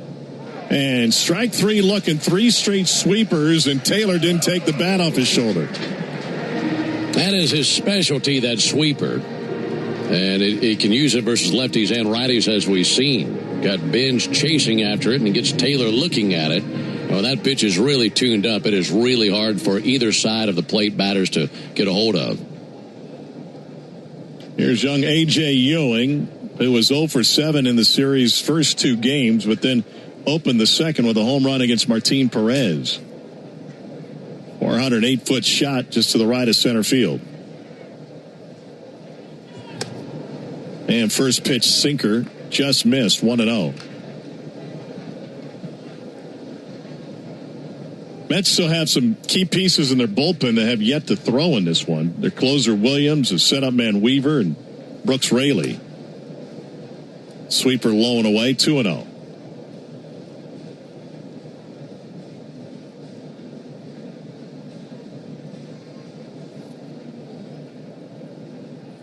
Ewing's hitting 90 points lighter against lefties. He sends a ground ball up the middle and it gets through. Ozzie was playing him slightly to pull, and then at the pitch took a step or two to his right. And it's a 2-out single for Ewing.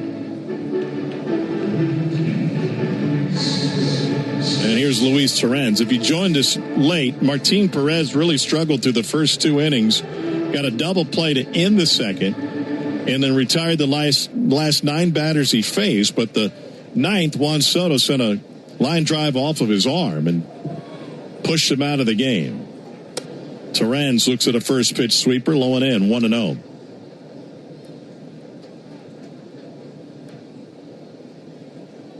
Ewing's got 8 stolen bases on the season, held on by Olsen.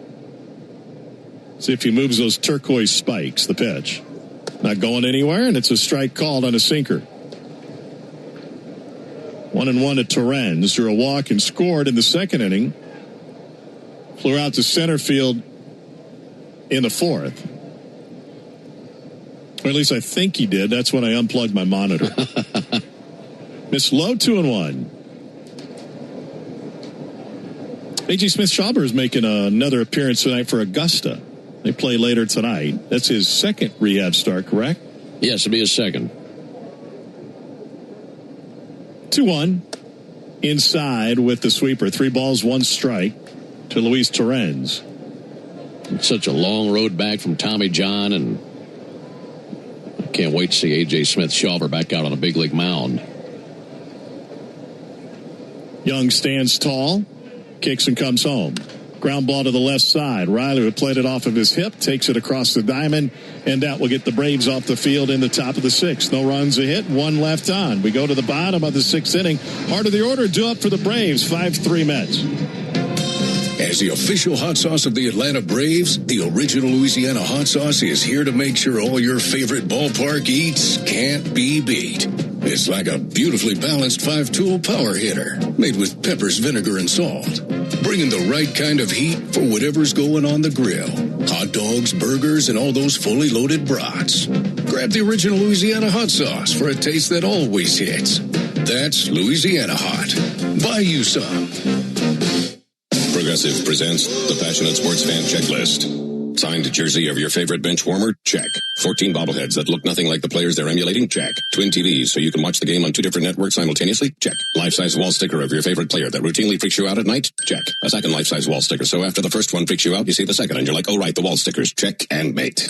Bundle your renters and auto insurance with Progressive and save on protection for the things on your checklist. Get a quote at Progressive.com. Progressive Casualty Insurance Company affiliates and third-party insurers not available in all states or situations covered subject to policy terms. Cancer. One small cell can change everything. Beating it takes something big. Northside Hospital Cancer Institute is built for it. Built for breakthroughs. Pioneering clinical research, treatment, and surgical innovation. With the most cancer centers and board-certified oncologists in Georgia. We're built around you. With personalized care from screening through survival. Northside Hospital Cancer Institute. Built to beat cancer. Get a nice hit of cash with the new Hit Family of Scratchers from the Georgia Lottery. Today could be the day. Stream Braves baseball in crystal clear HD on the Fan app. Now with Apple CarPlay, so you can get it directly through your dashboard. Download the Fan app now. 5-3 Mets has paused 10 seconds for a station ID. You're listening to the Atlanta Braves Radio Network. Every Atlanta Braves game, live on the air and streaming free on the app. WCNN North Atlanta, a Dickey broadcasting station. The Fan. Tom, Ben, and Jay Chad with you. 5 runs, 7 hits, 2 errors for the Mets, 3 runs, 4 hits, 1 error for the Braves. Michael Harris leads off the bottom of the 6th inning. Owen McClain still on the mound for the Mets. And a first pitch strike into Michael Harris, 0-1. Michael with a 2-run single in the first. Struck out swinging in the third. 6 for 11 this series. Swing and a miss on the changeup, 0-2. Mauricio Dubon and Dominic Smith to follow. Harris takes his time. He's got tangerine-colored spikes on today and batting gloves to match. 0-2. Swing and a golfed into shallow center field. Ewing now has to sprint in. Going back is Beatty, and the second baseman ends up making the play. I'm not sure A.J. Ewing ever saw that. Pop up to the second baseman in shallow center, 1 down. Yeah, tough to look up and find a ball right now. Very bright day and a cloud right over the top of the ballpark. Well, 1 down, and here's Mauricio Dubon, who's 1 for 2.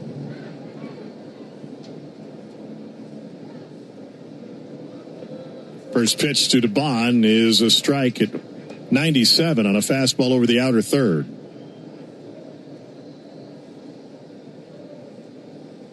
Mets with a 5-3 lead. The Braves led 3-1 after 1. They put a 4 spot on the board in the second. Tapped off the end of the bat to the right side. Viento's gloves will toss to McClain covering the bag. Nicely played by the Mets. 3-1 put out, and there's 2 down. And McClain has fallen into a rhythm now.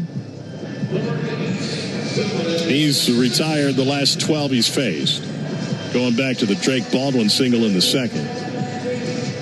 The Braves had those 3 runs early. Then they were threatening there in the second, but left runners at first and third, and not a single hit for the Braves since that single by Baldwin in the second inning.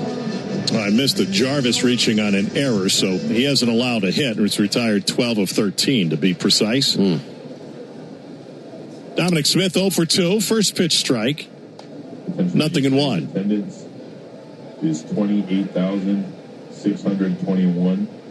28,621 in the building today for what was supposed to be an early start. 0-1 is in for a strike, 0-2. Dominic not sure about it, talking with Mike Esterbrook, but he won't challenge. We were slated for a 12:30 start.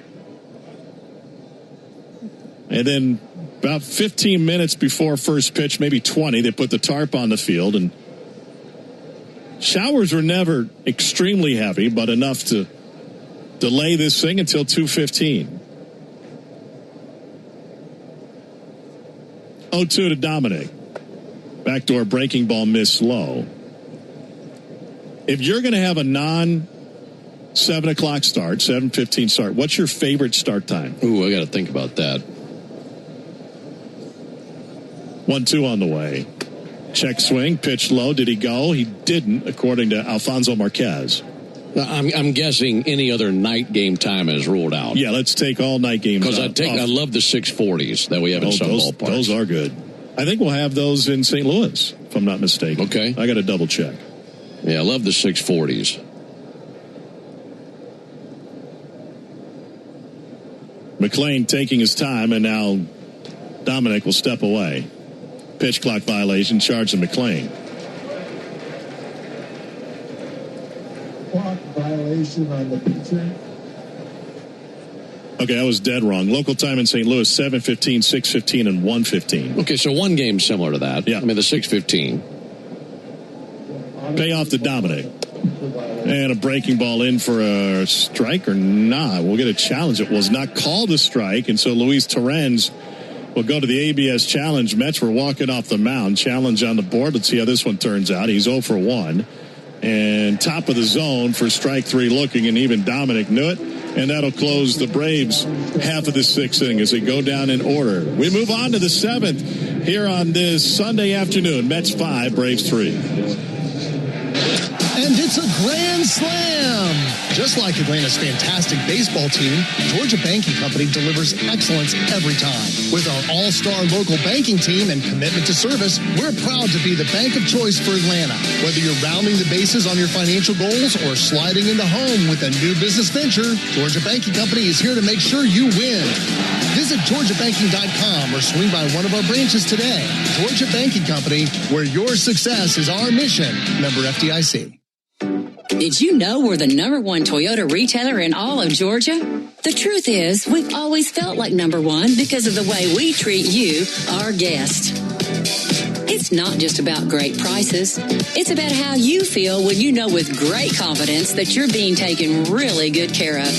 And that's how you're treated every step of the way. Come see why Georgia made us #1. Beaver Toyota coming. I'm not kidding. We're going to wow you. Tonight's game is brought to you by Roto-Rooter. It's the top of the ninth, and wait a minute, there's a flood in the dugout. Who tried to fix the pipes with chewing gum and hope? Call Roto-Rooter Stat. Our phone only calls the bullpen. Bring in the closer. Time to shut down that leak. Get out of this jam. And boom!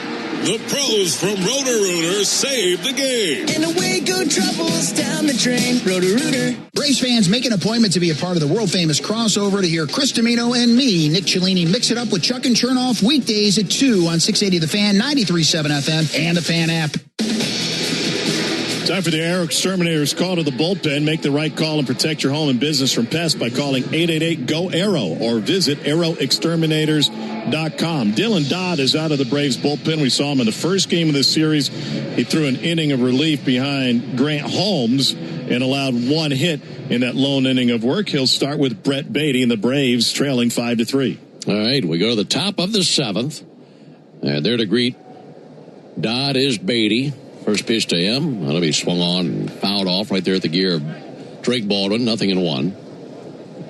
And it's still a 2-0 lead for the Royals in Kansas City over the Phillies. They're in the bottom of the 4th inning. See if the Braves can come back and win this one, and maybe the Royals can hang on and win that one. Be nice to gain a game on those Phillies. Braves entered the action today with a 3-game lead over the Phillies, a 5.5-game lead over the Marlins, 7.5 over the Nationals, 17 over these Mets. Marlins are out in Sacramento this afternoon. 0-1 pitch. Beatty takes the ball outside. Braves have used Perez, Kinley, Young, and Dodd. Perez went 4 1/3 innings. Kinley 2/3 of an inning. Young an inning, and now Dodd. 1-1 pitch, and Beatty sends it foul into the seats down the left field line. 1-2 on Brett Beatty. One final in Major League Baseball, Reds over the Orioles 3-2. And everything else either underway or starting later on the West Coast. Here it's 5-3 Mets in the top of the 7th. 1-2, missed outside, 2 balls, 2 strikes. Brett Beatty batting .215. Young man out of Austin, Texas, signed with the Mets over his commitment to play baseball for the University of Texas. 2-2 fouled off into the seats down the left field line. Still 2-2.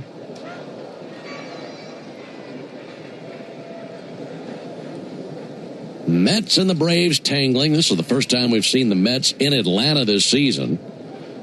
Bit of a peculiar schedule, Braves and Mets this year. 2-2 pitch. Missed high 3-2. We went so many weeks into the season before we ever even saw New York. We didn't see the Mets until about 3-4 weeks ago in New York. That was mid-June. So to go that deep into the season without even seeing them is weird. 3-2, missed the outside corner. It's a leadoff walk to Brett Beatty and a challenge by Drake Baldwin. Braves have been right once already in this game. Here's the ABS challenge here. Walk or strikeout. What will it be? It is a strikeout. That'll be reversed. So they overturn that call. Goes from a walk to a strikeout. 1 down. Well, the Braves failed to hit a home run in the bottom of the 6th inning. Had they done so, Joe Daniel from Jackson, Georgia would have won $2,200 for the Georgia Lottery home run jackpot inning. You can enter for your chance to win at least $1,000 from the Georgia Lottery. Visit 680thefan.com/GA Lottery. Georgia Lottery, today could be the day. Francisco Lindor takes a ball inside. So we're kind of jamming all these Mets games together over like a 50-ish game span. That's right. Because we'll wrap up this series here tomorrow. There's the 1-0 pitch. Lindor takes the ball a little bit high. Then we'll see these Mets again in about 3 weeks. And that'll be in New York. That'll be at the end of July, that last week of July. And then they come back here 2 weeks after that in August. And we don't see them again after that. That's fouled off. So what would be the perfect distribution for division rivals in your mind? Well, the way that it is now, I guess you're going to get some randomness and you're going to get some games pushed together. But I think more than anything, I'd like to see some September matchups. I agree. In the division more so than not. Here's the 2-1 pitch. Lindor takes a ball high because after August 12th, we'll be done with the Mets. Now, we will see the Phillies, the Nationals, and the Marlins all in the month of September. We'll also see the Rays, the Cubs, and the Astros, right, among others. And the Reds. 3-1 and a bouncer out towards third base. Gloved waist high by Riley. And he sends it over to Matt Olson for the out, 2 down. So I think that might be the one thing that the players would say. Yeah, you can spread it out however you want between April and maybe mid-August. But once you get towards Labor Day and the end of the season, you want to see those teams in your division, I'd imagine. For a team like the Mets, they might not want to see anybody in their division. The way things are going for them that late in the season. 2 down for Juan Soto. And Soto fouls it off. In between innings, it'll be the 7th inning stretch.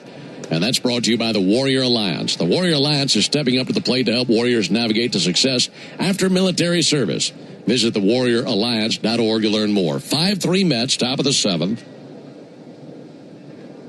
It was Soto who hit that line drive off the left forearm of Martin Perez, knocked him out of the game.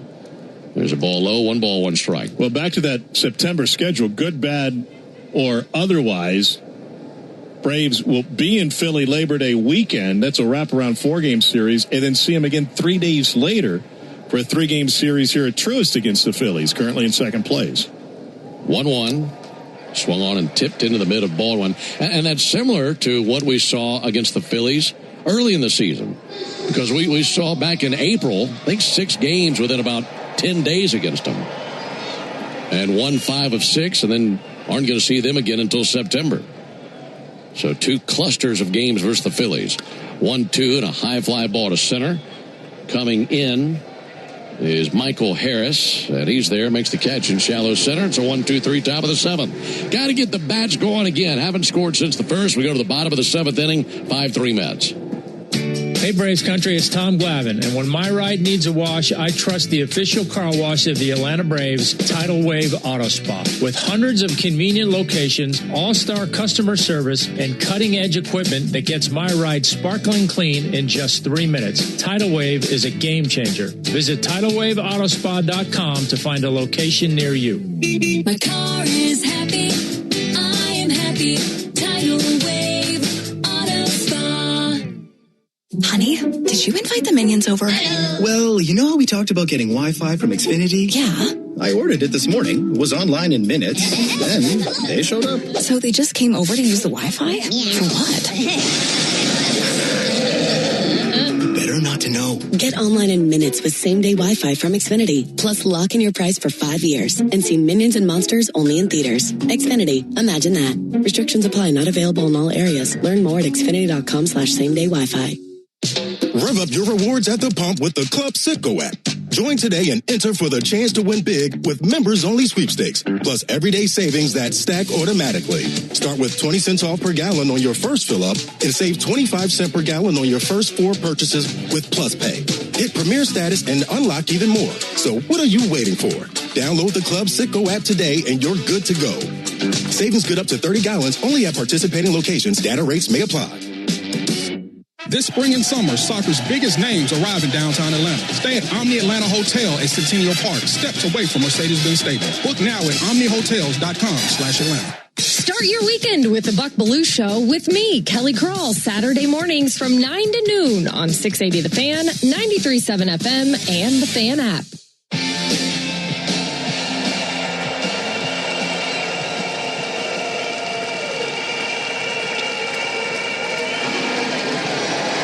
Into the bottom of the 7th inning, it's a 5-3 lead for the Mets. Braves will be sitting up 7-8-9 here in the bottom of the 7th inning. Folks, the average baseball game has 9 innings. That means 9 chances to put the original Louisiana hot sauce on all your favorite ballpark eats. We're talking hot dogs, wings, nachos, fully loaded nachos. They're all tastier with the official hot sauce of the Atlanta Braves. That's Louisiana Hot. Buy you some. Warm, steamy day here in Atlanta. Crowd of 28,621.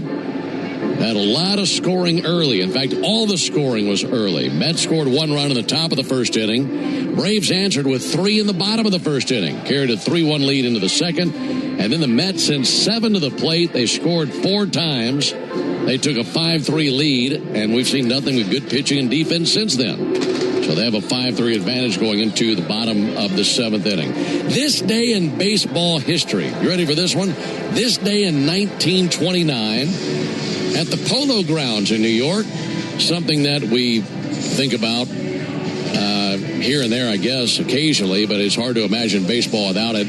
The first ever PA system in a stadium was used this day in 1929. And before, they would have had people on dugouts with megaphones giving instructions and announcements and things like that to the crowd. For the first time, you had a full-on PA system with a PA announcer this day in 1929 at the Polo Grounds. You ever work as a PA announcer, maybe in the minors when you weren't on radio for a day? I didn't do that, but there were a few times back maybe right after college, I did some PA for some college games here and there, maybe even a high school game once or twice. But that very different skill set from what we do. Totally different. But in the minors, you wear a lot of different hats. I imagine you had a whole slew of hats you wore. Yeah, fortunately, I didn't have to wear that one because it just wasn't my skill set, I don't think. I didn't want to talk about everything else going on during the game. That's right. And you would call it like an and one mixtape. Yeah, exactly. Called Strike on Austin Riley. What about mascot? How many times were you the mascot? Yeah, this is a funny story. A couple of times in independent ball, but it wasn't the mascot for the actual team. Here's the 0-1 pitch. Austin Riley. You were the bootleg mascot? Yeah, pretty much. We were the Jackson Senators, and our mascot was a guy in an eagle costume. His name was Ernie the Eagle. But they also had an advertiser, a pickle company called Peter Piper Pickles. And part of the deal was they had a pickle mascot costume, and me and 2 other guys had to split up pickle duties. Here's the 0-2 pitch that misses high, 1-2. So when every third day I was Mr. Pickles, throw it on the pickle costume in the boiling Mississippi heat. And this is a costume that came with red mittens and everything. It was horrible. 1-2, he breaks his bat, hits it in the air to right field, coming in binge, trying to get there, can't. He dives for it, and it's loose on the ground. It's a base hit for Austin Riley. Maybe that's the spark the Braves needed. That's their first hit since the 2nd inning. And good for Riley to pick up a base hit no matter how it comes. Benj is lucky to get hurt on that play. He was kind of lunging forward as he came charging in from right field and then kicked up a divot as he flipped forward and couldn't make the play. And he's holding his right side out there in right field. Yeah, that just hit off the end of his glove. That'll be it for McLean. Here comes Andy Green. And the Mets make the Aero Exterminators call to the bullpen. Make the right call. Protect your home and business from pests by calling 888-GO-AERO or visit aeroexterminators.com. We'll tell you about the new pitcher when we come back. It's a 5-3 lead for the Mets in the 7th. Braves fans, when you listen to the game, you know there's more happening than what shows up on the box score. The same is true after a truck crash. These cases aren't like car accidents. Different rules, different playbook. I'm attorney John Foy, the strong arm. I know how trucking companies move fast to protect themselves and what they hope you never find out. If you've been hit by a big truck, you need someone who's ready to step up and swing for the fences. Make the right call. Attorney John Foy and Associates, proud partner of the Atlanta Braves. There was a time when electricity stirred emotion, when street lamps gave way to incandescent bulbs, and the flicker of a projector made us forget about old grainy photos. Electricity was once a luxury. When done right, it still is. The all-electric Lexus RZ. Because the greatest measure of an automobile is how it makes you feel. Experience amazing at your Lexus dealer. Digging, grading, tilling, and mowing. All in a day's work with Yanmar, the tractor that works as hard as you do. Discover new possibilities at yanmartractor.com. When the Braves aren't playing on a weeknight, join me, Buck Bellew, with Kelly Kroll from 6 to 8 on 680 The Fan, 93.7 FM, and the Fan app. Bottom of the 7th, the Braves will bring the tying run to the plate in the form of Eli White to face Mets setup man Brooks Raley. First appearance for Raley this series, first appearance this month. He got a hold against Toronto on June 30th, one scoreless inning with 2 Ks. He throws a sweeper, cutter, sinker, and changeup in that order, and it'll be Eli White hitting for Mike Yastrzemski. Mike finishes his day 0 for 1 with a walk. And now Eli to the plate, who has absolutely tortured the Mets this year. First pitch on the way to White, and he swings and sends it foul into the seats down the right field line. Also, Jorge Mateo is on deck for the Braves. Looks like he'd be pitch hitting for Jim Jarvis. But back to Eli White. This year, in 3 starts against the Mets, 4 games total, 6 for 9 with 5 extra base hits. There's a ball low and inside. A lot of that damage off of Sean Manaea as he took him deep yesterday for the second time this season. But Eli 6 for 9 against the Mets, 5 extra base hits, and 7 RBIs. Pitch to Eli, fouled off the inside of his left foot. 1 ball and 2 strikes on the Braves pinch hitter. It makes sense to take the lefties out, put the righties in. Righties are hitting .246 against Raley this season. Lefties just a $191.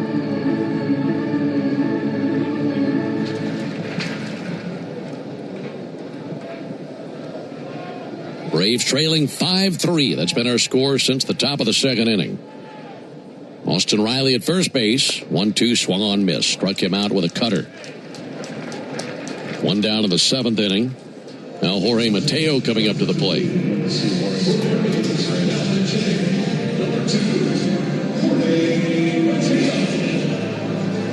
Mateo had a hit last night. He's just 1 for 7 this series, though. Be great to get him on base with his wheels and see what the top of the order can do. Left-hander Raley brings the first pitch to Mateo, over for a strike. Braves have not homered in this game. They've been on a home run binge over the last 2 games. They've hit 9 home runs and driven in 19 runs. There's a soft tapper out towards third. Bichette comes in, bare hands, fires. That's a great play. It had to be perfect because Mateo is so fast. And it's a 5-3 put out down to second base for Austin Riley. But finishing that thought, Braves with 9 home runs and driven in 19 runs across the first 2 games of this series. And while they belted 5 homers last night, no sign of power like that in this game. Maybe that changes right here. Drake Baldwin 1 for 2 today. Single also hit by a pitch. Altogether 1 for 10 in this series. First pitch called strike. Sinker at 91.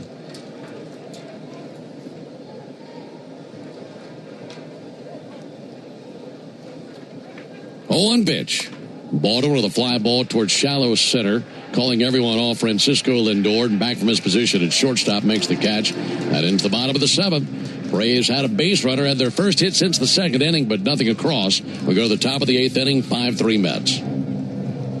Braves fans, when you listen to the game, you know there's more happening than what shows up on the box score. The same is true after a truck crash. These cases aren't like car accidents. Different rules, different playbook. I'm attorney John Foy, the strong arm. I know how trucking companies move fast to protect themselves and what they hope you never find out. If you've been hit by a big truck, you need someone who's ready to step up and swing for the fences. Make the right call. Attorney John Foy and Associates, proud partner of the Atlanta Braves.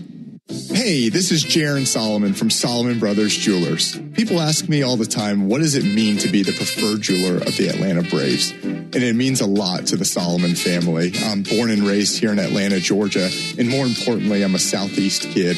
And the Atlanta Braves have meant everything to me growing up. They're a fabric of their community. We believe we're a fabric of this community.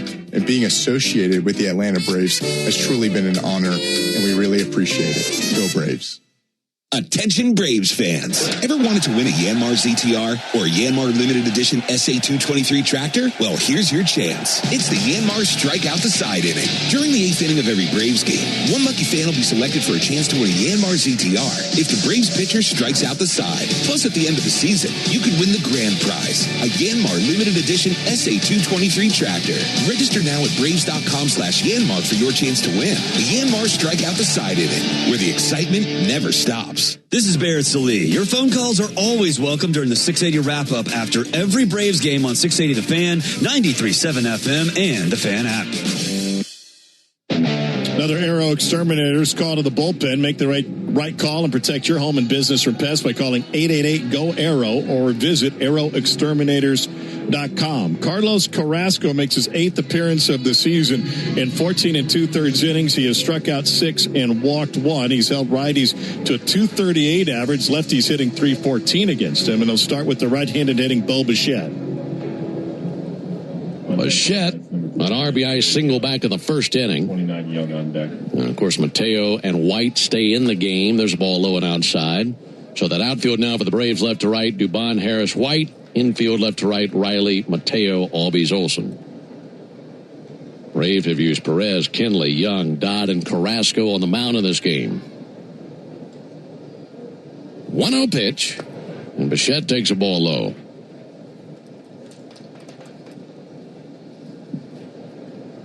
So you were Mr. Pickle? Unfortunately. 2 balls and no strikes on Bichette. Offering on the way. And there's a called strike. By the way, Jared Young is on deck right now for the Mets, as he'd likely pinch hit for Mark Vientos. 2 balls and a strike on Bo Bichette. Carrasco deals. There's a liner out towards center field, in for a base hit. Turned around a slider. And a leadoff single here in the 8th inning. I think minor league baseball teams might be the #1 investors in Febreze.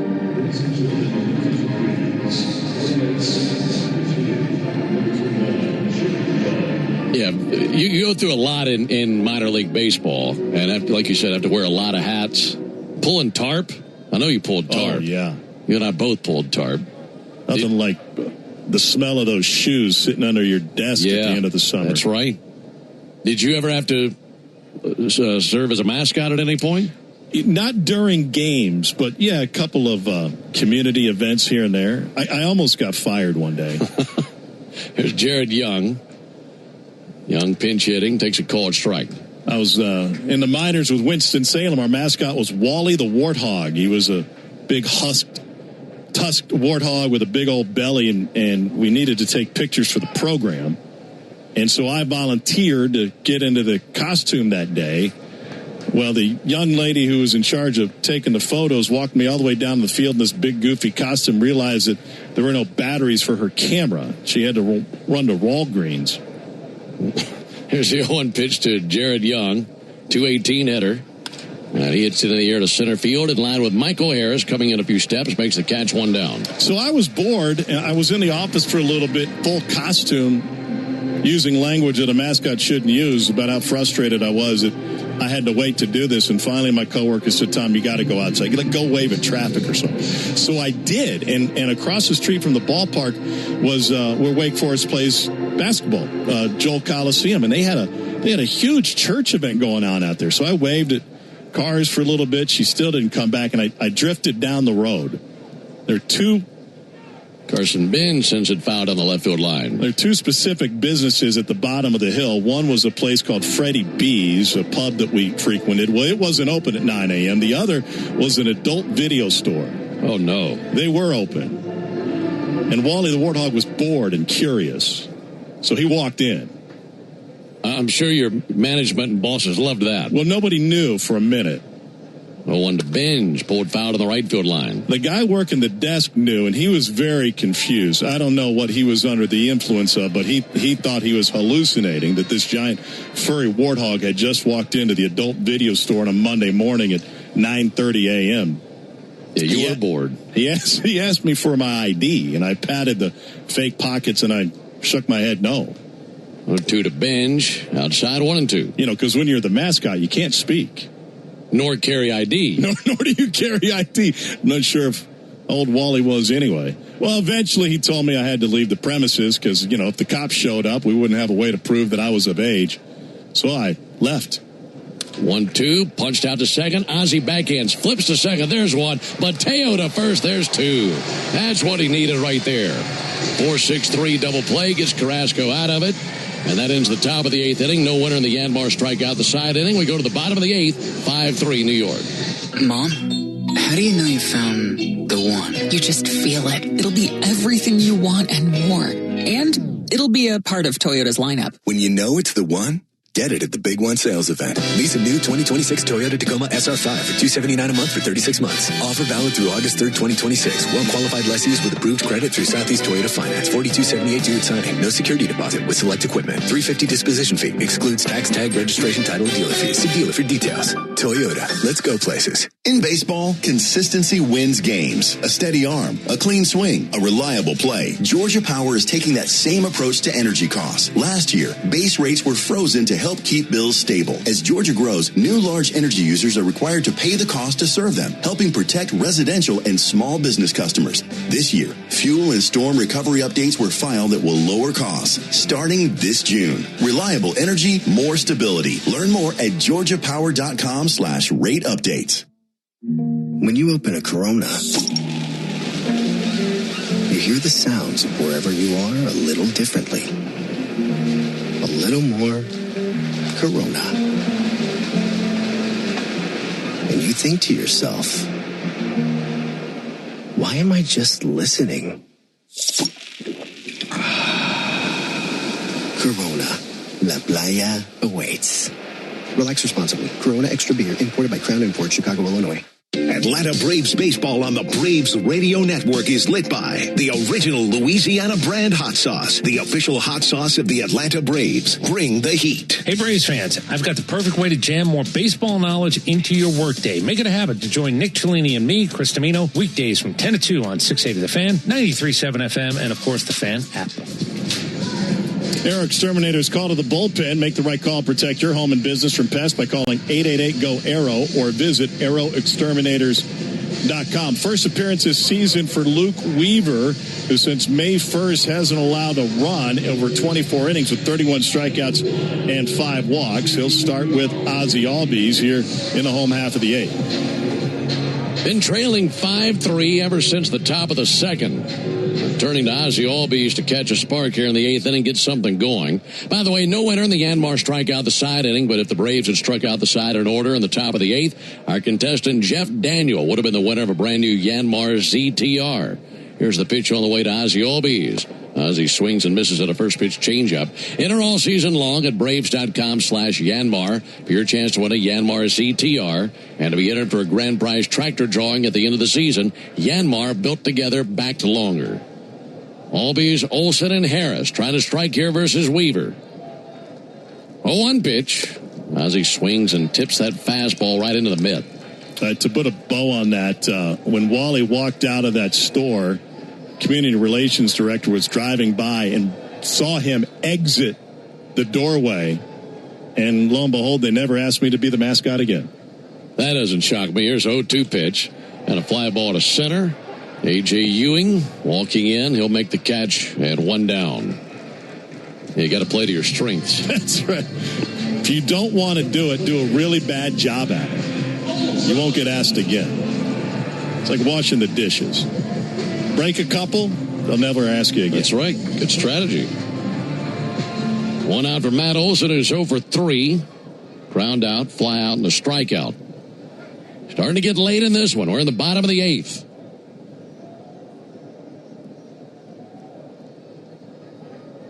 Olson standing in there, and the first pitch he sees from Weaver. Big swing and a miss at a first pitch changeup. Been a good changeup by Weaver, the few that we've seen. Hardly a breath of air in those flags in right center field. Very warm day. Here's the 0-1 from the righty Weaver. Olson check swing, fouled off. Most of the folks who are in the stadium are along the first base and right field line. That's where all the shade is. It's a big difference. Yeah, huge difference. By the way, this is usually where Matt gets hot. In the last 3 innings of a regulation game, innings 7 through 9, he is 4th best in baseball with an OPS of 966. Does a lot of damage late. Behind 0-2 versus Weaver. Steadies his bat. Here comes the pitch from Weaver. 0-2, missed away with a changeup. Checking on that game in Kansas City. Phillies are on the board. Royals have a 3-1 lead on the Phillies in the top of the 6th inning at Kauffman Stadium. 1-2, and Olson hits it deep to left field. Getting high pretty quick. Out there to the foul pole and foul. Man, that was rising and slicing on down the line. Just couldn't keep it fair and barely foul. It came down in the aisle that runs right next to the foul pole, that it's about 5 feet away from it.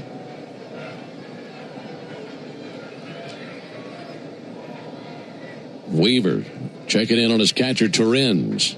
Set right at the letters. 1-2 pitch. Olson fouls it off the inside of his foot, and he'll hobble around for a moment.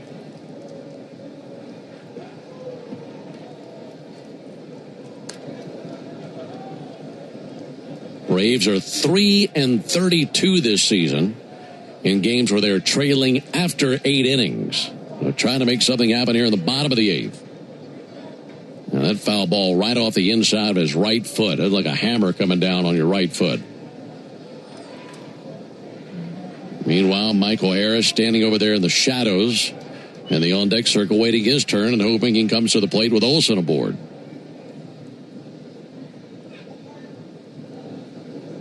Pitch from Weaver. Missed the outside corner with a fastball.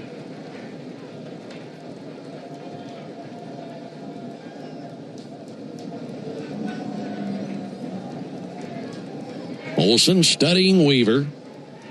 Third pitcher the Mets have used in this game. 2-2 and a called third strike, and Matt will challenge. Well, the Braves have been 2 for 2 in ABS challenges in this game. ABS says that is a strike. Not by much. I mean, just a very skinny slice of the baseball touched the zone. 2 down here in the 8th inning. That's a perfect pitch by Weaver.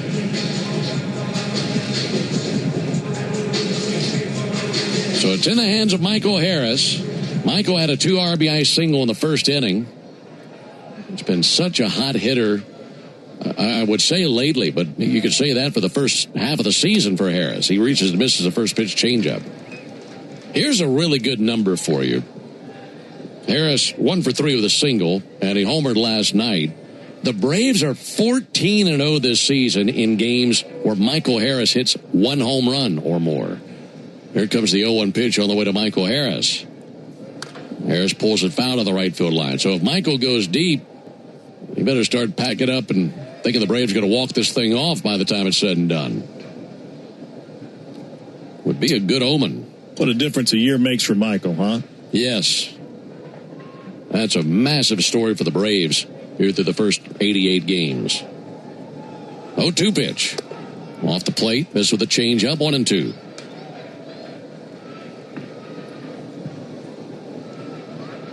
Five-3 Mets. Bottom of the eighth inning. Bases empty. 2 down.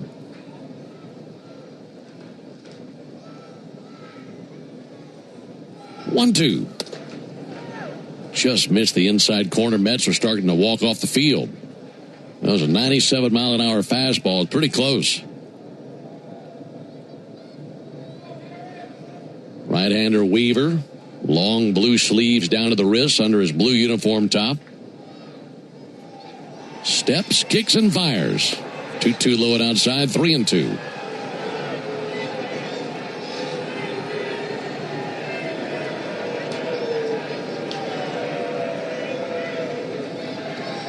Count runs full on Harris.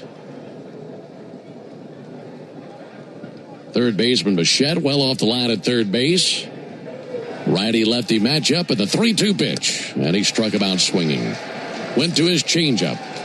So the Braves go down in order in the eighth. 8 innings behind us. We're off to the top of the ninth. 5-3 Mets. This is Kevin Swanson, business manager of IBEW Local 613. If you're an experienced electrician, then you've heard about the IBEW. Maybe you heard that it's not for you or that you should stay where you are. Well, there's a reason why over 5,500 electricians are members of IBEW Local 613, and a reason that we build the most important projects in Atlanta. Talk to our members, look at our working agreement for our wages, benefits, and job site conditions. You don't guess in this trade, you look for yourself. Go to IBEW613.org. Nothing is quite as American as supporting the home team. At Quikrete, it's what we've been doing for over 80 years, making products that give homeowners and contractors the confidence to quickly and easily knock out their to-do list. So, whether you need to set a fence post, make a repair, or replace your patio, you can count on the Yellow Bag of Quikrete concrete mix to help you get the job done right. Pick up the Quikrete Yellow Bag at your favorite home improvement center. Quikrete, it's what America's made of. This summer, the world's biggest names in soccer are coming to downtown Atlanta.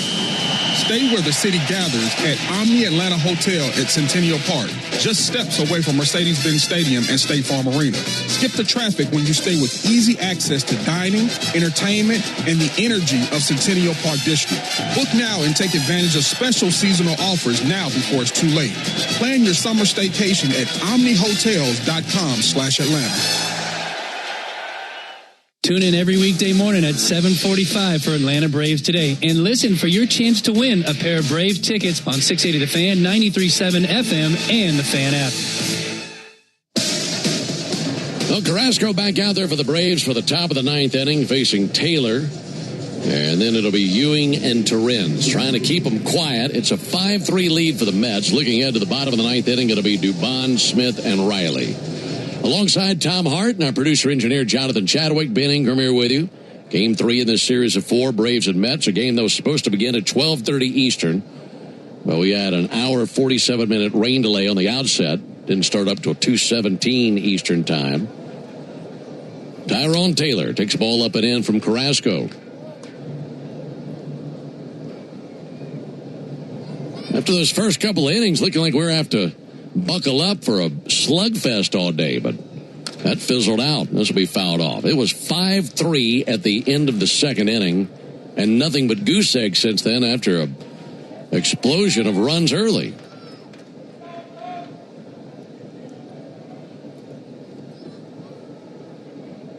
One to Taylor. Big lunge and a miss and a changeup away. 1-2. It's like a pack of wet bottle rockets. You still have fireworks going on when you got back to the house last night? I did, man. I could hear some, but you could tell they were. It was small potatoes. Sure. There's a 1-2 pitch. That'll be fouled off. All the big fireworks. It was raining when I got home, and it was raining when you got home as well. Mother Nature had a better show. Yeah, definitely. So all the big stuff, I think people put away. I could hear some bottle rockets and such in the neighborhood over. Phillies had a run in the fifth. Royals answered with a run in the home half. It's 3-1 Kansas City, bottom of the sixth.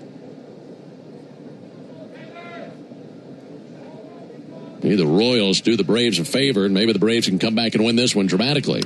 1-2 to fly ball to deep left. Dubon Drifting back, he's looking up. That's way over his head, way over the wall, and a homer by Tyrone Taylor. That was crushed by Taylor.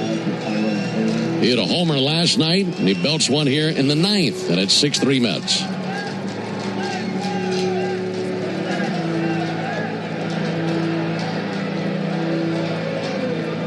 Tyrone Taylor's 5th home run this season. And he's made it count here in Atlanta.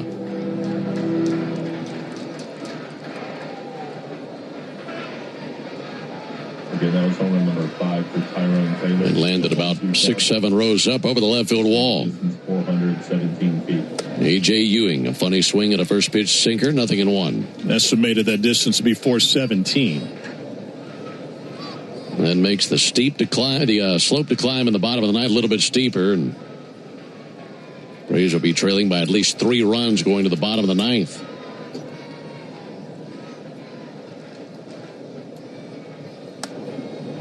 One outside, 1-1. Final game in this series will be tomorrow. That'll be back to a night game. That'll be a 7:15 Eastern first pitch tomorrow night. Then we travel to Pittsburgh after the game. 1-1 high and outside. That will be Reynaldo Lopez versus Freddie Peralta. A couple of the right-handers tomorrow night under the lights for the series finale. And then you're going to Pittsburgh and St. Louis with us and jumping over to the TV side, aren't you? Yeah.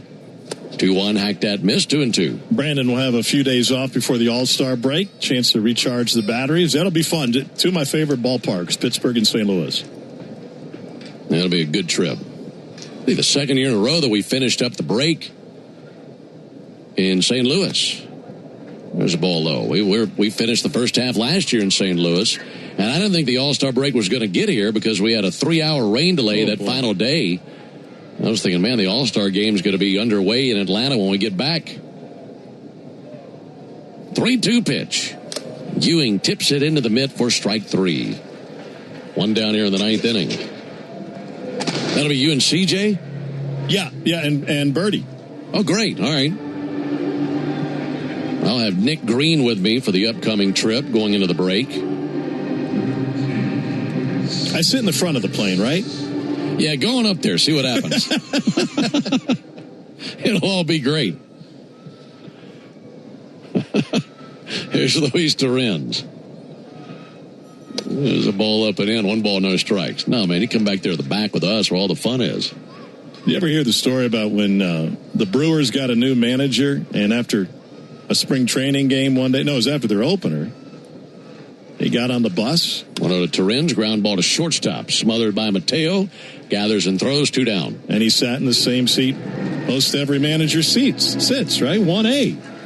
And Bob Uecker got on the bus shortly thereafter and just looked at him. And finally the manager looked up and said, "Oh, hey, Ueck, am I in your seat?" He said, "You sure are." Well, that manager moved to 2A. You don't sit in his seat. Man, you could probably count on one hand how many broadcasters in the history of the game have sat in seat 1A on a Major League charter. That'll be swung on missed. Well, he was 1-1, so it's fitting.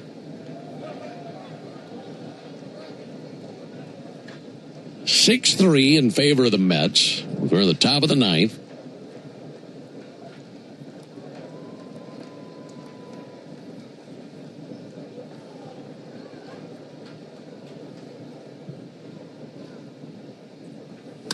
Want to rocket into right field. Brett Beatty sends it out there for his 2nd hit of the game. That'll be a late arrival in Pittsburgh, won't it? If it were any later, it'd be an early arrival. Yeah, got the night game tomorrow and then fly out after the game. What a view at PNC Park, huh? Yeah. I mean, it's a terrific, it might be the best view in the big league, which is saying something because there's some really good ones. But right there on the river and downtown skyline, it's pretty. Clemente Bridge out there beyond left center. Took out first base, back in standing Brett Beatty. And that's a Pirate team that the Braves swept here in Atlanta. 3 really good games. We've got some Braves country flavor with the Mississippi boys up there now. Yeah. Got Mangum and Griffin, of course. Lindor takes a called strike 0-1. And then after that, we'll see the Cardinals. And you just saw that team come in here, and they've been significantly better this season than anyone expected them to be. They put a whipping on the Cubs when they left here. They're ahead of schedule. 0-1, swung on, missed. 0-2.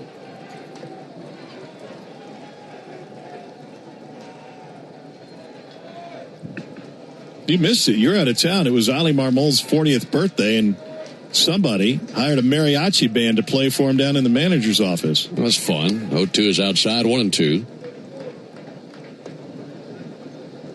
Somebody whose name rhymes with Flip Scary. Oh, I know who the ringleader of that is for sure. Before the hint. Yeah. That's got Chip written all over it. Cards 8 games above 500 coming into today. 1-2 missed off the plate. 2 balls, 2 strikes. They trailed the Cubs 6-3 in the 7th inning at Wrigley.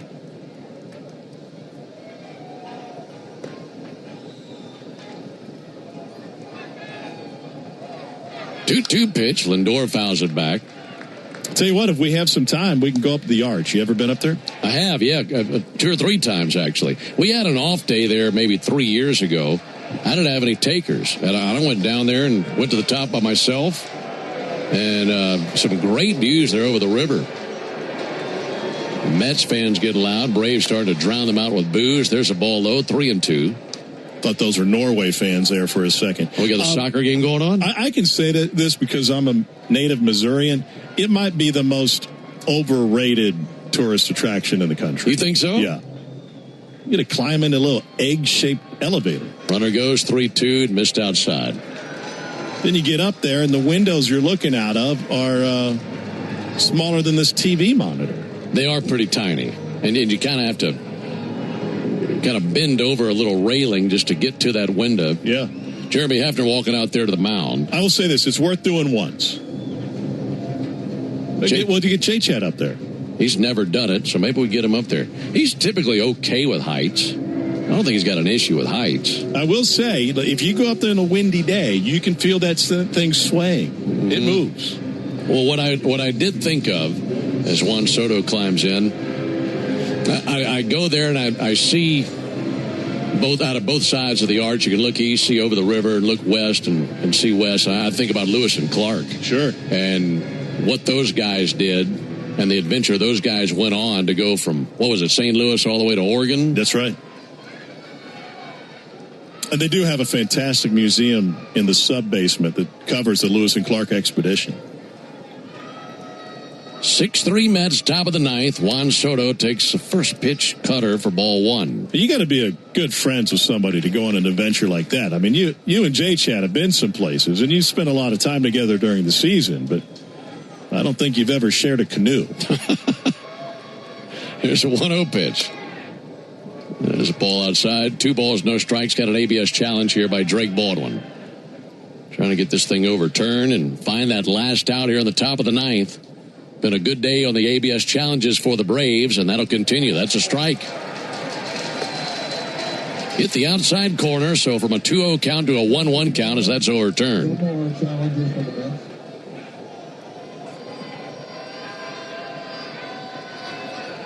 Carrasco set at the letters, 1-1 pitch. Missed away with a cutter, 2 balls and a strike. Inning started with a home run by Tyrone Taylor. Then Ewing struck out, Torrens grounded out, Beatty singled, Lindor walked. 2-1 outside, 3 balls and a strike. That expedition, Ben, covered 862 days. My goodness. And what years were those? 1804 to 1806, Lewis, Clark, and Sacagawea. 3-1 to Soto. Number fouled on the third baseline. I heard somebody say one time that what Lewis and Clark did for that day and age in the world is on the same plane as what the astronauts did going to the moon in the 1960s. I thought that was a really interesting comparison. Sounds about right to me. 3-2 pitch. And he missed with a cutter away, then a load the bases. So the bases loaded here in the top of the 9th inning. Mets looking for a knockout blow right here as Bo Bichette comes to the plate. 2 down in the top of the 9th. It was 5-3 Mets much of the game. All 8 combined runs scored in the first 2 innings. And then neither team scored until this top of the 9th, as the Mets have driven in 1 run. Now they've threatened to advance by several runs. Pitch on the way to Bichette, taken for a strike.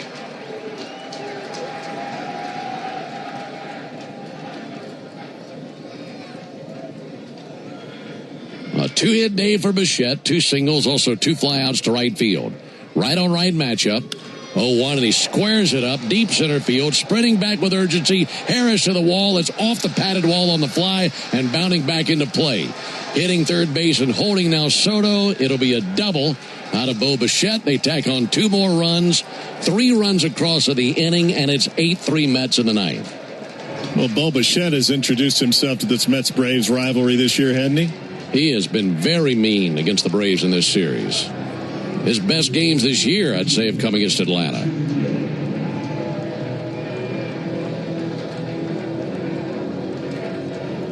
He had a great series in Queens. He's got a 3-hit game in this one, and that's 6 hits through the first 3 games of this series. RBI's 49 and 50 for him. Jared Young up to the plate, takes a called strike.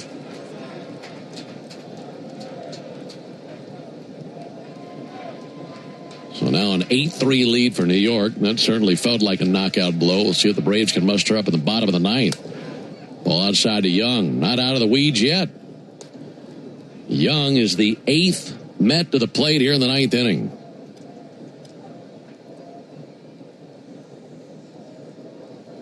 One lifted out towards left center field, and that's down for a base hit. This will drive in 2 more runs, make it 10-3 Mets on the 2 RBI single by Jared Young. They have just battered Carrasco here in the 9th inning.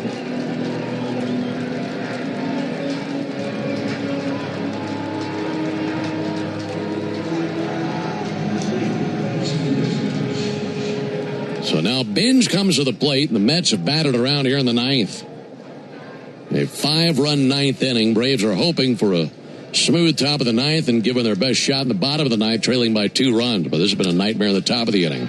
Ground ball to second. Ozzy's got it from shallow right, throws to first, and mercifully there's the final out. 9 come to the plate, 5 score. We go to the bottom of the 9th inning, 10-3 Mets. Hi. Sorry, did I startle you?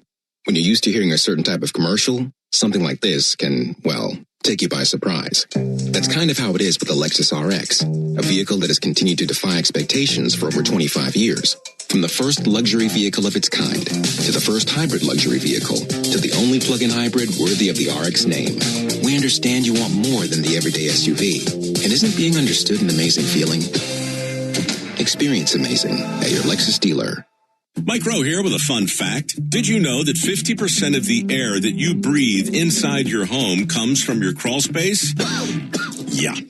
Whether your crawl space is wet, musty, or your floors are bouncy, do yourself a favor. Call AquaGuard, a groundworks company. They're the real deal. Their people are trained and certified to repair your crawl space.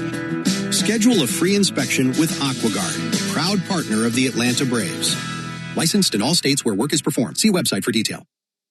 They call this one Bill. Whoa, aliens? Am I in a spaceship? Affirmative, Bill. Well, what's with the laser saw? An Xfinity mobile transmission says you can cut your bill in half.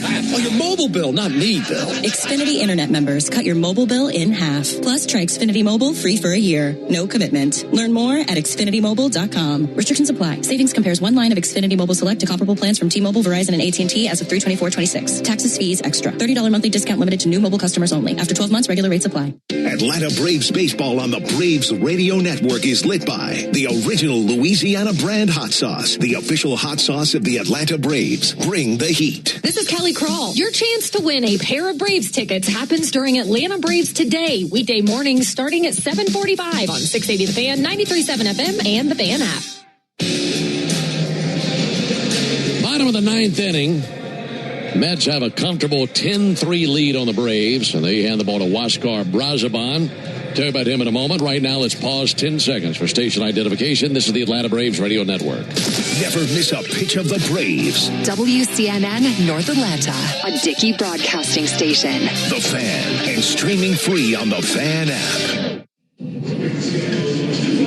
Oscar Brazaban, right-hander out of the Dominican, 6'3", 155 pounds is what they list him at. I can't imagine that weight is accurate.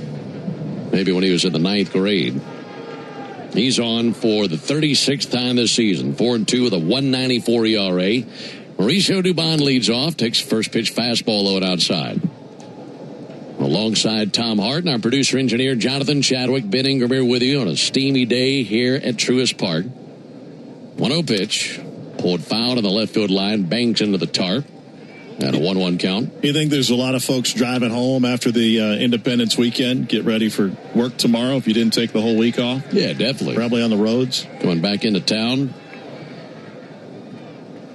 1-1, popped up towards foul territory out of play, which depresses me because I hate to give them bad news as they come into radio range of this game. That's right.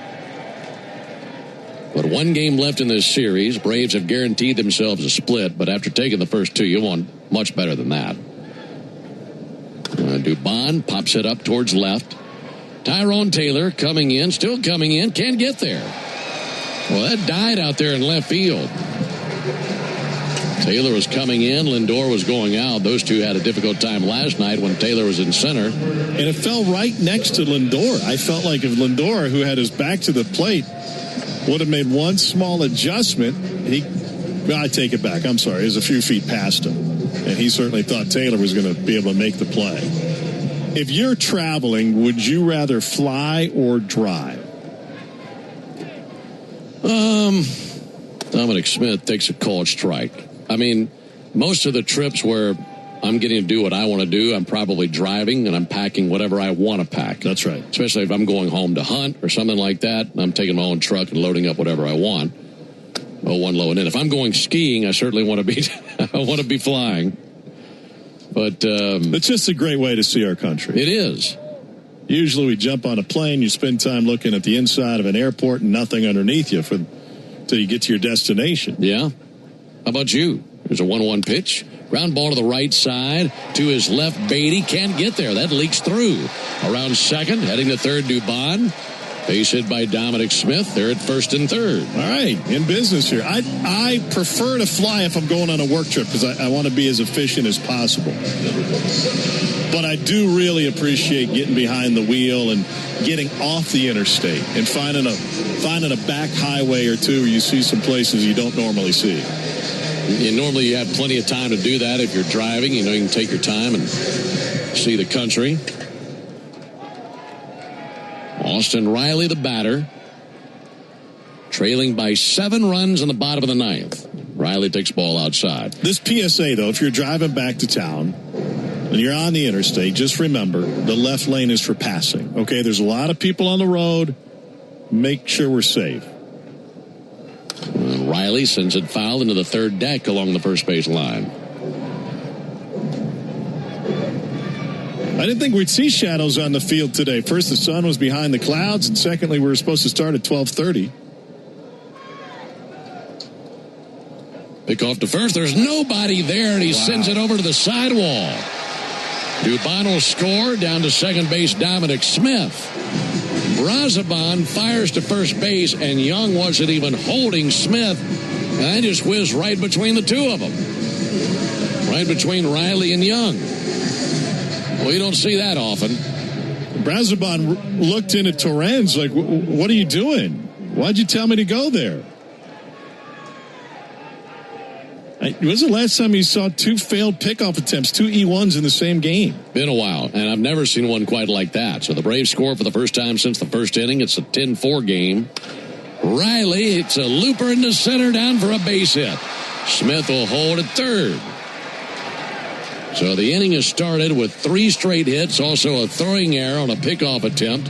1 run in, no one out. Another good sign for Austin Riley.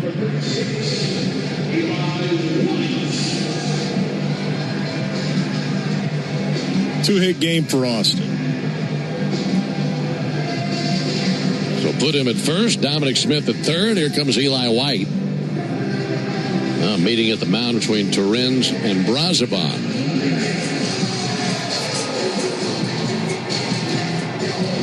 I think the only thing that would be weirder on a pickoff than what just happened if he did the same thing and there wasn't a runner over there. That certainly would be. He thought there was a runner and there's nobody over there occupying the bag. And that's the only way that could have been worse than it was for Brazoban. Eli White, 0 for 1. Came along to pinch hit for Yastrzemski in the 7th inning. Struck out swinging, facing Raley.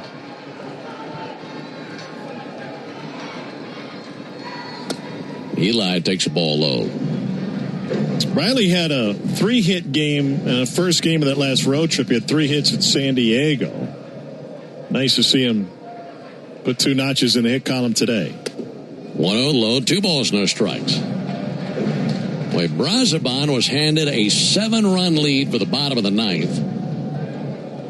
He's allowed 3 straight hits. He's fallen behind White 2-0. Make it 3-0. He missed inside with a sinker. I mean, he could be getting himself into a whole heap of trouble if he walks White here. All of a sudden, the Braves have something going. Still a long way to go. 3-0 in there for a strike. Well, it wouldn't be the worst thing to string a few together and force the Mets to use closer Devin Williams. True. 3-1 pitch. There's a strike. Thought he hit the inside corner. Eli thought he missed. Well, the count runs full on Eli. Williams up and tossing now in the Mets bullpen. All right, getting him hot. Here's the payoff pitch. There is ball 4 high. That loads the bases. Now visit at the mound. Justin Willard, the pitching coach, is going to trot out there. This should probably be a very direct message. Son, do you see the scoreboard? Throw strikes. Let's go. And he's given up 3 straight hits and then a walk. He's got a 6-run lead. But can you imagine if the Braves hit one out right here? I'd love it. So you got Mateo at the plate and then Baldwin to follow. It would take an 8-run 9th to win this thing. But off to a good start. 1 run already across, no one out. Mateo will be the 5th batter of the inning. Or 7 in the 9th and 1 in the 10th. True.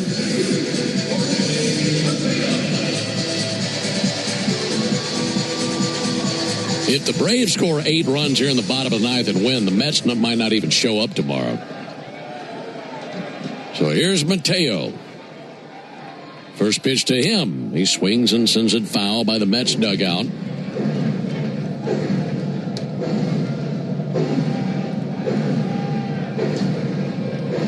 Braves win this one. Jay Chat's buying us dinner. Yes, he is. I'm getting a steak. No balls and a strike. Right on right matchup. Brazoban deals. Mateo takes a called strike. This will be challenged. He thought it was low with that sinker. And I agree with him, actually. It looked pretty low from here. Let's see if Jorge's right. He is not. That barely got the bottom of the zone. About a third of the baseball clipped the bottom of the strike zone, so that's confirmed.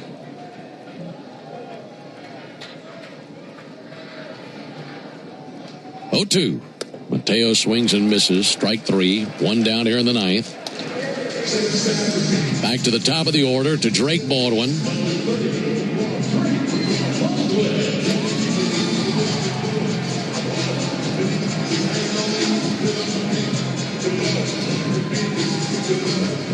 Drake with a single, also a run scored. Sacks packed full of Braves. First pitch and a fly ball to deep left. Taylor going to go back. Taylor goes to the wall. That thing is out of here. It's gone.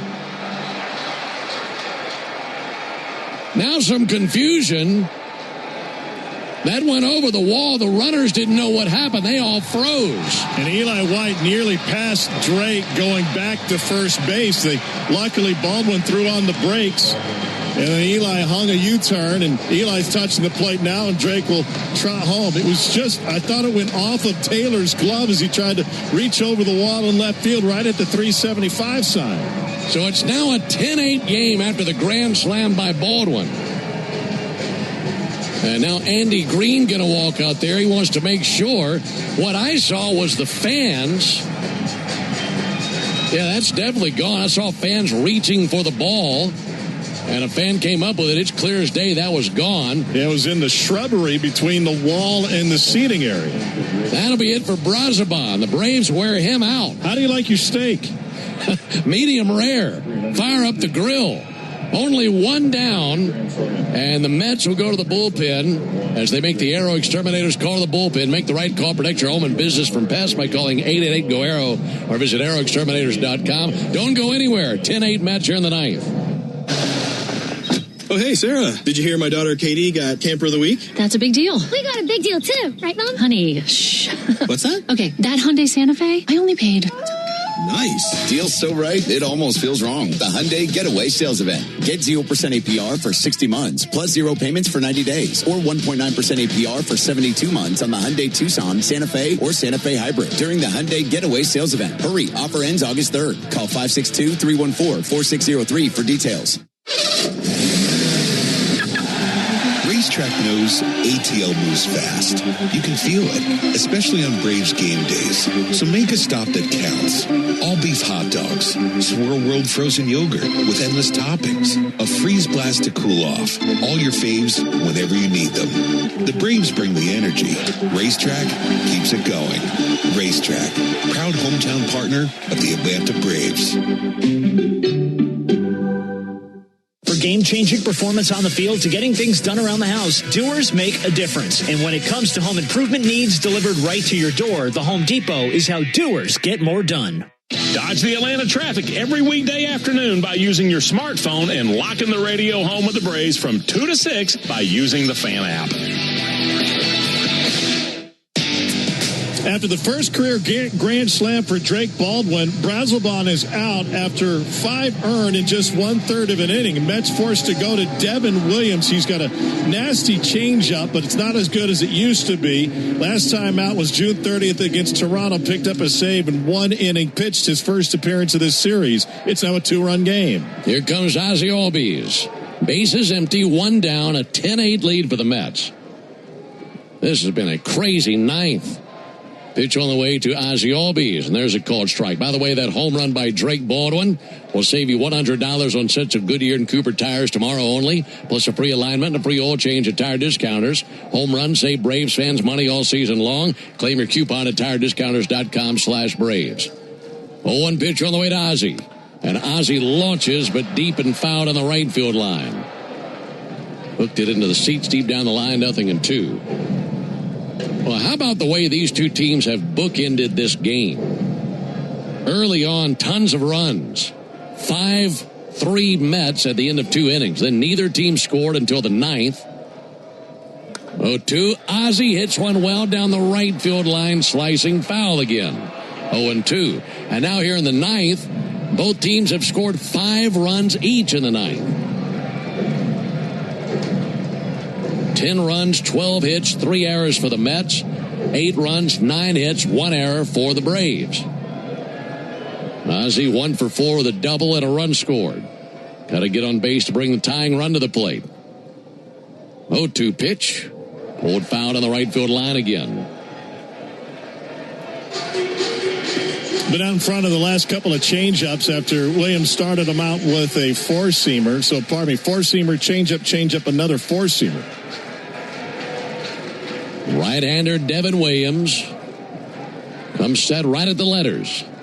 Again the 0-2. Ozzie sends it foul the other way, this time up into the 3rd level. It was 10-3 in favor of the Mets going to the bottom of the 9th. And the Braves have scored 5 times, only 1 out. All-star second baseman Ozzie Albies awaits the 0-2, and he swings and bounces it foul into the Braves dugout.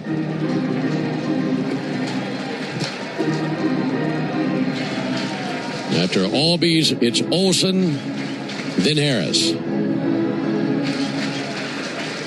This will be the 7th pitch of the battle.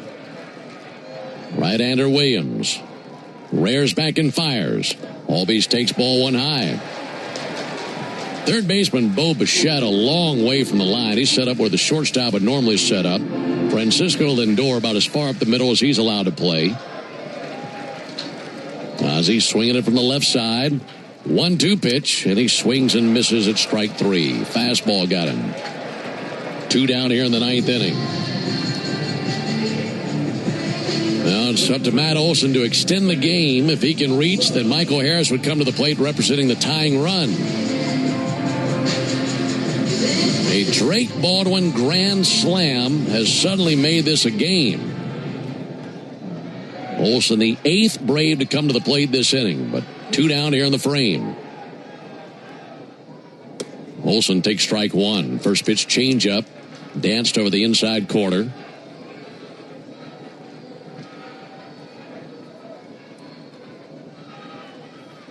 Olson 0 for 4.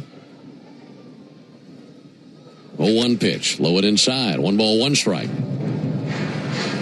When it comes to facing Devin Williams, Matt Olson is 0 for 1, so not much of a sample size at all.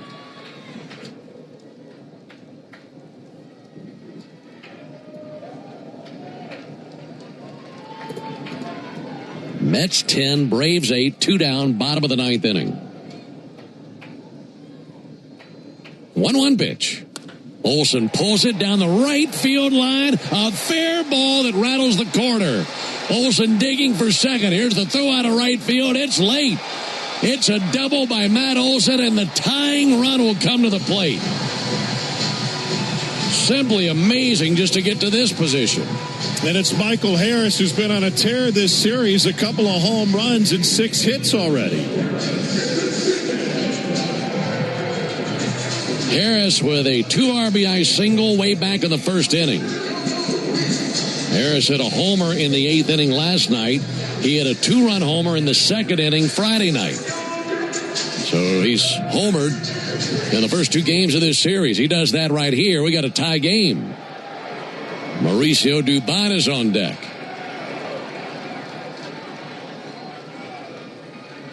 First pitch to Harris. Fouled off into the screen. Michael Harris 0 for 2 with a walk and a strikeout in his career versus Devin Williams. But Michael with so many clutch moments this season for the Braves. In search of another big moment right here. 0-1 to Harris. Swung on, missed. Changeup makes it 0-2. So the Braves down to their final swing. Trailing 10-8 in the bottom of the 9th. Olson at second. Time requested by Harris. Granted by Mike Estabrook, home plate umpire. Raisel Iglesias now up and stirring in the Braves pen. Trying to keep this alive. Crowd getting behind Harris. Here comes the 0-2 pitch on the way from Devin Williams. All the way to the backstop. Bounced a changeup to third base on an extremely wild pitch is Matt Olson. That's a wild pitch with a capital W. 1 ball and 2 strikes. Shade creeping in on the infield, running parallel to the first base line and swallowing the plate. Right-handed pitcher Williams standing in bright sunshine. 1-2 pitch. Harris bounced it to the right side, gloving at first base Young, throws to the bag, and not in time! Not in time! The game continues. Olson scores. Winning run will come to the plate. Young was giving ground. He gloved it, and by the time he sent it to Williams, it's like he was reaching for the bag, Tom, but couldn't find it. And it's not that Williams was being casual. It's just that Michael Harris was going full throttle, and Williams had to look down to try and find the bag, and Monty Mike beat him by an 1/8 of a step. Devin Williams was just about perfect through the month of June, but if you go back to his appearance May 24th on the road against Miami, he entered in a scoreless game in the 9th. He allowed 4 runs on 2 hits, only got 1 out in the game. Braves trying to put him back in that same position. It is an RBI single. So here's Mauricio Dubon. You want to talk about a guy with a full resume of clutch hits for the Braves this year. Mauricio, definitely that guy. Takes the ball outside. Dubon 1 for 2 in his career versus Devin Williams. The tying run is at first. The winning run is at the plate. It's been a 6-run ninth for the Braves. And a 10-9 lead for the Mets right now. 1-0 to Dubon. Mauricio lines it down the left field line. A base hit down to second base. Harris digging for third. Throw out of left field from Taylor. Not in time. It's a double by Dubon. Unbelievable. Tying run is at third. Winning run is at second. And now the former Met Dominic Smith with a base hit could complete this Mets collapse here in the 9th inning. Can you believe what we're seeing? What a wild ride this has been. Remember, the Braves gave up 5 in the top of the 9th, making this home half even wilder.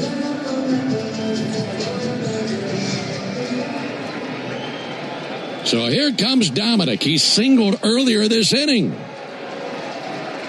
A base hit can win it. Here it comes. And a ball outside. Dominic comes through. We're going to have to pick our sides. We already chose our stakes. Dominic 1 for 1 in his career versus Devin Williams. It was a single. 1-0 pitch. Low and inside, 2-0. A base hit would mean at least 1 run to tie it and possibly 2 runs to win it, which would mean an 8-run ninth. Changeup has been the money pitch for Devin Williams throughout his career. It has not been good this year, and that's what he missed with low and in. Hitters count. And the 2-0 pitch to Dominic. In for a strike, 2-1. Braves have been down to their final swing a couple of times in this game. And they've been able to keep it alive. Olsen a 2-out double. Harris a 2-out single. And Dubon a 2-out double. Get a base hit right here, win this thing. Here's the 2-1 pitch on the way to Dominic Smith. He swings and misses. Cut it loose on a fastball. And again, the Braves down to their final strike. This crowd of 28,621 on their feet, hoping to witness some history right here. I mean, we've seen some comebacks. We've seen some walk-off wins. But I can't remember the last time we saw an 8-run ninth inning. Need a base hit to make it happen. Here's the 2-2 pitch. He swings and misses for strike 3. That is a bummer. They were that close. Scored 6 runs in the bottom of the 9th inning. Had the winning run at second. And the Mets hold on and win a wild one by a final score of 10-9. Back with the totals after this. The walk-off home run. The buzzer beater. The photo finish. That feeling when everything lines up and you get what you need just when you need it. It feels unbelievable in sports. But when it comes to your finances, it makes you feel unstoppable. Visit Truist.com today to see how having the tools you need and a great team by your side can help you take your game to the next level. Truist Bank. Member FDIC. What up, Braves fans? Joe Button here to talk to you about my favorite part of the game, Prize Picks. Swing into action this baseball season with Prize Picks, proud partner of the Atlanta Braves. Prize Picks started in the A, so you know we had to show love to the home team. Plus, it's the best app for making all your sports picks. Download the Prize Picks app today and use code BRAVES and get $50 instantly in lineups when you play $5. That's code BRAVES on Prize Picks to get $50 instantly in lineups when you play $5. Prize Picks. Must be present in certain states. Visit prizepicks.com for restrictions and details. Oh, hey, Sarah. Did you hear my daughter Katie got Camper of the Week? That's a big deal. We got a big deal, too. Right, Mom? Honey, shh. What's that? Okay, that Hyundai Santa Fe, I only paid... Nice. Deal's so right, it almost feels wrong. The Hyundai Getaway Sales Event. Get 0% APR for 60 months, plus 0 payments for 90 days, or 1.9% APR for 72 months on the Hyundai Tucson, Santa Fe, or Santa Fe Hybrid during the Hyundai Getaway Sales Event. Hurry, offer ends August 3rd. Call 562-314-4603 for details. For game-changing performance on the field to getting things done around the house, doers make a difference. And when it comes to home improvement needs delivered right to your door, the Home Depot is how doers get more done. Save time during your workday commute when you rely on your smartphone. Get real-time traffic reports from the app of your choice while you listen to the radio home of the Braves, only on the Fan app. The Mets survived despite a hearty effort from the Braves in the bottom of the ninth inning, and the Mets get the win 10-9. Our Home Depot player of the game is Drake Baldwin. First career grand slam came in the bottom of the ninth inning to put a charge into this one. The Home Depot is proud to present today's player of the game. Drake Baldwin is your player of the game, built by the Home Depot. How doers get more done. Mets improved to 52-36 with the victory today. 10 runs, 12 hits, 3 errors, 4 left on. Braves now 52-36, and the Mets 37-53. For the Braves, 9 runs, 12 hits, 1 error, and 5 stranded. Starter Nolan McLean gets the win to go to 6-5. Martin Perez takes the loss, falls to 6-6, and Devin Williams picks up his 13th save. Time of the game, 3 hours and 3 minutes, following a 1 hour 47-minute rain delay. And 28,621 in the building to witness this one today. Reminder, the Braves hit 1 home run tonight, so that means you'll score $100 off a set of Goodyear or Cooper tires tomorrow only, plus a free alignment and a free oil change with your tire purchase only from Tire Discounters. Learn more about the Braves and Tire Discounters round tripper promotion at tirediscounters.com/Braves. Ben will be back right after this on the Atlanta Braves Radio Network. Hey, Braves fans, summer is officially here, and you know what that means. Bugs, termites, mosquitoes, ants, and roaches will be out in full force. Luckily, you can trust the pros at Arrow Exterminators to keep your home pest-free inside and out. Arrow protects homes and businesses and is the official pest control provider of Truist Park and the Braves, so you know you're getting the best from the best. To set up a free pest inspection, call 888-GO-ARROW or visit arrowexterminators.com. Racetrack knows ATL moves fast. You can feel it, especially on Braves game days. So make a stop that counts.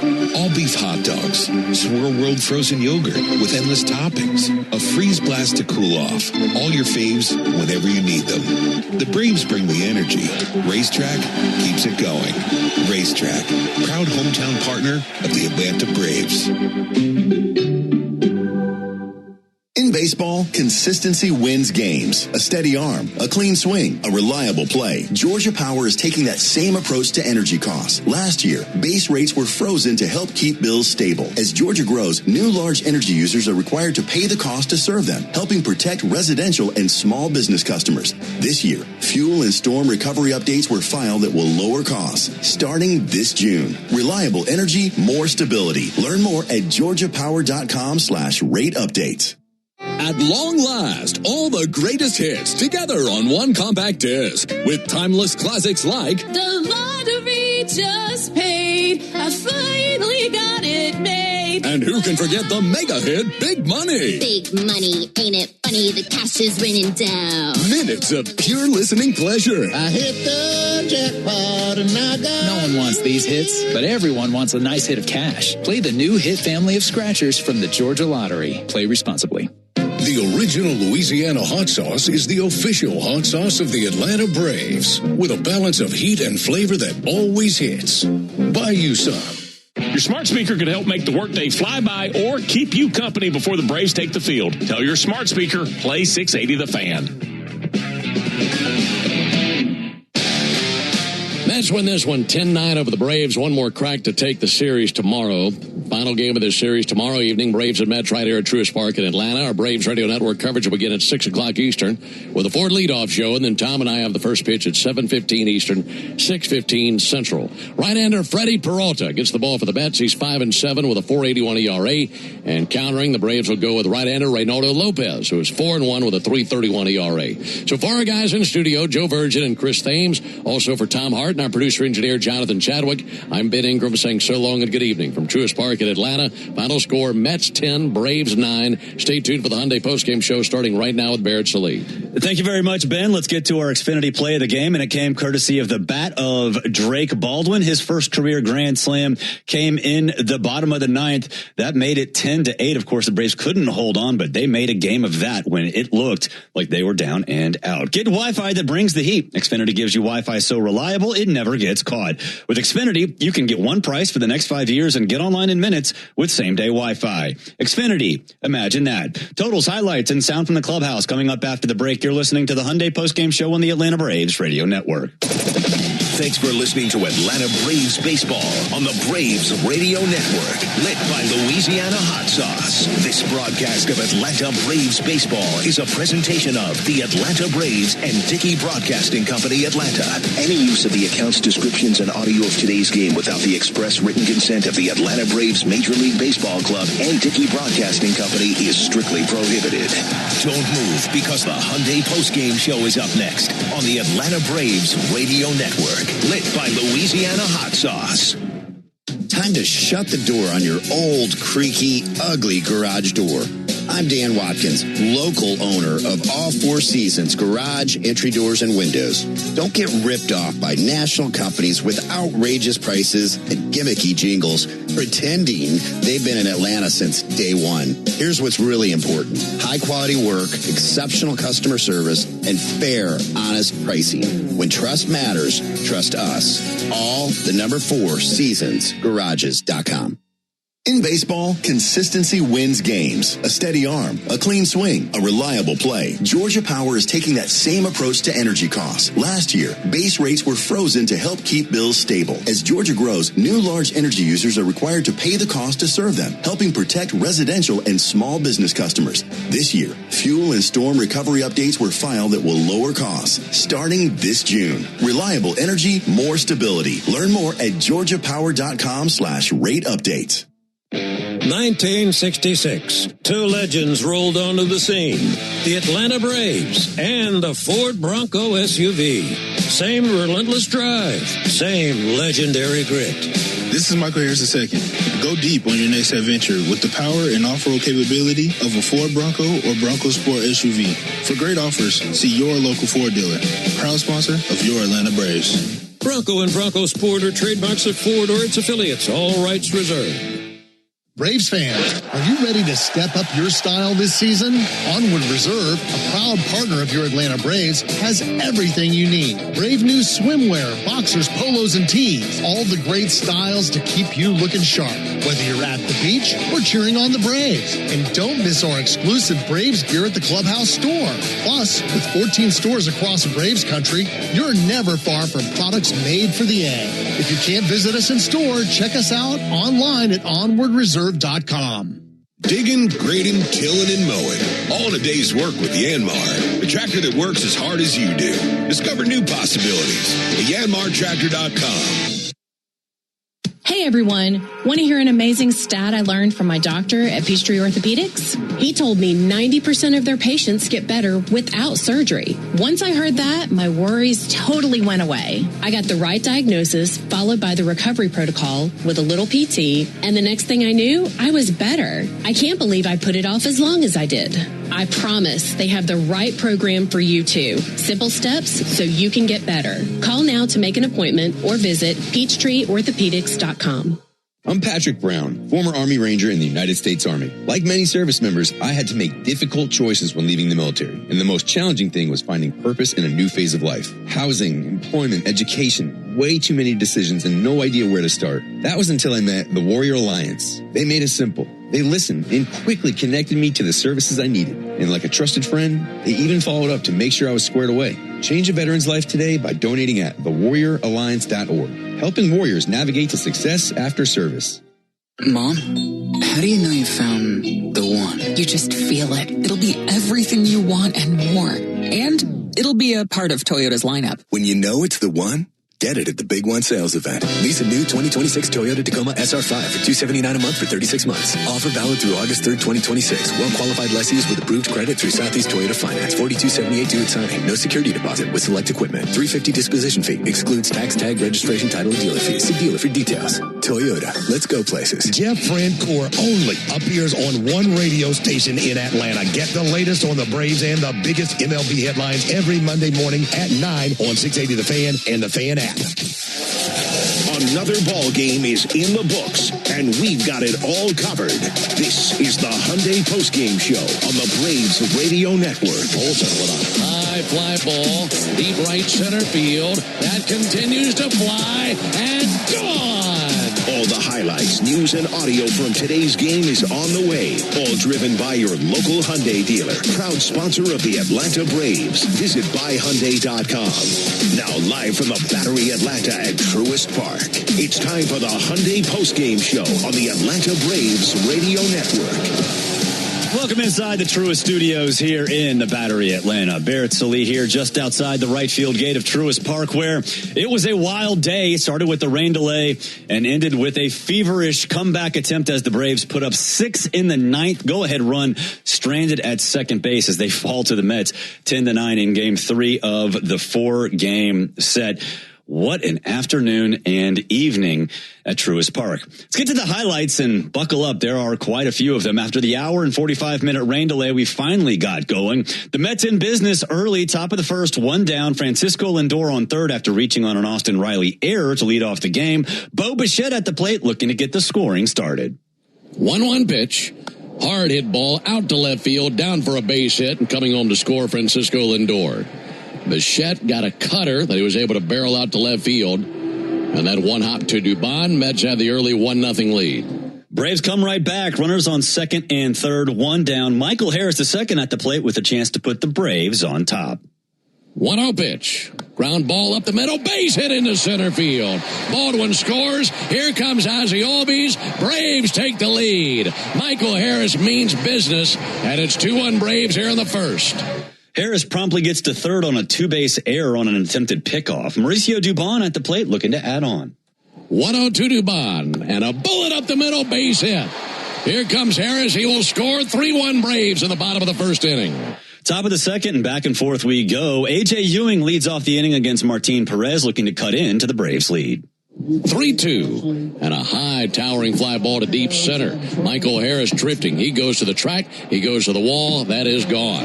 A.J. Ewing, who is only hitting $190 versus lefties, takes Martin Perez deep. His 5th homer of the year, and it's now a 3-2 Braves lead in the top of the second. 408 feet off the bat of Ewing. The Mets still in business later in the inning. Runners on second and third. Nobody down. Francisco Lindor at the plate with a chance to tie it up.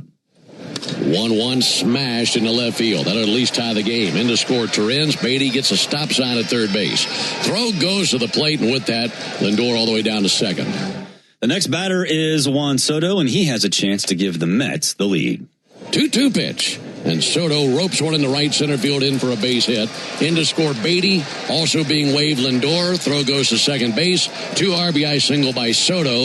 It's 5-3 Mets as Perez has not been able to record an out yet in the second inning.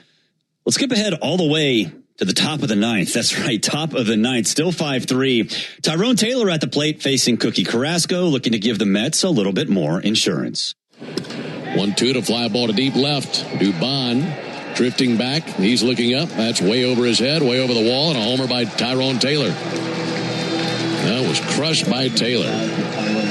He hit a homer last night, and he belts one here in the 9th, and it's 6-3 Mets. 417 feet off the bat of Taylor. Still in the 9th, 2 down, bases loaded. Bo Bichette, who's been really good against the Braves this year, he's at the plate against Carrasco, looking for a little bit more insurance. Right on right matchup. 0-1, and he squares it up deep center field, sprinting back with urgency. Harris to the wall. It's off the padded wall on the fly and bounding back into play. Hitting third base and holding now Soto. It'll be a double out of Bo Bichette. They tack on 2 more runs, 3 runs across of the inning, and it's 8-3 Mets in the 9th. The next batter is Jared Young, and he has a chance to get the Mets to double digits. 1-1, lifted out towards left center field, and that's down for a base hit. This will drive in 2 more runs, make it 10-3 Mets on a 2 RBI single by Jared Young. That seemed like it was going to be the end of it, and then Huskar Brazaban came in for the Mets in the bottom of the 9th. He gets runners at the corners, 2 down with the Mets with a hand. The Mets will hand a run to the Braves. Pick off to first. There's nobody there, and he sends it over to the sidewall. Dubon will score. Down to second base, Dominic Smith. Brazaban fires to first base, and Young wasn't even holding Smith, and they just whizzed right between the 2 of them. Later in the ninth, bases jacked, one down. Drake Baldwin at the plate looking to draw the Braves a little closer. Sacks packed full of Braves. First pitch at a fly ball to deep left. Taylor going to go back. Taylor goes to the wall. That thing is out of here. It's gone. Now some confusion. That went over the wall. The runners didn't know what happened. They all froze. And Eli White nearly passed Drake going back to first base. Luckily, Baldwin threw on the brakes. And then Eli hung a U-turn, and Eli's touching the plate now, and Drake will trot home. It was just, I thought it went off of Taylor's glove as he tried to reach over the wall in left field right at the 375 sign. So it's now a 10-8 game after the grand slam by Baldwin. That's Drake's first career grand slam. Brazoban out, closer Devin Williams in. Now 2 down, Matt Olson on third, Michael Harris the second at the plate looking for more. 1-2 pitch.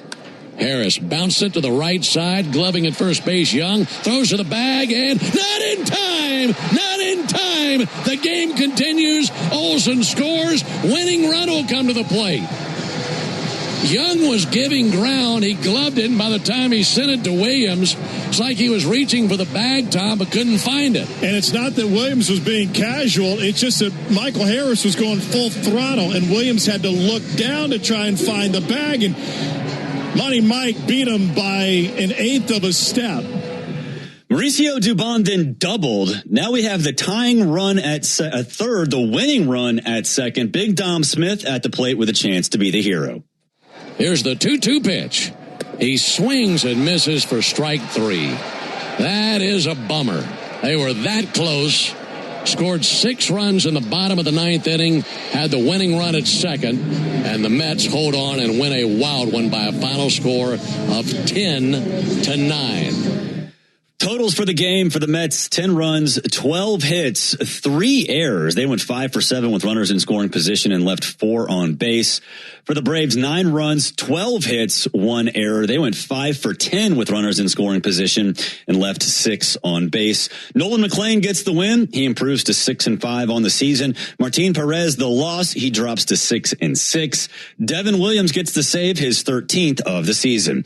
Fans, there's never been a better time to test drive the Hyundai that you've always wanted. Visit your local Hyundai dealer today. Hyundai is a proud partner of the Atlanta Braves. We'll take a break. When we come back, you'll hear from manager Walt Weiss. We'll also have an injury update. This is the Hyundai postgame show on the Atlanta Braves Radio Network. Heat up your 4th of July at the Home Depot with our wide variety of grills under $300 and make every gathering one to remember. Give your outdoor space a glow up. Whatever your budget is, with savings on seasonal plants starting at $5. With the grill fired up and your backyard set to perfection, you'll be able to invite friends and family over to kick off the party. Start celebrating with low prices guaranteed at the Home Depot. Prices may vary by store. Exclusions apply. See HomeDepot.com/price match for details. The Aloft at the Battery Atlanta, a preferred hotel of the Atlanta Braves, is located at the center of all the excitement. Whether you are in town for work or pleasure, we can meet all your travel needs. Come experience a unique blend of food, drinks, and entertainment, all located within the Aloft Hotel. Afterwards, wind down in your spacious, vibrant guest room packed with amenities you can't miss out on. Enjoy the Battery Atlanta experience by making the Aloft your home base, where we are committed to safety and cleanliness. Aloft Hotels, different by design. Hey friends, Jim Chastain from Georgia's ASW Distillery here. Just like the Braves, we had an exciting offseason. Not only was our Fiddler Wheated Bourbon named a top 25 bourbon last year, but our Fiddler Encore Georgia Oak also won Best Small Batch Bourbon of the Year at the World Championship of Spirit Competitions. And look out for roster additions this summer with Fiddler Big Green Egg Bourbon and Fiddler Chin Music Curveball Edition, our collaboration with the Braves. These will be at your local bottle shops across Georgia, Tennessee, South Carolina, and all of Braves country. Go Braves! The Braves have over 20 gate giveaways this season, from bobbleheads to wearables. See them all at Braves.com/promos. At Emory Healthcare, there's a whole team of people devoted to medicine that envisions the future, so you can do the same. When doubt surrounds your picture of tomorrow, hope from others can light the way forward. The power of second chances is here every day, but its beauty shines brightest when you bring it home. Emory Healthcare, the front line of care, the forefront of discovery. Visit emoryhealthcare.org/discover. Strike three. Good calls. They're great in baseball games, and they're even better when you need a law firm. If you've been in an auto accident and need legal representation, do yourself a favor and get the best call there is. I'm Attorney Ken Nugent. My team will fight for you and stick with you from start to finish, working hard to get your money quick. Give our team a call. 404-CALL-KEN. One call, that's all. Proud partner of the Atlanta Braves. Ken F.S. Nugent, PC, Attorneys at Law, 1355 Peachtree Street Northeast, Suite 1000, Atlanta, Georgia, 30309. Mom, how do you know you found the one? You just feel it. It'll be everything you want and more. And it'll be a part of Toyota's lineup. When you know it's the one, get it at the Big One sales event. Lease a new 2026 Toyota Tacoma SR5 for $279 a month for 36 months. Offer valid through August 3rd, 2026. Well-qualified lessees with approved credit through Southeast Toyota Finance. $42.78 due at signing. No security deposit with select equipment. $350 disposition fee. Excludes tax, tag, registration, title, and dealer fees. See dealer for details. Toyota. Let's go places. When the Braves aren't playing on a weeknight, join the Buck Belue Show with me, Kelly Kroll, from 6 to 8 on 680 The Fan, 93.7 FM, and the Fan app. You're locked into the Hyundai Postgame Show on the Atlanta Braves Radio Network. Welcome back inside the Truist Studios here in the Battery, Atlanta. Valiant effort falls short as the Braves drop Game 3 to the Mets 10-9, despite putting up 6 runs in the bottom of the ninth. Tying run left at third, winning run left at second. Safe to say that Walt Weiss has a lot to talk about. You'll hear from him in just a second. But first, at Racetrack, we understand the importance of good food, cold drinks, and a great game. Be sure to download the Racetrack app now to stay up to date on amazing in-store offers and become a valued rewards member. Head to Racetrack for whatever gets you going. Here is Braves manager Walt Weiss. I'll start with Martin. Little struggle there early, settled in, took the comebacker. X-rays are negative, but it's probably an IL. I mean, he's not going to be able to make his next start. That's where it stands with Martin. The bullpen did a good job holding it there. We chased it for as long as we could. We could only chase for 7 innings.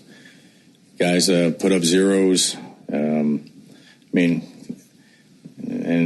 the fellas, gave him a scare in the ninth. Great job competing until the end. But, that's would have been a hell of a win in the end, but just a little short.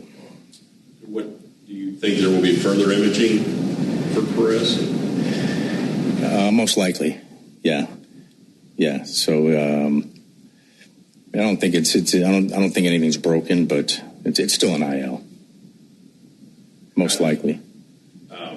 Just staying on this game. I mean, obviously he leaves in the 5th. Yeah. Go through some relievers. What do you have there over the final 2 innings? Is Cookie your only option at that point in time? We have Didi for 1 and Iggy for 1. So, if you don't go Cookie in the 7th and 8th, and you use Fuentes in the 8th, Iggy in the 9th, tie game, you're out of pitching. Cookie through the 7th. So, we replay that game 100 more times. It's played out the same way. As far as the bullpen, there's no other options right there. So, some days you can keep chasing games and you're equipped to do that. Some days you're not. We could chase it for 7 innings. That's what we did, and they did a great job keeping it, I think, to a 2-run game through 7. And at that point, we're out of those high leverage bullets. Yeah. Martin being out, that's going to be a blow. He's been so valuable, but you got some options to fill that rotation spot. Yeah, we do. We got 6 starters right now, so we don't need 6 starters. So we'll be fine as far as numbers in the rotation. And we got the break coming up, so we'll be fine as far as numbers in the rotation. What, especially with Elder coming back, will this help at least adding another bullpen arm, maybe tomorrow? Yeah, for sure. We'll have to do that. We'll have to add an arm or 2 in the bullpen for sure. Yeah. Do you feel the construction of the bullpen is where it needs to be, or do you need to continue to tinker so that maybe your options are better, you know? Well, it's been different. It's been unique because it's been a 7-man pen. And we've been doing that for a little while now. So, like I said earlier, you can't continue to do that. So, and we won't. This probably allows us to get back to that 8-man pen with Martin's spot. So that's why it's been a little different here lately. Just because the 6 starters. Yeah, like I said, you can pop in 6 starters here and there, but you can't.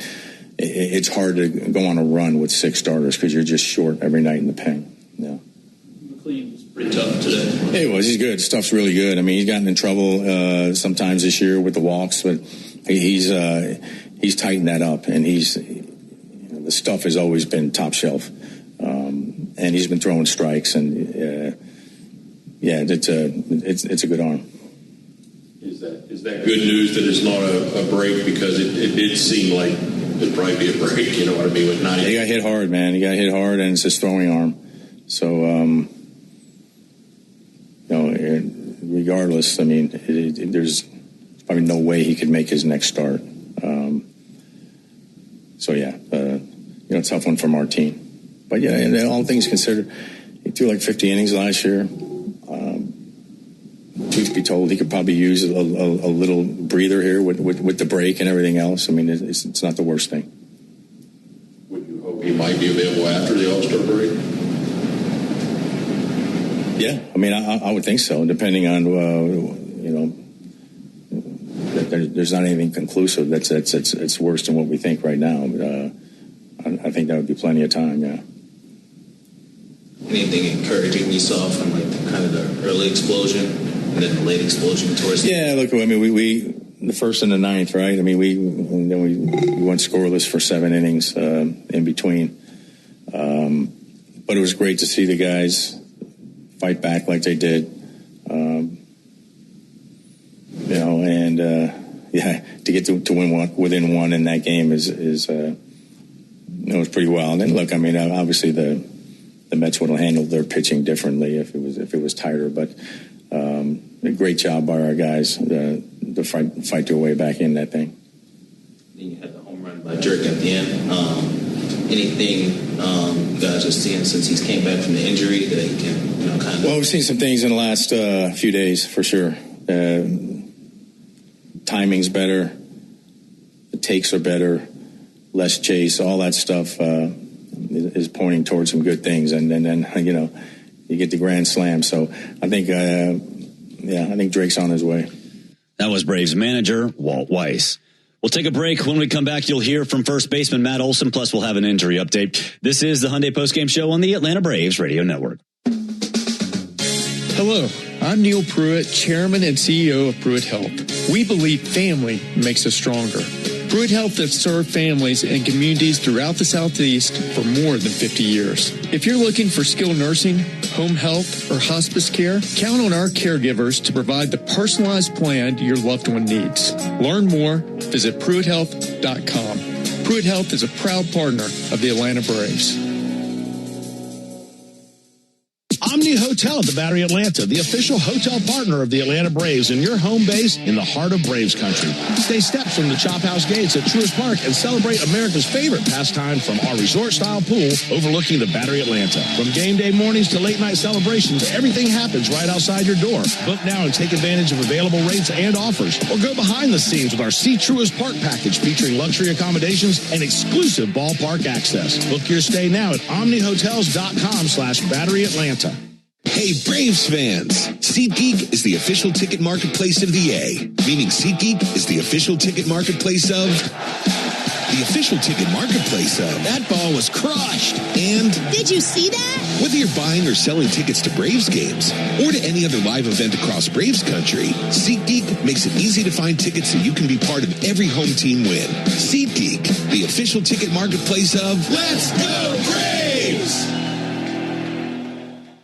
Braves Vision is your new TV home of the Atlanta Braves. Stream live or on the go with a Braves.tv subscription. Start your free trial at Braves.tv. This is Kevin Swanson, business manager of IBEW 613. There's a reason why over 5,500 electricians currently choose IBEW Local 613, and why we build Atlanta's most important projects, including Truist Park. Talk to our electricians, look at our working agreement. The only thing you will lose by not looking are wages, benefits, and time. Nothing to lose by taking a look. Go to IBEW613.org. Ever wonder where the capital A in Chick-fil-A came from? It started with grade A, top quality chicken. But we believed everything, not just the food, should be grade A. The A in Chick-fil-A is for all the little things we do to bring you our best every day. Atlanta area Chick-fil-A restaurants are teaming up with the Atlanta Braves Foundation on the Home Plate Project to help fight food insecurity for families in need. Show your support by visiting braves.com/homeplate to learn more about food distributions in your area. Here's a club you'll want to get into, Club Citgo. It's the super easy app that opens the door to great fuel savings and more. Sign up and instantly save 23 cents per gallon on your first fill-up, plus everyday savings that really add up. You can also enter our sweepstakes with multiple winners and giveaways, like free gas for a year. And Club Citgo makes paying easy with a convenient mobile pay feature.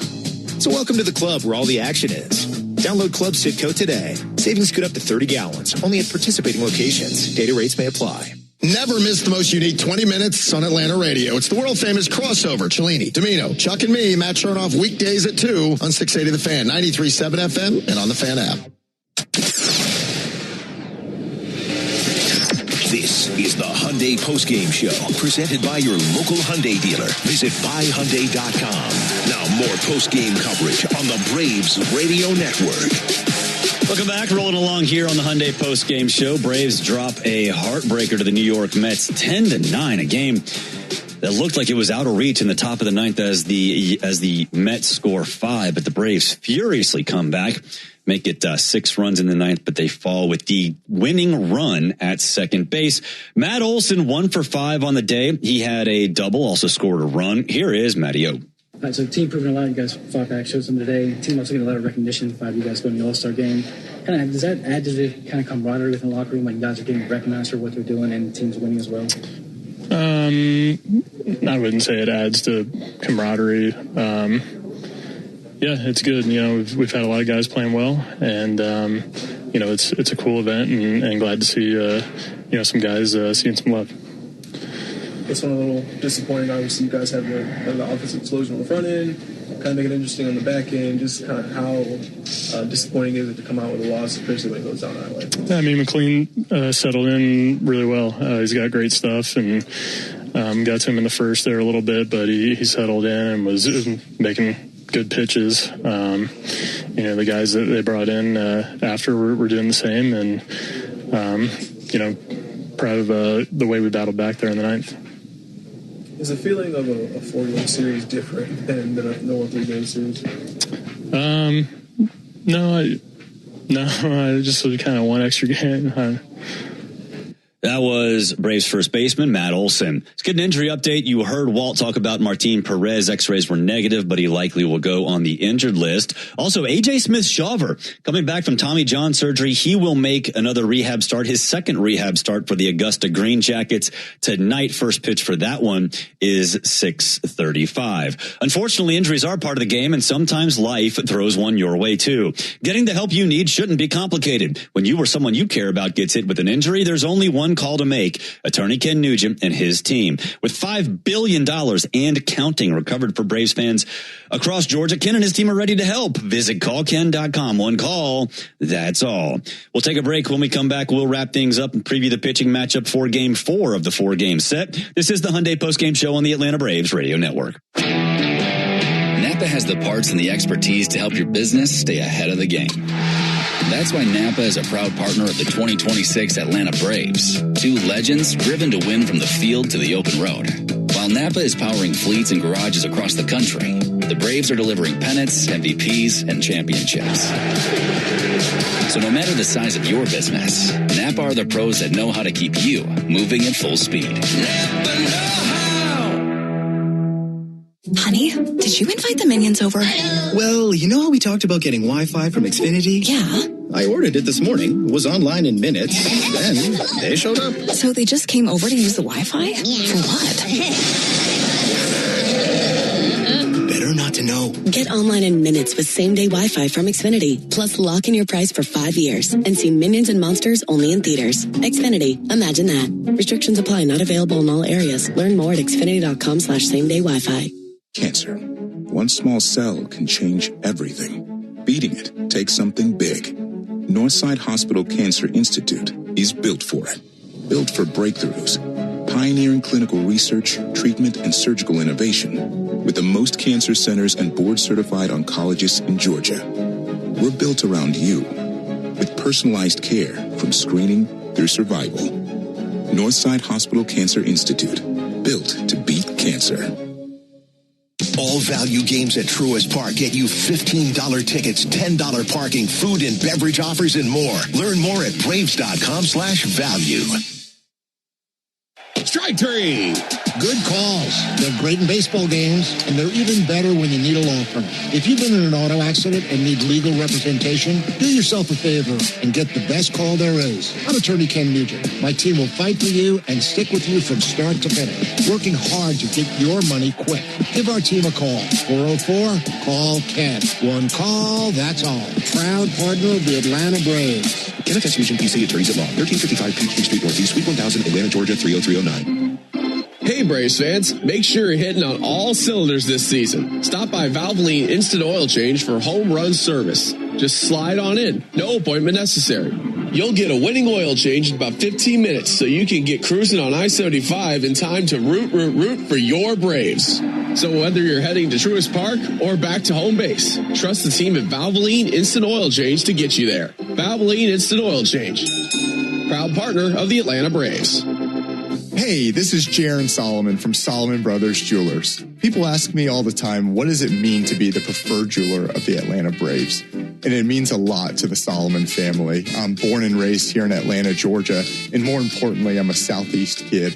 And the Atlanta Braves have meant everything to me growing up. They're a fabric of their community. We believe we're a fabric of this community. And being associated with the Atlanta Braves has truly been an honor, and we really appreciate it. Go Braves. Do you have an empty screen doing nothing at home or at work? Watch our live in-studio camera, chat with other fans, or check out the best archive clips by searching 680 The Fan on YouTube. Now back to the Hyundai postgame show on the Braves Radio Network. Welcome back. Wrapping things up here in the Truist Studios. Braves fall to the Mets 10-9. But don't worry, tomorrow on July 6th, the Braves are keeping the America 250 party going. The Braves will play the Mets at 7:15, and the U.S. soccer game will be on in the Battery at 8 p.m. to make it even more accessible. The Braves have dropped their get-in price for Monday's game to $10. That's right, $10 get-in price to enjoy the party in and around the stadium. Fans can enjoy an American-themed pregame entertainment package in the plaza. Go to Braves.com/tickets for more information on that. In that game, Freddie Peralta will get the start for the Mets. He's 5-7, has a .481 ERA and 92 strikeouts on the season. Ronaldo Lopez gets the start for the Braves. He's 4-1, has a .331 ERA, 22 walks, and 46 strikeouts. For leadoff show coverage coming your way at 6:05 Central, and first pitch between the Braves and the Mets, 7:15 across the street at Truist Park. For all of us here at the Braves Radio Network, that includes Brandon Harper, B-Harp in the clubhouse, Chris Thames and Joe Virgin behind the glass. I'm Barrett Sallee. Again, your final from Truist, Mets 10, Braves 9. The Hyundai postgame show, driven by your local Hyundai dealer, proud sponsor of the Atlanta Braves. This broadcast of Atlanta Braves baseball is an exclusive presentation of the Atlanta Braves, Dickey Broadcasting Company, and Major League Baseball. Any use of the accounts, descriptions, and audio of today's game without the express written consent of the Atlanta Braves Major League Baseball Club and Dickey Broadcasting Company is strictly prohibited. On behalf of everyone at the Braves Radio Network, we thank you for supporting Atlanta Braves baseball right here on the Atlanta Braves Radio Network.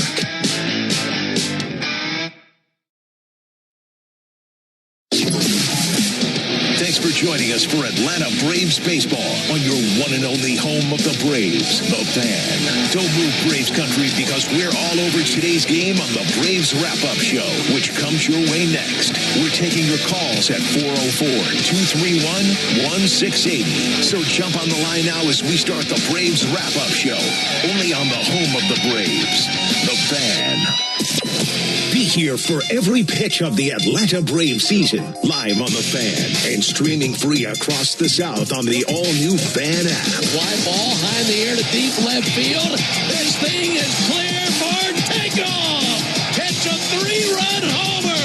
This is the home of the Braves, WCNN North Atlanta, a Dickey Broadcasting Station. Oh, baby, what a lift. 680 The Fan, 93.7 FM, and The Fan app. The Fan is Atlanta's only home for baseball. And when the network signs off for the night, we keep the baseball talk rolling. This is the 680 Wrap-Up Show, driven by Jim Ellis Buick GMC. We are professional grade. Find your next car, truck, or SUV at Jim Ellis Buick GMC Atlanta.com. Talk Atlanta baseball right now at 404-231-1680. The 680 Wrap-Up Show, driven by Jim Ellis Buick GMC on Atlanta's only home for baseball, The Fan, and the 680 The Fan app. And welcome into the 680 The Fan studios here in the Battery, Atlanta. We're steps away from the right field gate at Truist Park. Fans leaving a little unhappy after a wild game that included a 1 hour and 45-minute rain delay to start, a big deficit early on for the Braves, and then a wild ninth inning in which the Mets scored 5, the Braves scored 6, and left the winning run at second base. 404-231-1680 if you want to get in touch with us. 404-231-1680. Cookie Carrasco, he was rough. He gave up those 5 of the 6 runs in the ninth. And we talked to Walt after the game. Only Didier Fuentes and Raisel Iglesias were available behind Cookie Carrasco. So if you're wondering why no moves were made, that is why. We'll make that our Georgia Banking Company bullpen spotlight. Georgia Banking Company, your hometown bank of choice. 404-231-1680. Let's go to Joel in Atlanta. What's up, Joel? How are you? I have some questions for you. All right, what are they? So after Matt Olson's contract with the Braves, like when it's over, is it likely that he'll stay any longer? We don't know that yet. I mean, that's up to Matt right now. I think the way he's going, he's going to demand a lot on the free agent market. But I know for a fact Matt likes Atlanta. I hope he stays here. But that's a little bit long, a little bit more of a future question than one right now because he's still got a few years left. Okay. Wait, what about Chris Sale? Chris Sale is signed through, I think he's got an option in 28 is the final year.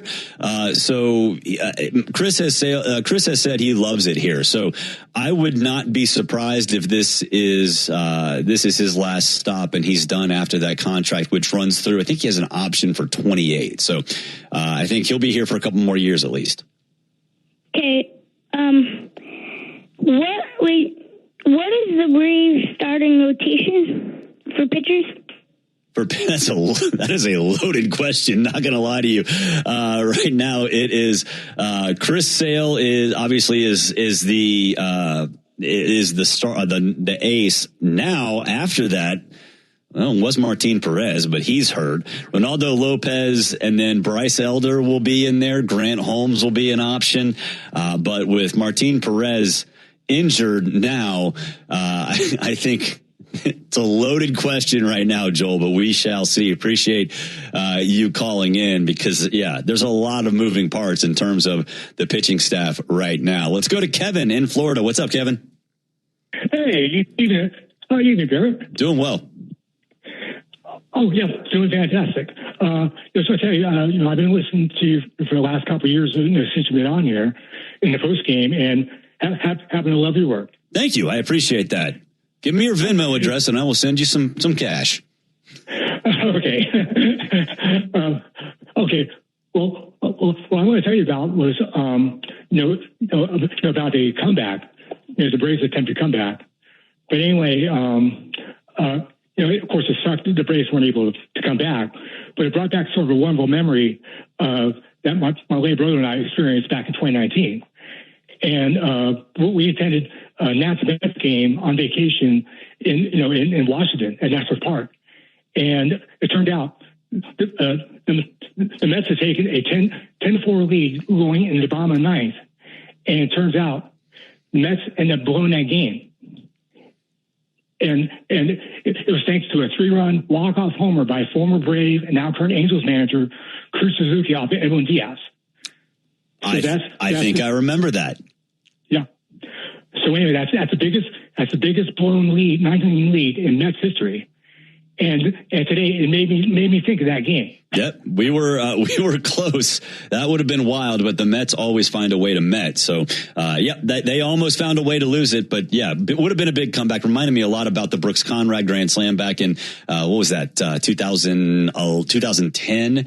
And then, we had the Marlins game. I think that was in 2019 or 20, the COVID year, where we had like a 7-run comeback or a 6-run comeback. Let's get to our Wellstar stat of the day. Ozzie Albies has a 23-game hitting streak against the Mets. That ties Larry Walker for the third longest hitting streak against the Mets in baseball history. The only other ones who have more than that, Derek Jeter and Tony Gwynn, they hit in 25 straight games against the Mets. From managing chronic conditions to staying on top of screenings, the experts at Wellstar will partner with you to help you feel your best. Together, we'll create a personalized game plan to help keep you healthy. Visit wellstar.org today. Wellstar, more than healthcare, people care. We'll take a break. When we come back, you'll hear from catcher Drake Baldwin. This is the 680 wrap-up show on the Fan, 680 93.7 FM, live on YouTube and available worldwide on the 680 The Fan app. The 680 wrap-up show. Introducing Global Hits, a new station inspired by the world's biggest stage. Brought to you commercial-free by Bose. Hear the songs everyone's playing everywhere you go. Your music deserves Bose. Just search Global Hits to start listening now. Mobile has a history of rewarding loyalty.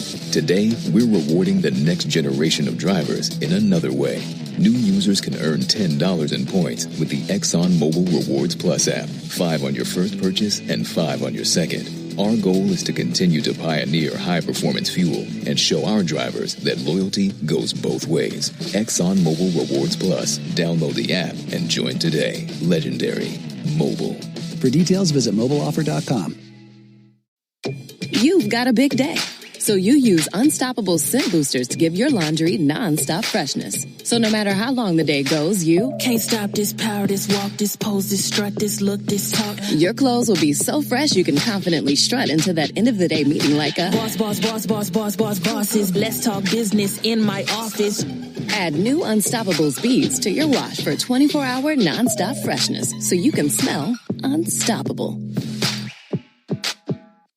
Ashley's Summer Night Sale is here. This Friday through Sunday only, get 25% off one item, plus 20% off the rest of your purchase.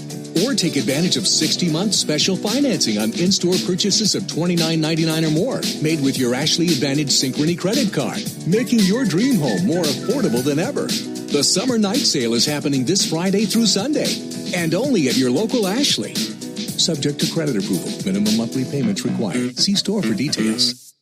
Think about it. Are your favorite foods really your favorite foods? What's buffalo chicken without any buffalo? Or a barbecue burger without any barbecue? It's time we think sauce first. Sweet Baby Ray's. The sauce is the boss. Sound familiar? At Mattress Firm, we understand there are many problems that can keep you up at night, like snoring, aches and pains, or sleeping hot. Our sleep experts have the unrivaled know-how to match you with a mattress that can help. And right now, save $500 on Tempur-Breeze mattresses, plus get a $300 instant gift. For the great sleep you deserve, visit Mattress Firm. We make sleep easy. Restrictions apply. See store or website for details. Pro Lowe's. Save more on what you need to get the job done right. Right now at Lowe's. Get 15% off select custom entry and interior doors. Plus, save $80 on the DeWalt 20-volt Max 2-tool combo kit. Now just $169. And at the Lowe's Pro Desk, bring us your materials list and get a quote in minutes. Handwritten, a photo, or even a sticky note is all you need. Keep your jobs moving faster and on budget at Lowe's. Valid through 7/8 while supplies last. Selection varies by location. Dreaming of new floors but not sure where to start? Skip the big box stores for a better way to shop with Empire Today's Home Floor Advantage. A flooring expert brings the showroom to you. View hundreds of flooring styles in your own home and get an all-inclusive price quote right on the spot.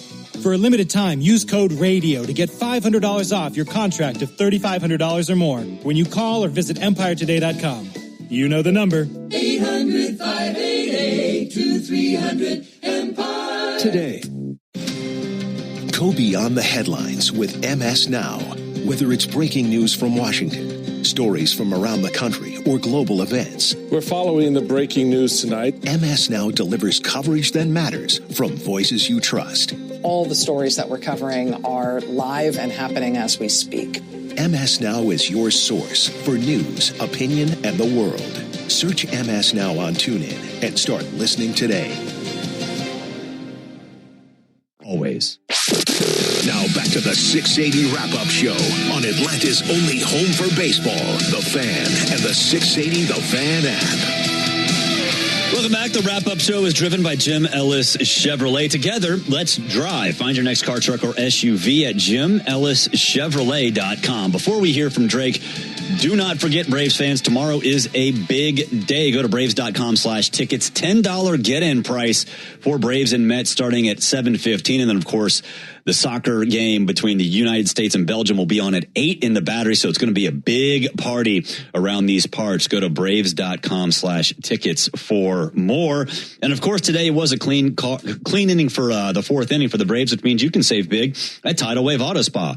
Celebrate big with Tidal Wave's clean inning car wash celebration today, and half off unlimited wash membership will come your way. Find your next location at TidalWaveAutoSpa.com/Braves. Drake Baldwin provide plenty of drama today. His first Grand Slam of his career came in the bottom of the ninth. That cut it to 10-8 as the Braves feverishly tried to make a comeback against the Mets. Here is the Braves catcher. What was your reaction right now for you?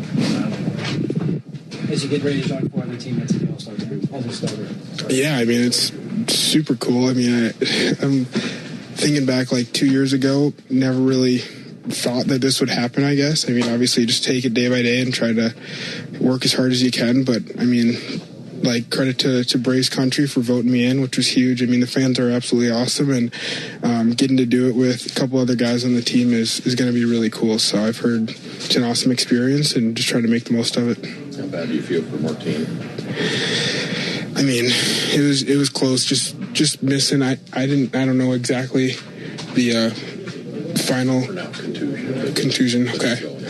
Yeah. I mean, he's had such a good year. He's been a huge part of our rotation there, and I mean, just unlucky to get hit where he did, and it squared him up pretty good. So, I mean, I know he's tough. He's gonna work his way back, but it's tough to lose a guy like that, especially if he's going on the IL.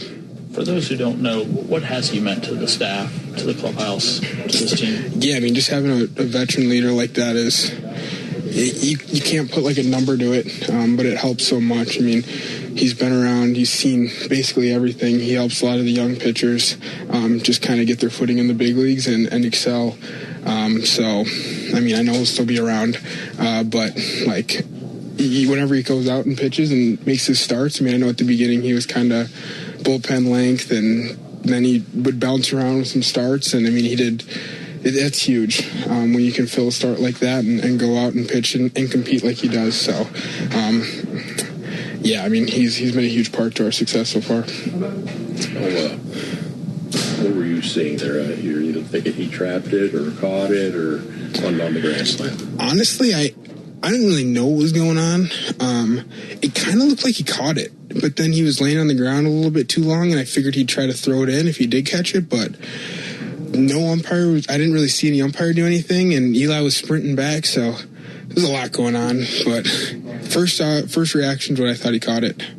how cool was it just to make that first trip around the bases with the Grand Slam? Honestly, I had no idea till about 5 minutes ago when our strength coach said it, but it's pretty cool to hit a Grand Slam. Yeah. Can you kind of take us through that ninth inning, trying to complete the comeback? And obviously, you guys fall a little bit short, but just how cool was it to kind of get back in the game that way? Yeah, I mean, I think we've done it a couple times this year, maybe not to that extent, but like that whole inning, it felt like whoever was up, it felt like they were going to do something special. I think that's kind of what our team's been doing this year, and I mean, I think everyone in this room had the utmost confidence in Dom that last AB, and I mean, he got some tough pitches and it didn't work out, but like having the confidence in everyone in the lineup to go out there and produce, and I mean, there was a lot of really good at-bats that last inning, and I think that definitely can carry some momentum going forward. That was Braves catcher Drake Baldwin. A little bit of an injury update. You heard Walt talk about Martin Perez, likely on the injured list after getting hit in the forearm by Juan Soto. A.J. Smith-Shawver making his second rehab appearance for the Augusta Green Jackets tonight. That game first pitch at 6:35 in Augusta. So looking at about 20 more minutes before A.J. Smith-Shawver takes the mound. The injury update is brought to you by attorney Ken Nugent. Injuries on the field can really complicate a season, and injuries on the road can absolutely complicate life. Whether on the field or on the road, experience matters when faced with an injury. Getting the help you need shouldn't be complicated. If you or someone you care about is faced with an injury, there's only one call to make. Attorney Ken Nugent and his team. With $5 billion and counting recovered for Braves fans across Georgia, Ken and his team are ready to help. Visit callken.com. One call, that's all. Let's get to our second chance of the day. Jim Jarvis, his second start since being recalled, and in the second inning, he made a great play at shortstop to limit the damage. The Mets still scored 4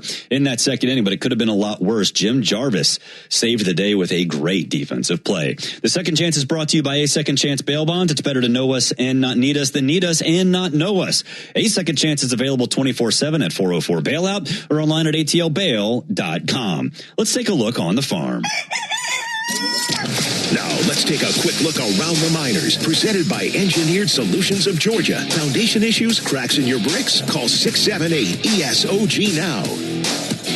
Only one final in on the farm. The Rome Emperors, they swept Jersey Shore, a 2-0 win today. How about Cam Caminiti? 6 innings, 3 hits, no earned runs in the win. Columbus currently up over Knoxville 3-2. That game is in the bottom of the 5th. Gwinnett and Durham up in Durham. That is a delay. It is supposed to start here in about 20 minutes, barring any further changes. And then, like I said earlier, Salem and Augusta. A.J. Smith-Shawver getting the start for the Green Jackets. That game starts at 6:35.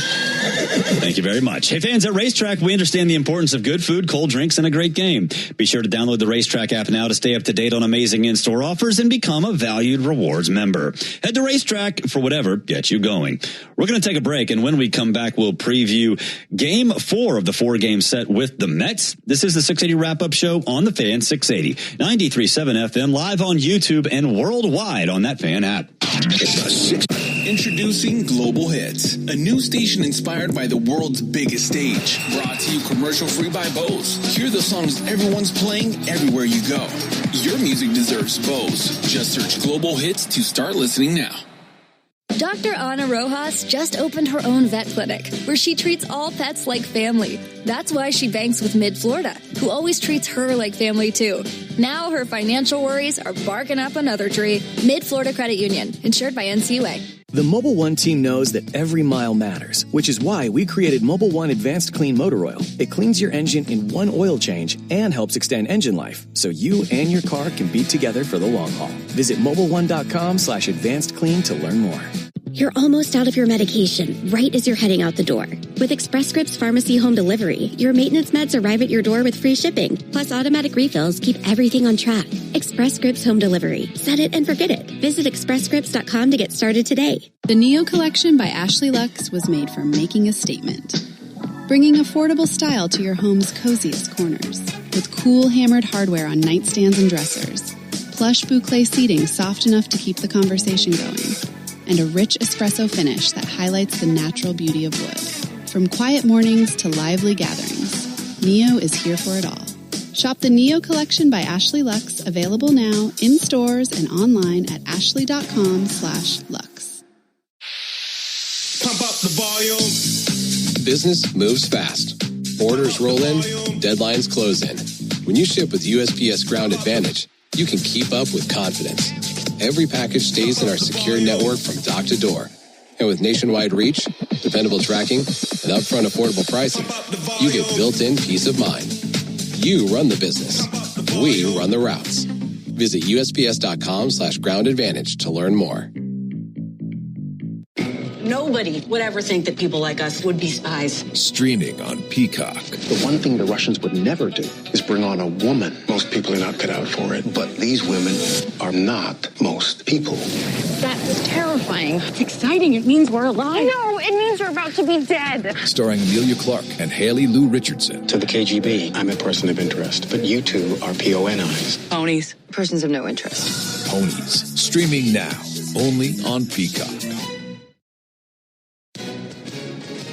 Hi, everyone. Super Bowl champ Vernon Davis here from Legal Help Center. If you've been injured in an accident and think you deserve compensation, listen up, because we have legal professionals standing by right now to answer your questions for free. You can find out if you have a case and how much it's potentially worth. Thanks, Vernon. You heard it, folks. If you've been injured, call and find out how much you qualify for. Call 800-702-1400. Advertisement sponsored by Legal Help Center. May not be available in all states. Not available in California.